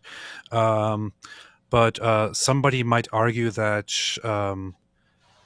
the way it is qualified that Muslims would not be described as worshiping the same God because they get certain core aspects wrong. Wouldn't it jeopardize, or wouldn't this also be in some way or the other applied to, for example, from the Orthodox view to Catholics or others who, for example, hold the idea of the filioque, or to Orthodox or to Oriental Orthodox Christians, for example, who have, even if you want to reduce it to semantics, who have a different description of the nature of Christ, for example. Yeah, and I just someone raised up the. I just wanted to put it on the screen there because we got the same thing. But Heisenberger, actually, I can put these in the middle and they don't block people. Heisenberger here said something pretty similar. Considering FDA's argument, couldn't certain Christians not be considered worshiping the same God since their exact mental views of God are different? And even further, as I was pointing out earlier, I mean, you would have millions of Christians who believed in some sort of differences in terms of things God has done or how God created or something like this. So wouldn't that mean that we're all worshiping different gods, basically? Yeah, this is actually, in both of you guys' questions, you actually anticipate where the debate goes. So the next section of the debate ends up being about knowing God through sort of empirical data. And they end up debating about the Eucharist because FDA argues, well, don't you also as a Catholic believe that you are empirically encountering God in the Eucharist because you believe that it's body, blood, soul, and divinity? And that becomes a really interesting kind of detour because they end up saying, as Thomists, not really, even though they do believe in the real presence in the Eucharist. It just kind of goes weird. I'll put it that way. You can determine for yourself how you think that section goes. But then the debate goes to this question, and they press FDA on this. Well, wouldn't this mean then if you have a heterodox conception of the deity, that would also then kind of negate it, and it would be basically another kind of false god or idol. And actually, we would argue as Orthodox that yes, in the traditional patristic argumentation, at least in the Orthodox Church, and what you see in people like St. Gregory Palamas has a really good discussion of how heresy creates a kind of a mental idol that is the replacement fake god. So an idol doesn't have to be, a statue of the thuggy cult Kali or whatever, like in Temple of Doom. An idol can also be a kind of a mental conception that is an idol, ideolatry, you could say. So yeah, actually, FDA argues that. But to be really clear here, that doesn't mean that everybody who's got something wrong is a heretic, because in our theology and anthropology, we would also say that heresy is something that is not so much a sin of knowledge as it is mainly a sin of obstinacy and will.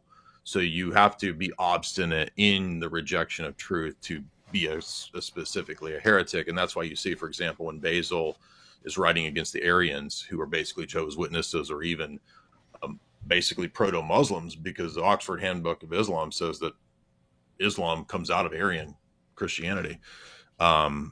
Even the Arians, Basil says, have essentially erected a false god. So it's no longer the same referent, even though they might intend to be worshiping the one true God. If I think a rock, is the one true God, or the Kaaba, or so, if I think a rock is the one true God and I worship it as the one true God, like, it's not me accidentally worshiping Jesus or the Trinity, because it's still an idol. And so you can also have a heterodox conceptual idol as well. Now, we don't know men's hearts. God only knows men's hearts. And so we can't sit here and judge every single individual Protestant. But a person who obstinately persists creates their own kind of idol. This is what I meant earlier when I said that that within the Orthodox theology, the discussion here generally seems to be focused much more on something deeper than about what can be on the surface, or legally be said to be true, or what could be considered appropriate. For example, what I'm trying to say is, when Father Deacon Ananias made his point here, it seems to really bring forth the difference in what the Orthodox side is actually talking about and what the Catholic side is actually talking about. So the two seem to have a completely different understanding of what it actually means to worship God in a sense. So the Catholic side simply says, well, if they direct themselves toward our God in one way or another, and say that they do, then to us they worship God. Whereas in the Orthodox, in the Orthodox perspective, it goes much further than that in order to be qualified as worshiping the same God, because you have to. I think you nailed it right there. When you said meta earlier, you said it's like it's holistic versus the kind of bottom up, like the Roman Catholic project is kind of like a bottom up, and then the other perspective is just holistic. So I think you're absolutely right. Yeah. And that's why we have the Eastern Orthodox Protestant Brotherhood Alliance. on this issue, it's weird because for so many years you hear, the Catholics and the Protestants are so close. I mean, Catholics and Orthodox are so close, and then it's this comes up in the last few days. It's like, we will humiliate everyone. Protestants are we're on the same page. It's crazy. Wouldn't you say that this is also one of the grievances that Protestants have had historically with the Catholic Church, and which kind of developed to this level as well, where the Catholic Church went a little bit far in terms of scholasticism and legalism, and defining everything with 100% rationality, and not letting it go unless you can totally rationally define it. And Christian theology is generally a little bit different from that. Yeah, like Aquinas, it's almost like by the Middle Ages, they want a kind of a scientific definition of when exactly within the Mass the confecting of the Eucharist actually occurs. And it's like, how are you going to scientifically define that? It's like, in the Orthodox conception, it's like there's no scientific oh, it's at this point, and then if you scale it down, this is the essence of the Mass. And I mean, that's literally, so that in Roman Catholicism, you have matter, form, and intention, and all of those are necessary to have a sacrament. So it's very, like you said, it's very scientific, or at least it tries to be. And yeah, absolutely. Like the paradigms determine even things like the worship. Like we wouldn't restrict worship to merely mental assent. And I'm not saying that they restrict it to that, but in order for this argument to work, that Muslims and Christians worship the same God, worship has to be restricted to mental assent to God is one, God is eternal. But wait a minute. Worship is, according to, the book of John and the book of First John, like directed to the Son who directs us to the Father, and it's in the Holy Spirit. So you can't really divorce this Trinitarian relationship from worship in the Christian scheme. And that's what you would have to do to retool this idea that, well, they're not worshiping the Trinity or Christ, but they're worshiping these sort of like abstracted attributes over here. But in Orthodox Trinitarian theology, like there's no attributes that come to you from the essence of God that aren't Trinitarian attributes. So Basil says, for example, that all the energies that come down, or the attributes or operations that come down to us from God, come to us in the mode of from the Father through the Son and the Spirit. So the attributes are in the mode of the triad from where they come. So there could never be attributes divorced from or understood, abstracted from God as triad.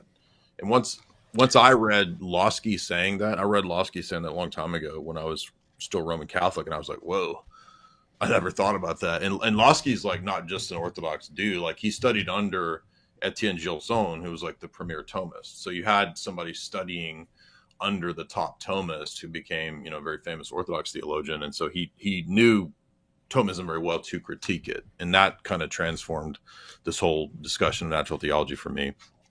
So this is why you could basically say that if you don't, Hey, Pete. Oh yeah, 1 second. I don't know how long everyone wants to go. I'm good all night long, but I'm dying of thirst and I need some more beverage. So you guys go ahead and chat for a second while I grab some water. Okay.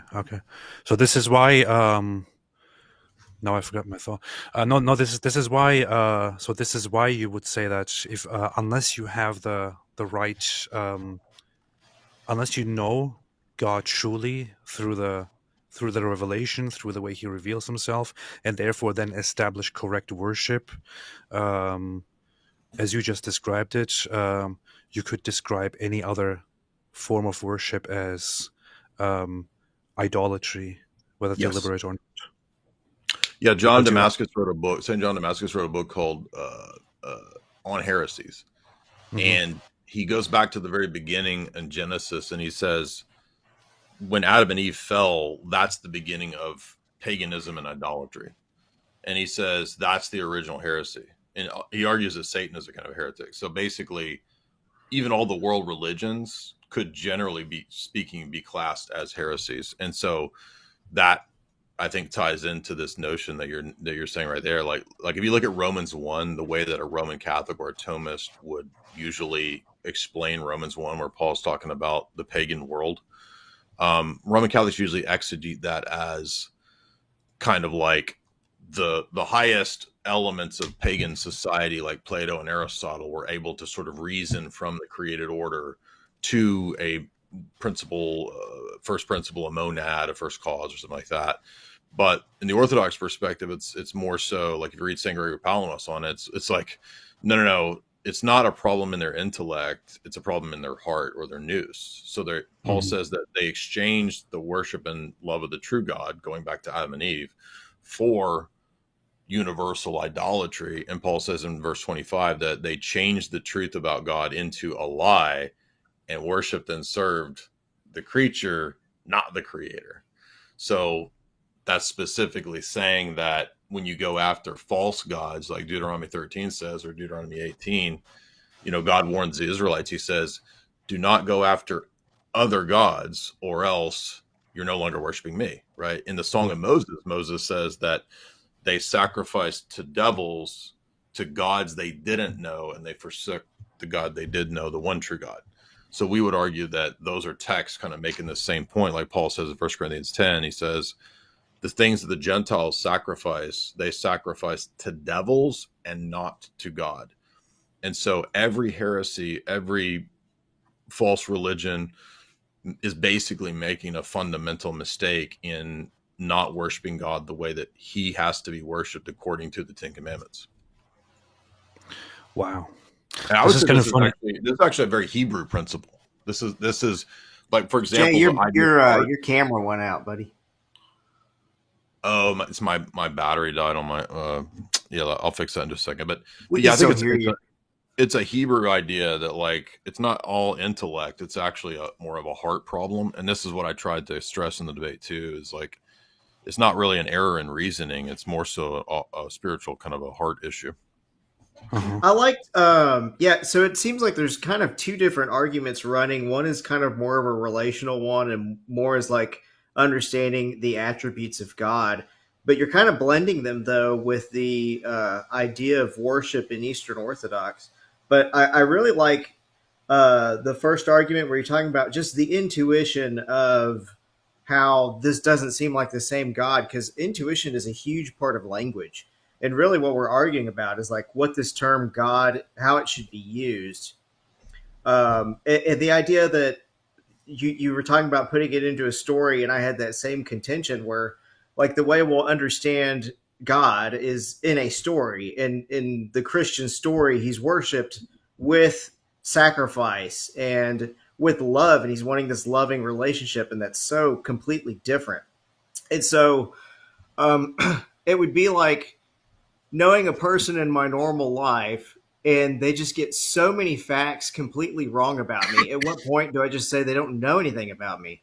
Where it's like they think that I want them to go out and kill people so that they can sleep with houris for all eternity. It's like, at what point do you just say that they just don't have any knowledge of me, you know? Yeah, and again, even knowing, you could equivocate on that, because in the passage in John 4 with the woman at the well, Saint Fotini, right? Jesus is talking to her, and he says very specifically that you do worship this thing, this idea that you have of the God of Jacob, but you don't know it. So there has to be some kind of knowledge in order for her to, quote, worship, but it's not a true knowledge. And this is where in Scripture you'll find pretty consistently, both Old and New Testament, two different notions of know, right? Like Adam knew his wife Eve. That's an intimacy. That's an intimate knowing. And that's the true kind of knowing that we're talking about here. Knowing God in a true loving way, love and adoration way, versus what James says about the demons who know God, but do not love God and cannot love God, right? And I think the best argument that actually ended up being made on my side of things in the debate was the topic of Jake. When Jake came up, I pointed out that, and I think this is a key point that you guys will definitely understand. And the reason this is resonating with people like David and AP very well in terms of not agreeing that it's the same deity being worshipped is because you guys know Islam. The people that we're talking about, I don't think they actually know much about Islam, because, for example, Tomaszewski, he didn't seem to know much about it at all, especially not the history of he thought that the Middle Ages was the early period of Islam. No. Medieval popes were already into a well-developed, warfare-based movement and religion on the part of Islam. It wasn't early. And so what that means then is that if you understand that Islam, for example, rejects that God is Father, Allah is not Father and has no sons, then you can't even say that it's the same referent of the God of the Old Testament anymore, because that would be one of the fundamental things that, say, a Jew or ancient Hebrew would say. Well, Yahweh is our Father. And if a Muslim is from the outset saying that Islam is predicated on rejecting the Trinity and rejecting the deity of Christ, then the religion is not like a pagan. Even if I granted natural theology and we were talking about a pagan who's out in the middle of nowhere and he happens to reason from the created order that there must be some first thing, that is not what Islam is. Islam is already a religion that has some knowledge of Christianity and explicitly rejects it. So that's why it was so, I think, damning to point out Jake, the Muslim metaphysician, because Jake used to be in our Discord for many years, and he acted as if he was interested in Orthodox Christianity and all this. And really what he was doing was just learning what our theology was, right? So when Jake had a very, I would say, pretty advanced idea of what we believe the Trinity is and the deity of Christ and all that, I would say amongst the Muslims, I think he's kind of kooky, but he probably understands the Trinity better than all the other Muslims. Yeah. But he explicitly rejects and does not at all love God, the Trinity, or love Jesus. So the idea that he's still worshiping the same deity just is patently absurd. And they affirmed that in the debate. And I think that was probably the weakest point. And I think people are noticing that just makes absolutely no sense. Jake knows a lot about the Trinity, but he doesn't know the Trinity in a loving, intimate sense. And that's exactly what happens with the woman at the well. Jesus says, the Samaritan conceptions that you have, they might be of a God, but it's not the one that the Jews have, because salvation is of the Jews. And that's very important because that restricts the conception and the worship to a specific way. And that's the point. Well, they're just so drastically different, it gets ridiculous. It's, you either have to say it's two different gods, or you have to say the word God basically does not mean anything at all. And at that point, you would be at the position like perennialism or something, or you would be at this position like, well, all religions then are just unknowingly worshiping God. And some of the some of the post-Vatican II statements actually do say that. In fact, I found one today, and it was actually Lofton that was making this point. So props to Michael Lofton, because there's post-Vatican II documents I've got right here that say that basically the Holy Spirit is operating in Islam and other religions to save people in the religions. That can be true, but they're still not the same God, you know. And I think even a Muslim might have an earnest prayer that they're trying to get to Allah, and God would hear it and take it as a prayer coming to him. But that does not mean that the God of Allah is the true God of, that created creation. Well, I think, again, like, even if you did, like, as Orthodox, we might say that the Holy Spirit could reach anybody, and anybody could be given a revelation of Christ. We've heard, for example, many Muslims these stories have been going around for a long time, that Muslims sometimes have dreams and Christ comes to them and they learn that Islam is false. So that's definitely possible, but that's still some kind of specific, like, revelation of the person of Christ. And even in the Roman Catholic Church, this is interesting. I've found this in Denzinger. I think it's very pertinent to this discussion. You can go back to the 1700s in the Roman Catholic Church, and there were certain doctrines that were considered, quote, absolutely necessary to receive, quote, the faith and baptism. One of those was, according to the Holy Office under Pope Clement in the 1700s, you had to, quote, admit, this is for the baptism of Muslims or Mohammedans. If a Muslim or Mohammedan wanted to be baptized, the response of the Holy Office is that they must first be told the Trinity and the Incarnation, the two, quote, central doctrines of the faith. And then there's another question, a proposition that comes up earlier in the 1600s in Denzinger. Is faith in just one God necessary, or must there be also the confession of God as the rewarder and belief in the Trinity and the Incarnation? So Rome, at least at one point, did not think that having the faith was merely having some assent to the idea of a generic creator. It was also necessary to profess the Trinity and the Incarnation to receive baptism, and thus to receive the Catholic faith. Jay, have you ever read I spoke about this earlier during the stream, but the Declaration Dominus Jesus, published in 2000 by the Catholic Church, approved by John Paul II.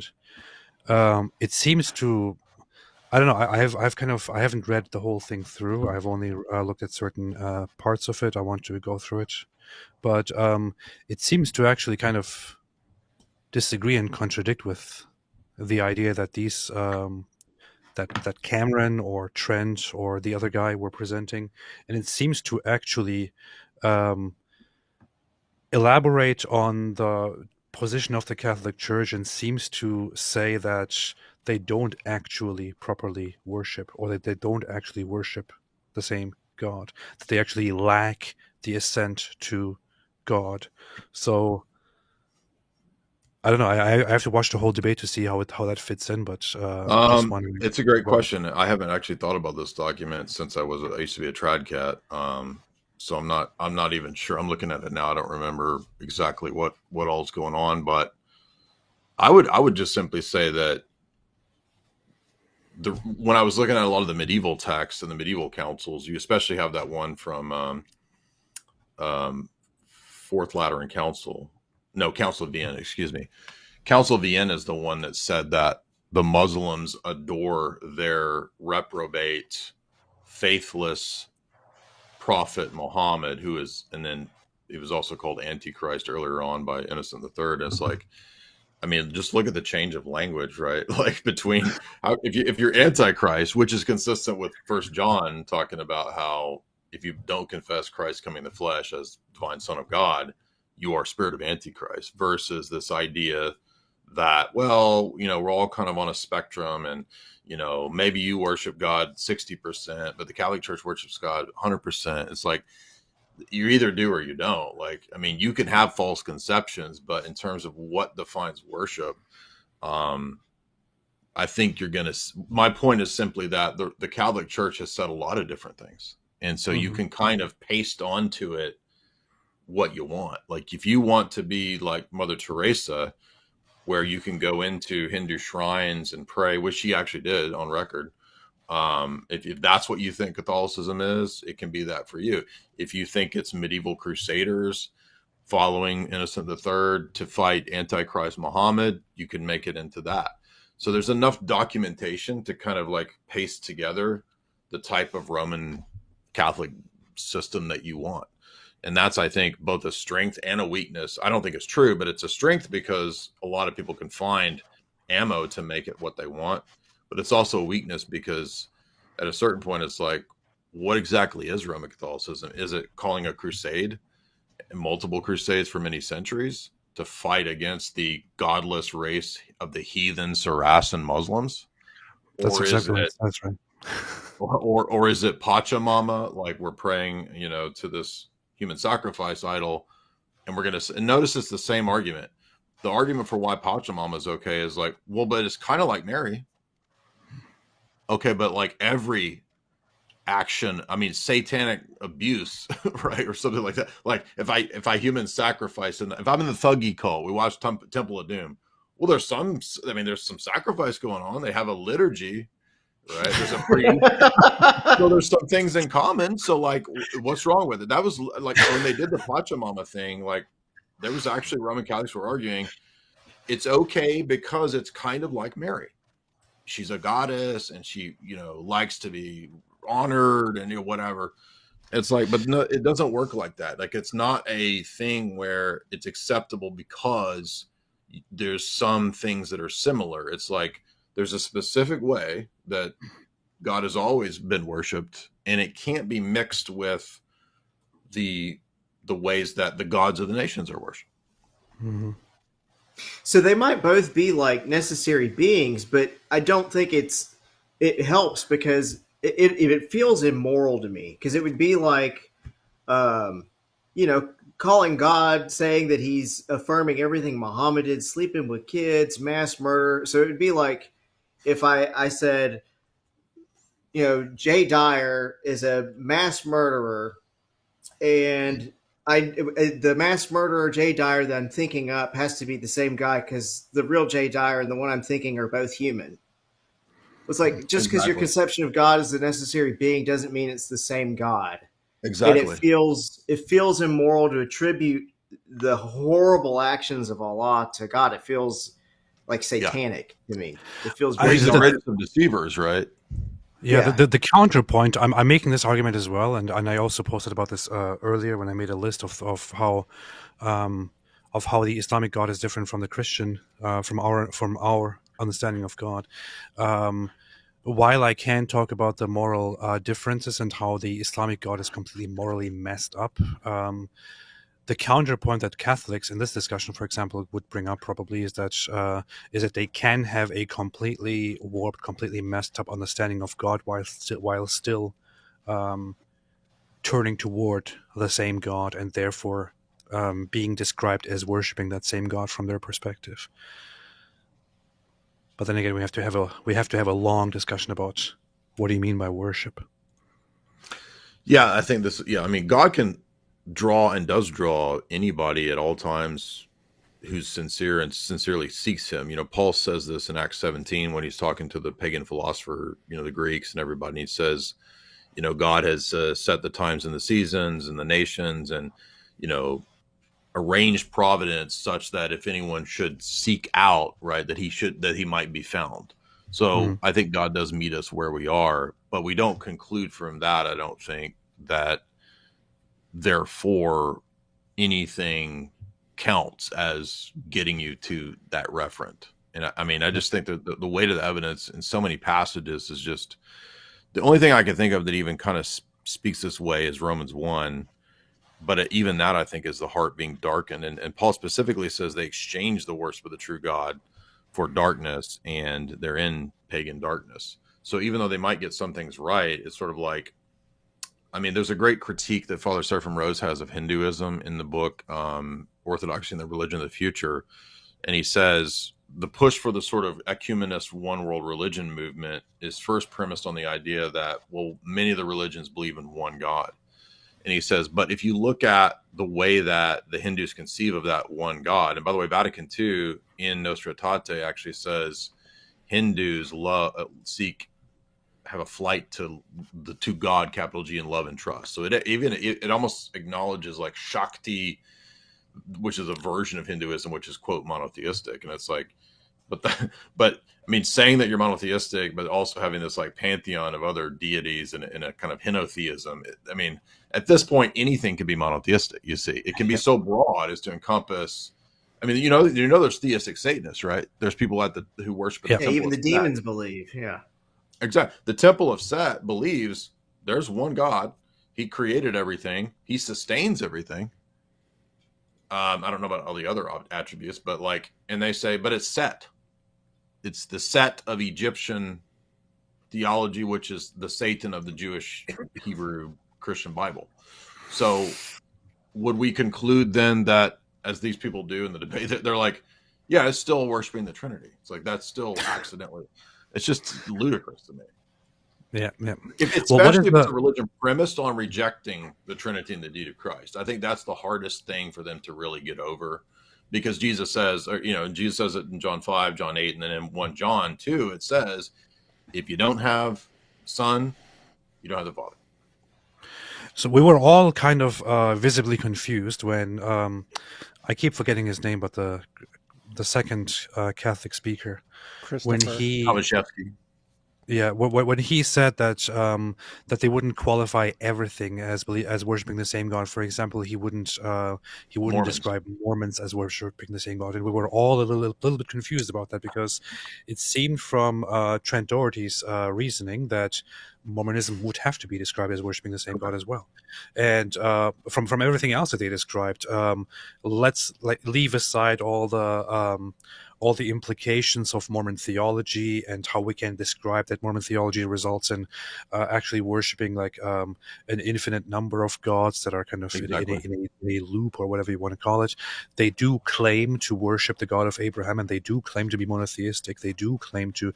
It does emerge within the context of the Bible narrative and so on. So it seems rather arbitrary that they would say, we don't qualify Mormonism as worshiping the same God. Exactly. And this is that point of that core doctrine thing. It's like, okay, so what's the core doctrine? Oh, well, it's clearly Richard Swinburne's 9 or 10 list.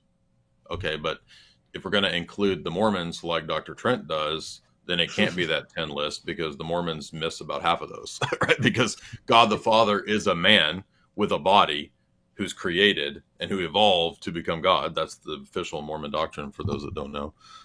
Matter is also eternal. So God is not, when a Mormon says creator, it's the architect rearranging existing prima materia. They do not believe that God created matter. Matter is also eternal in Mormonism. So they believe in many principles, and so it is fundamentally polytheistic, even though a Mormon says our one God, though, is God the Father, who's a dude, just a dude, right? So it's like, well, so does that count as mono? So in other words, it's arbitrary. Exactly. So for Dr. Trent, Mormons make the cut. For Tomaszewski, because he's a Thomist, Mormons do not make the cut. They don't get enough of the, quote, essential attributes.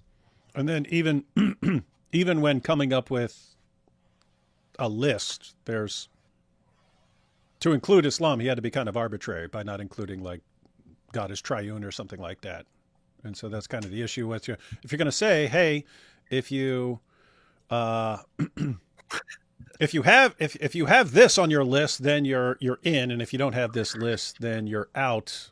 Well, who's making the list here? Who's making the list? And you can easily add one thing and rule out Muslims, and you could easily take off a few, and then you get Mormons back in there, and so on. And so, yeah, Trent's argument basically, I don't even understand how Trent's argument would rule out polytheists. I mentioned this earlier. Like, well, as the debate progresses, he actually says that if you worship, he says literally that you can worship God and demons at the same time. So he makes this argument that, he says that because Israelites, for example, at one point were including Yahweh amongst the pantheon, they were worshiping demons and Yahweh. And so he was arguing that, so Muslims are worshiping, even if they got it wrong, even it's still the same, but that's not the same. And that's the point is that when God castigates the Israelites, again, this is where the golden calf comes in as a great example. It's like, no, you can't say the golden, well, here's your Yahweh. Here's this, golden calf right here. Right. I mean, it just doesn't work. It would be like sleeping around with a bunch of people and then being like, but I'm still married to my wife, which is actually, that's the metaphor that remember the Old Testament. Yeah. Exactly. Prostitute. Yeah. Wild stuff.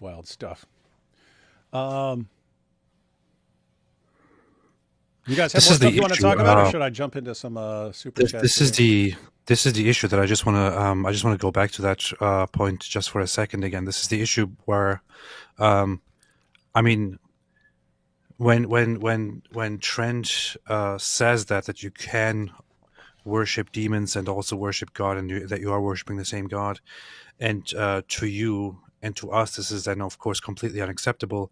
This once again brings to the surface the whole difference of the two perspectives.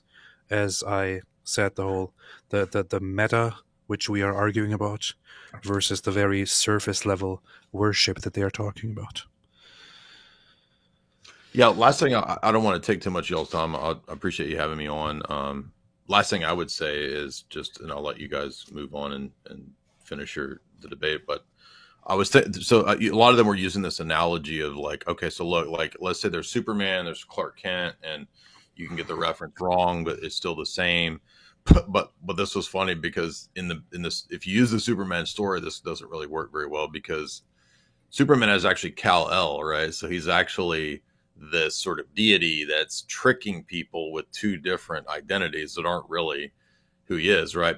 Some people know him as Superman, but some people know him as Kal-El or as Clark Kent, but he's actually Kal. So this analogy that they kept wanting to go back to actually works to disprove the position, because it means that basically the true God is sort of like hiding amongst the different religions, right? And you don't actually, you're actually worshiping him, but you don't know it, even though you think you're worshiping, Kali. It's actually, I mean, so that analogy I don't think worked very good for them.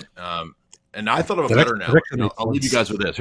Here's my last analogy for how I think this really works. And I'm going to say it's the Bill Cosby analogy. So let's say that people think that Bill Cosby is the great American comedian. It's 1978. It's America's dad. Dude. Yeah, right. Even though this is not true, but let's just say that Bill Cosby is like the premier comedian in 1978. And these group of clever marketers come up with this idea that, no, actually, didn't you know, the whole time, the real source of the comedy was his cousin, Charlie Cosby. And He's the real funny man. In fact, he's 10 times funnier. And here, look at all these posters we've got. And doesn't it look like him? It's his cousin. And they just took pictures of Bill Cosby and they tweaked it a little bit with 1978 Photoshop, whatever that was. And they put a hat on him, and he's still got all the same feeble fobble, zeeble zobble jokes and ha ha ha. And they sell the tickets $100 to sell out the stadium, and people come. Turns out there is no Charlie Cosby. It was a gimmick, and it's a fraud. It's a fake. There was only Bill Cosby the whole time, but these demonic marketers came up with this clever con or this clever scam. And that is, I think, the key point that you guys understand, because you know Islam so well. Most of the Roman Catholics that we're talking about in this sphere, except for perhaps Shamoun, who has seemingly completely changed his position on this, by the way, they don't actually know what Islam teaches. And I didn't know 10 years ago. I thought, oh, Islam's very similar. You know, they think there's one God. But once you really get into Islam and see how different it is, then you see it's just kind of silly to say this. And the Bill Cosby, fake Charlie Cosby scam, I think, is a much better analogy. And after you debate the Muslims a bunch, as you guys have a million times more than me, like, you realize this is a retcon, as you said perfectly. That's the way better. It's a scam. It's like, you know, a fake, you know, blue market special and Kmart version of something versus the original. That's a better description than the Superman Clark Kent analogy. Well, the funny thing is, both of the analogies that you just gave, the whole Superman analogy and also the Bill Cosby analogy, would actually totally make sense and point toward a true God if Allah was the true God, considering that Allah is a deceiver. Works perfect. Hey, Oh, your you sound muted. went. It's a deception. It's like it's a con. It's not. Yeah. It's not. We're all looking at the same thing, trying to kind of see through the fog and figure out what it was. It's like there's this one true thing, and then there's these con men copies of it. Hey, I think you could actually, I think you could use someone else for the Bill Cosby thing, because remember Gallagher? I think he had like a twin brother or something like that who used to tour as him. But I mean, you might be able to like. Oh, he smashes cantaloupes. It's way better than smashing watermelons. You got to No, see. I forget the story because this was a long time ago, but I think Gallagher eventually had to like sue his brother for stealing his act and pretending to be him, because he's still Gallagher, right? That was his name too. So I think it was something like that. You could actually, because there you actually had someone who was a different person who was nevertheless imitating. What did he like? Rip him off, and he tried to do the same type of stuff. I forget the details, but I think he would also tour as like Gallagher and stuff like that, and then he's like, wait a minute, you can't. That's perfect. Yeah. Yeah. Back when I did criminal law, my partner had a case where the client was saying, no, it was my twin brother that did the crime. Turned out actually his twin brother really did do the crime, and he got arrested for it. Oh, yeah. John McCrae has a twin brother. He said that was just natural if one of them got in trouble. No, that was my brother, and you couldn't tell who did it, so you didn't get in trouble. Yeah. All right, well, thank you guys. I appreciate you letting me come and yap and come on, and I'll let you guys continue on with. If I keep yapping, it'll never happen. So this is a long discussion. So, Oh, yeah. Are we even going to continue reviewing this? I don't know. No, we're not going to go through the debate anymore. I am going to go through super chats. AP, I know you're sick, so I can basically stay here by myself, or anyone who wants to hang out can. I'm going to go through super chats. What the heck? It's been 4.5 hours. Jeez. Been a long time, man. No, AP, you're sick. You're sick, man. You want to go to sleep or something? Go to sleep. I'm basically going to be up. I'm going to be up all night anyway, so I don't mind. Did Jay just leave? Very rude of him. Yeah. He waved. He did like a little. Well, thank you, Jay. That was very, very helpful and very, very good, actually. Yeah. See? And yet now, did you even tell him that tomorrow you're going on with his nemesis, Cameron Bertuzzi? I'm going to surprise him. Oh, okay. That's cool. In your face? Haha, look where I am. All right, AP, I'm going to start going through super chats. Either one of you, anytime you want, can dip out. I'm not going to leave, man. You're not getting rid of me. Oh, good. Well, we have a lot of super chats here, man. Daniel says, the question is stupid. You can't definitively prove whether the referent is the same or not just by pointing out similarities or differences. Yes, that is correct. That's why we said that the Superman response is a good response. If you say, hey, defining something differently means you're talking about two different things, it's a good response to that. It does not mean if you're talking about things with different characteristics, you should assume that they're the same thing. Do general semanticists believe in the same Chomsky? I don't know. So would he also accept that Christians and Pastafarians also worship the same God? That is where his argument leads. As far as Trent, that is correct. It does lead to that. As long as the Pastafarian said, hey, nope, this is the same God as everyone else or something like that. Wild stuff. If we say Islam worships our God, then all paths lead to God like the Pope proclaimed. No. Again, everyone clarified. Trent clarified. Christopher clarified that they're not saying you're good, or you're saved, or you're right with God, or you're going to heaven, or anything else. They're just saying you can be worshiping the true God as a Muslim and getting all kinds of other things wrong. Yeah.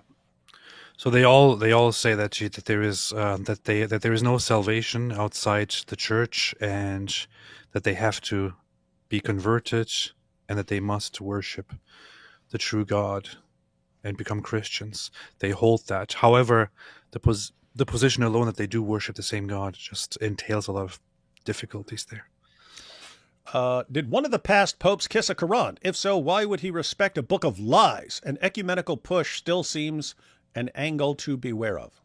That was indeed the same Pope, John Paul II. He did indeed kiss a Quran. I don't think these people, they just think it's like an Arabic form of Judaism.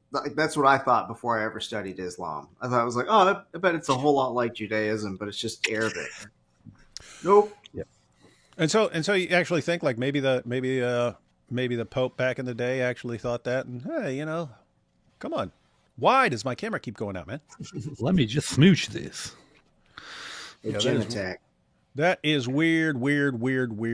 I have to say. I want to smooch this book. That's very weird stuff, man. It's weird, creepy stuff, dang it. Anyway. You see? Whoa, calm down there. Somebody fan him. Is that Mein Kampf, AP? No, it's the Catechism of the Catholic Church. Oh, okay, good. I don't. As weird as it is to kiss a book, it'd be even weirder if it was Mein Kampf. Beast. That would be strange. Yeah. Beast. My jihad. Yeah, when you and Jay were talking about Allah. And no, matter of fact, I think it was you, Christian Gadfly, talking about Muhammad. Like, apart from like the Trinity and stuff like that, like the most messed up difference is Allah sending Muhammad as the pattern of conduct. That's like, it's very different from like God's attributes or something like that. But when I'm like, okay, this is clearly not the God we're talking about. He sends Muhammad, and not just as a messed up I mean, God in the Bible uses all kinds of messed up people. Here's one of the most messed up guys ever, and that is the pattern that everyone needs to imitate. Hey, do you guys think a faithful Christian would hire and defend an abusive sex scandalous who often blasphemes and flies off the handle on a large Christian channel? I don't know who this is talking about. I'm assuming this is talking about someone specific. Hopefully not lawyers. It's going to get weird here. Well, I mean, obviously lawyers. I find it so funny that Christian Gadfly pretends to be a lawyer this whole time. It's like, when I was in criminal law. Then... Yeah, and it's funny. Well, he's like 15 years old. He's talking about, first I was doing criminal law, and then I decided, you know what, I'm going to do a different kind of law. So I went back to law school, and then I started focusing on this. It's like, dude, you're like Muhammad, man, making stuff up left and right. Hey, Francis said Christians and Muslims are spiritual brothers and told Muslim youth to read the Quran and find spiritual benefit. What the hell? Did he? JP2 kissed the Quran. I know that JP2 kissed the Quran, but Did Francis say that? That would be weird. Yeah, you should check that out. Said Francis said that. It sounds like something Francis would do.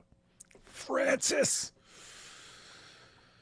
AP source is not Vatican. I tagged VatDoc on X showing salvation of outsiders. AP source What are you is not. talking about? I literally read the Catholic Church's own sources from the Vatican's own website. Well, is do that not the same believe other- website that that guy who said that Alexander the Great started the Catholic Church went to? Kenny Balmer, what's his name? Kenny No, Balmer. that's Yusuf Estes, although they. No, you. Yeah. Um, I think Kenny It's on Balmer their copied- website.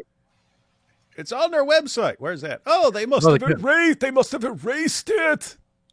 The Catholic Church says, with all criticism aside, the Catholic Church very, very clearly says that there is no salvation outside the Church. So I have to see proof to the opposite of that. You don't know. If you disagree with Catholics, then do you think they worship a different God? Just to be consistent, how can you worship their God? Slippery slope. I've only explained this kind of 9 times. You have the extremes, and then you have some position in the middle. If you're talking about worshiping the same God, you'd kind of be referring to some important characteristics of the God of the Bible. And if you're talking about other things that aren't like really, really significant, you can have some disagreements. Like so, for instance, like Anthony, right? Anthony was just on with us. Anthony believes that God determines everything. Everything is God has determined everything that will happen before it happened. Notice Anthony believes in the Trinity. He believes God is all powerful, all knowing, perfectly good, all these things. Suppose you disagree with him that God determines everything. Well, you could say you're talking about 2 different gods. You could say, well, this God is triune, all powerful, all knowing, and so on, incarnate, all of that, and determined everything. This God is triune, all powerful, all knowing, incarnate, and didn't determine everything. So you're talking about 2 different. You can say that. I think most people fall somewhere between the extremes and say, okay, if you're talking about the triune, all powerful, all knowing God who became incarnate and so on, then we're talking about the same God, even if we have some disagreements. Always has to attack Anthony Rogers, man. Calvinists.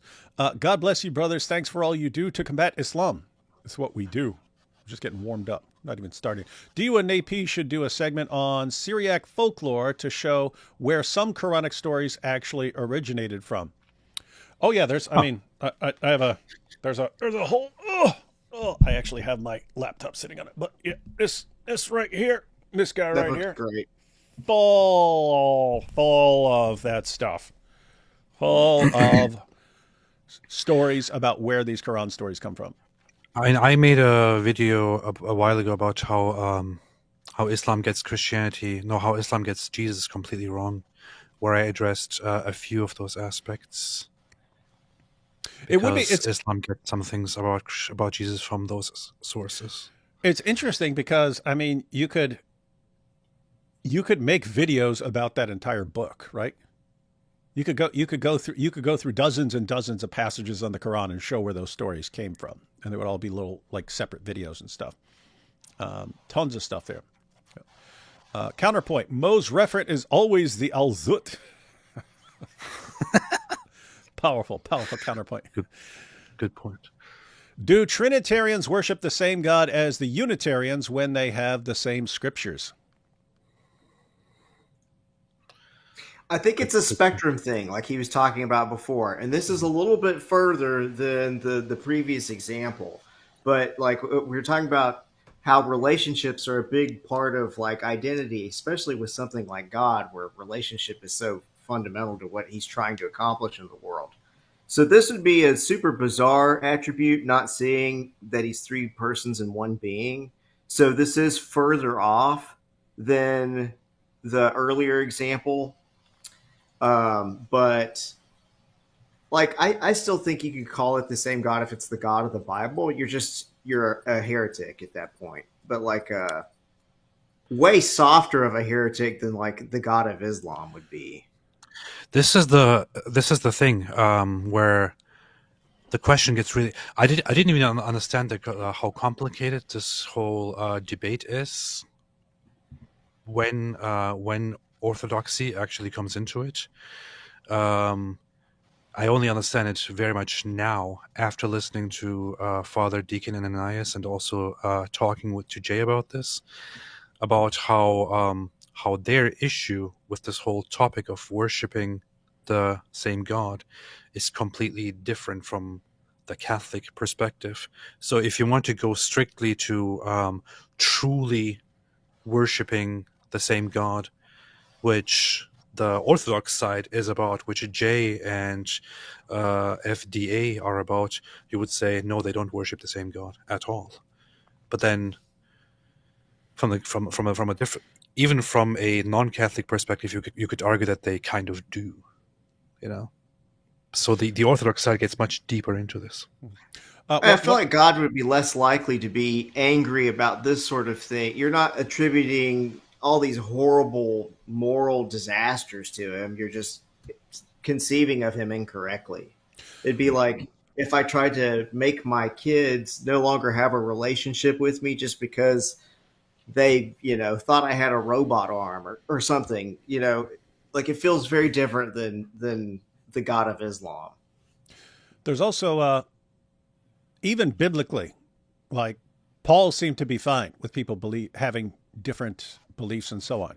Like, hey, one person esteems one day more important than others. Another person esteems every day alike. Some people think that it's wrong to eat certain things. Some people think that it's fine to,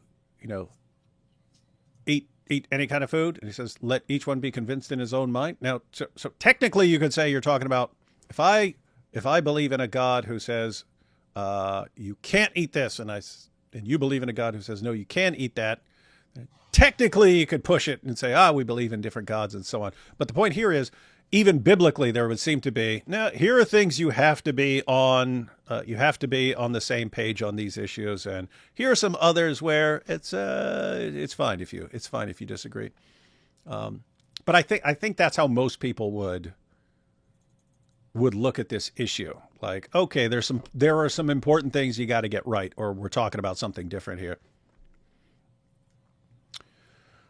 Let's see. Zeus and Hercules are Yahweh and Jesus. Same history, no? No, but I'm sure some people may argue that. Do you know this, AP? Does papal supremacy mean the Pope is above ecumenical councils? Powerful. Do you know? Do you know? I have no idea. I would assume not, but I don't know. No, I think it just means that there are certain aspects, certain dogmatic aspects related to the church that when the Pope says them and officially publicly declares them, then he's considered infallible or something. I don't know. Somebody should have to explain that in a better way. I don't know. To establish a common subject, we must agree on at least one relatively unique attribute about the subject besides the reference itself. Simply using the name and claiming him to be a goat doesn't make sense.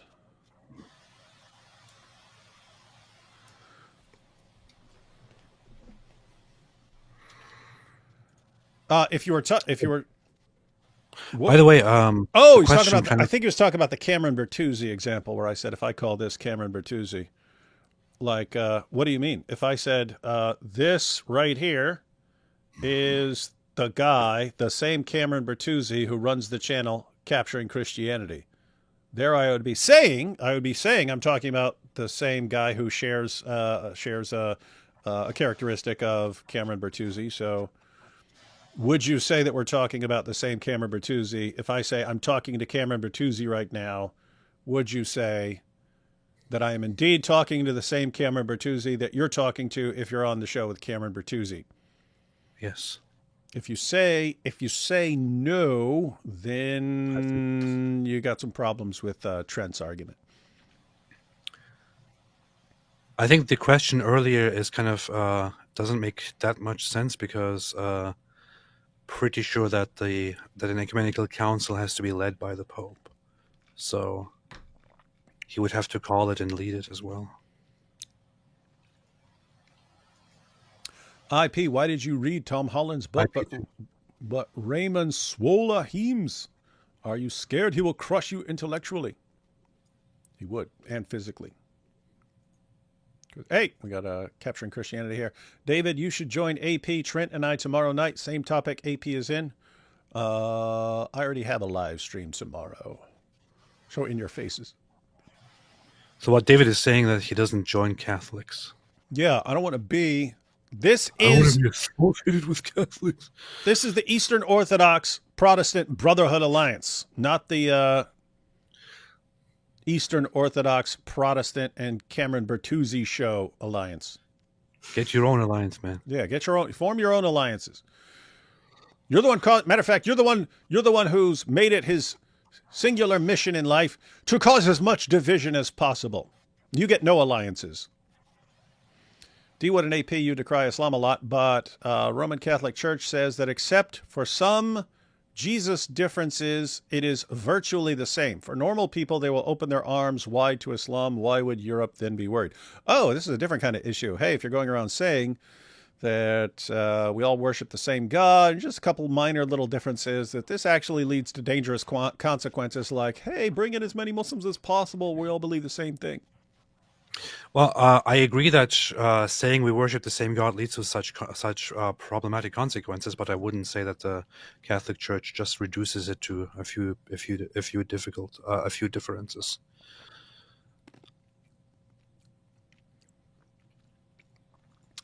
To Trent's second argument, so that was the disagreement argument. Yeah. Predicates may refer to properties, kinds, or relations.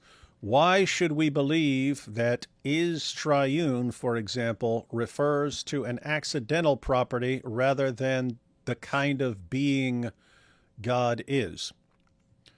So the idea there is if triune is the kind of being God is, and not an, I don't know anyone who thinks that would be an accidental property. The kind of being God is, why would you think that if someone is referring to a God that is not triune is referring to the same God? I don't know if that came up in the debate, but that would be one of my thoughts. The Mark Twain analogy is good. The Catholic argument is essentially the masked man fallacy, which I know D-Wood will be familiar with. Oh, this person, I think, brought up the masked man fallacy before I did, so that's interesting. What's the masked man fallacy?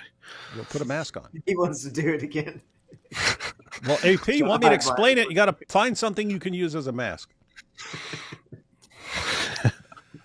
The best Superman analogy is that the Christian God... this is better. The best Superman analogy is that the Christian God is like Superman, while Muslims' God is like Bizarro Superman. I'm stealing that. I don't know how I didn't even think of that, man.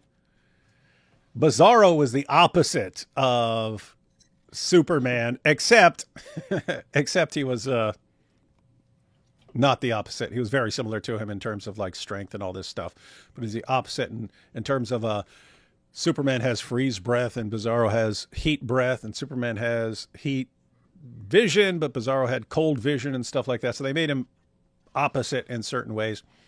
But yeah, that would be funny to use the example, but use Bizarro. I think the Superman argument could work if God actually revealed himself in different ways, behaved differently, and told humanity contradictory things about himself, but no Catholic would say that. That's true. IP Sujuwade wrote a paper on this. Read it yet. Why are you asking IP? He's not even here. The Christian Godhead is persons. Which of the three persons are Muslims directing their worship when they refer to Allah if it's the same God? No Roman Catholic can answer this. None. Yeah. Yes, because they reject all three. They reject Father. Allah's not a father to anyone. Son, and they believe the Spirit is the angel Gabriel, and so on. So Samaritans worshipped the same God with wrong understanding, John 4:22. Pharisees worshipped same God with wrong application, Matthew 23:3. Quran made Allah God. Quran's dumb. David Wood, Christian, wears glasses, makes YouTube content, has bookshelf. Mike Winger, Christian, wears glasses, makes YouTube content, has bookshelf. Wait a minute. That makes sense, man. Wow. What did Samuel say to Saul after he brought the Amalekite sheep and oxen back to the Israelites to be sacrificed to God instead of utterly destroying them as God commanded him?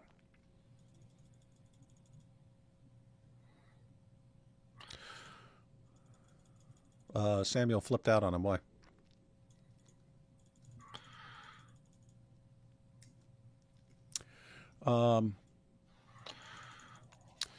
In what sense are Muslims worshiping the Christian Godhead if they explicitly reject all three persons? That's similar. God is a who, not a what. Yep. Islam is self-declared Gnostic as per the Reliance of the Traveler. Has Yahweh become Gnostic recently? I missed the memo. What would matter? No. As long as you're talking about God, it's all the same. Didn't Cameron make videos how Islam and Mormonism are identical? Show we worship the same God. Well,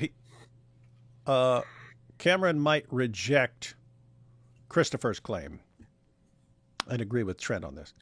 Dr. Doherty has written multiple books on Islam. He's very aware of all the evils and Gnostic origins of Islam. Well, he says he helped work on Answering Islam, which again is one of the best books there are. In 2021, Q said Trump was still president. Who? Who's Q? Q said Trump was still president. Islam and Christianity may refer to the same office, God, but not the same person, just as the Q guys referred to the same office, president, but different persons.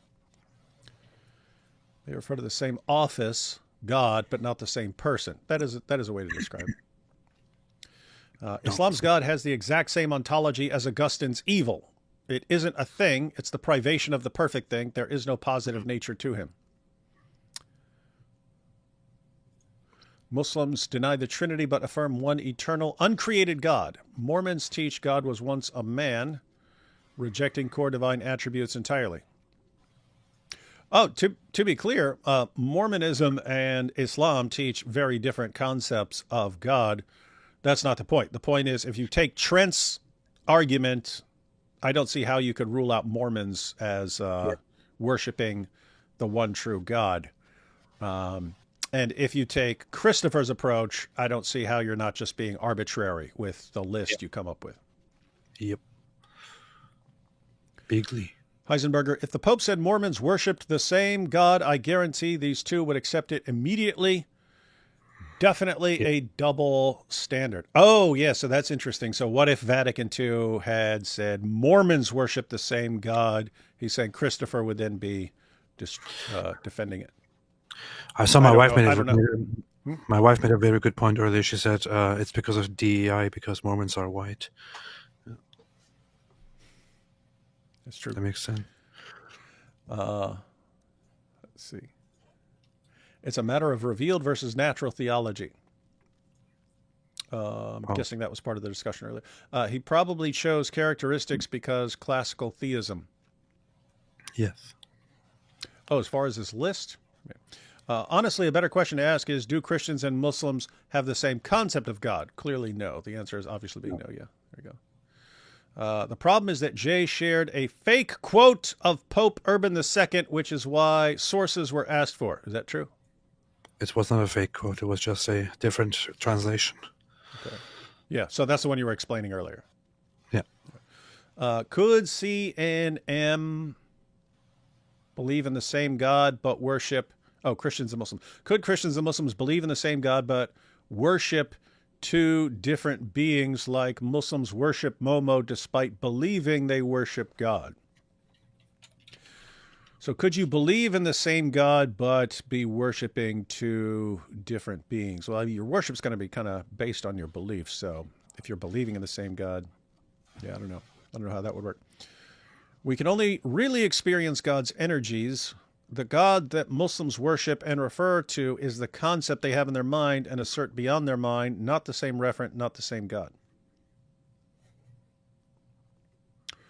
Even if you can see that we are referring to the same God, the jump from referring to an object to worshiping it has not been demonstrated. Yeah, I've kind of been wondering about that. Like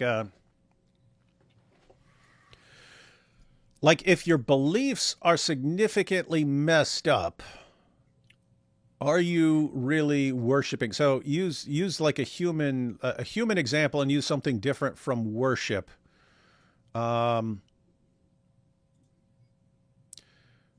So suppose there's a woman and a guy knows her, knows everything about her, and loves her, and someone else thinks completely false things about her and loves her based on all these completely wrong ideas.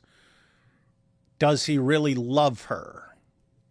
Like it's a false idea of her. Do you love the same woman? Well, kind of in one sense, because you're talking about the same person, but if all your ideas about her are wrong, do you even really love her?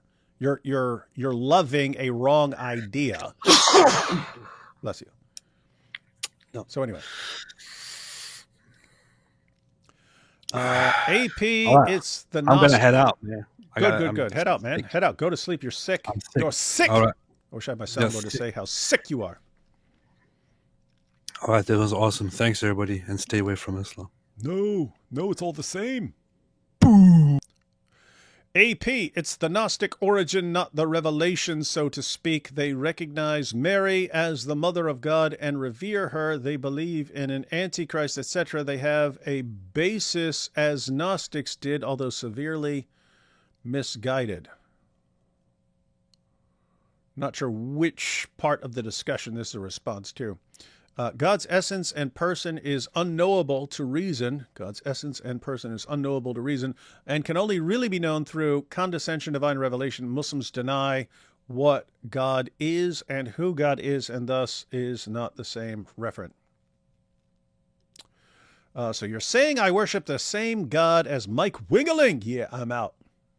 That is the danger of this kind of reasoning. It leads to that. AP, read Goark's social ethos documents. AP will never read that. And he doesn't even know you told him to. Bring back based popes. No, we want more popes who kiss the Quran. Zoroastrians worship the one creator, Ahura Mazda. Apparently they're worshiping the same God as Christians. Obviously not. Why are we extending a courtesy to Muslims that they would never extend to us? Well, Islam is weird because they're told in the Quran to say that our God and their God is one. And yet, if you described the Christian concept of God and to a Muslim and said, hey, is that the God you worship? They're probably going to say no. Thanks, David AP, for agreeing with his basedness. Our Eastern Orthodox Pope, Jay Dyer, very based, hyper, win. Also, hi, IP, glad you are here. Praise the orbs. We got Christian Gadfly back. How is this going on for? Oh, how long is this going on for? It's been a minute. The Orthodox position is that Muslims are atheists. Read St. Simeon of Thessalonica and St. Polemos. Well, we've lost the Orthodox among us, so they might say that you're right. They might say that you're wrong. No way of knowing, apparently. But it's whatever anyone believes, according to Trent. Fun fact, IP is the most knowledgeable Christian because of the size of his bookshelf. He paid someone to make those bookshelves. Hi, guys. I was holding more to your understanding, but you should check out Cameron's debate review. I'm with Trent. You are completely wrong about it. The argument became how far can you deviate? Who gets to decide?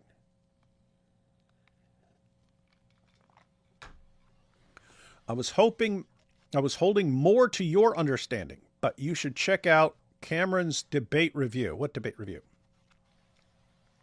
He reviewed the debate. Is it the one that says that just like exposing Jay Dyer or something like that? I'm with Trent. You are completely wrong about it. Wrong about what? The argument become how far can you deviate? Who gets to decide? Well, so I mean, do you agree that if I come out and I say, "Hey, this is the God of Abraham," and I worship this, that I would be worshiping your God? I don't see how you avoid that based on Trent's argument. And so if you believe that, then okay, you can think that's a great argument. And if you reject that, then that's what I do. The true Mahdi says Muslims and Christians worship the same God. He seems legit. Yeah, that's true. If he were legit, he'd have a chain of transmission for that saying, and he doesn't. So needs that. We know that. Needs that. Cameron's new video has Trent explaining why he was eating and challenging Jay Dyer to Mubahala. That'd have been funny. That's how debates should go. It should just be Mubahala challenges the entire time. AP, Greek Orthodox Archdiocese of America teaches they are the same God. So do most of the patriarchs. Can't just dismiss it. Can't just dismiss, say it's not in a council. Remember, this guy is a layman, so don't take it too seriously. Natural theology leads to the incarnation being a created God. The incarnation being a created God. I don't know what you'd even be talking about there. That would not be. Yeah, I don't see why that would not be. entail That wouldn't even be natural theology if you're talking about the incarnation. What is your response to a Muslim who says Surah Al-Tawbah was just contextual and that Islam doesn't command violence against the kuffar? What their verses or ahadith do you go to refute them? I wouldn't go outside of Surah At-Tawbah. If Allah says, fight those who do not believe in Allah, and you say, oh, that's just contextual. He's only talking about, where does he say that? Where does he say one word about only speaking in a certain context and not? Check. Did this start back up?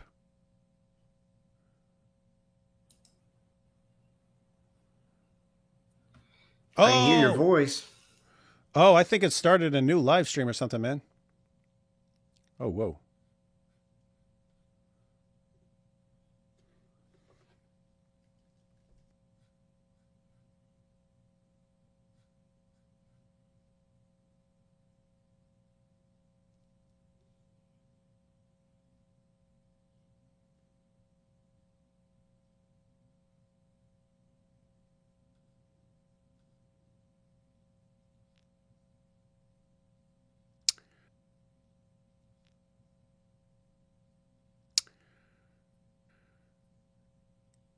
I think,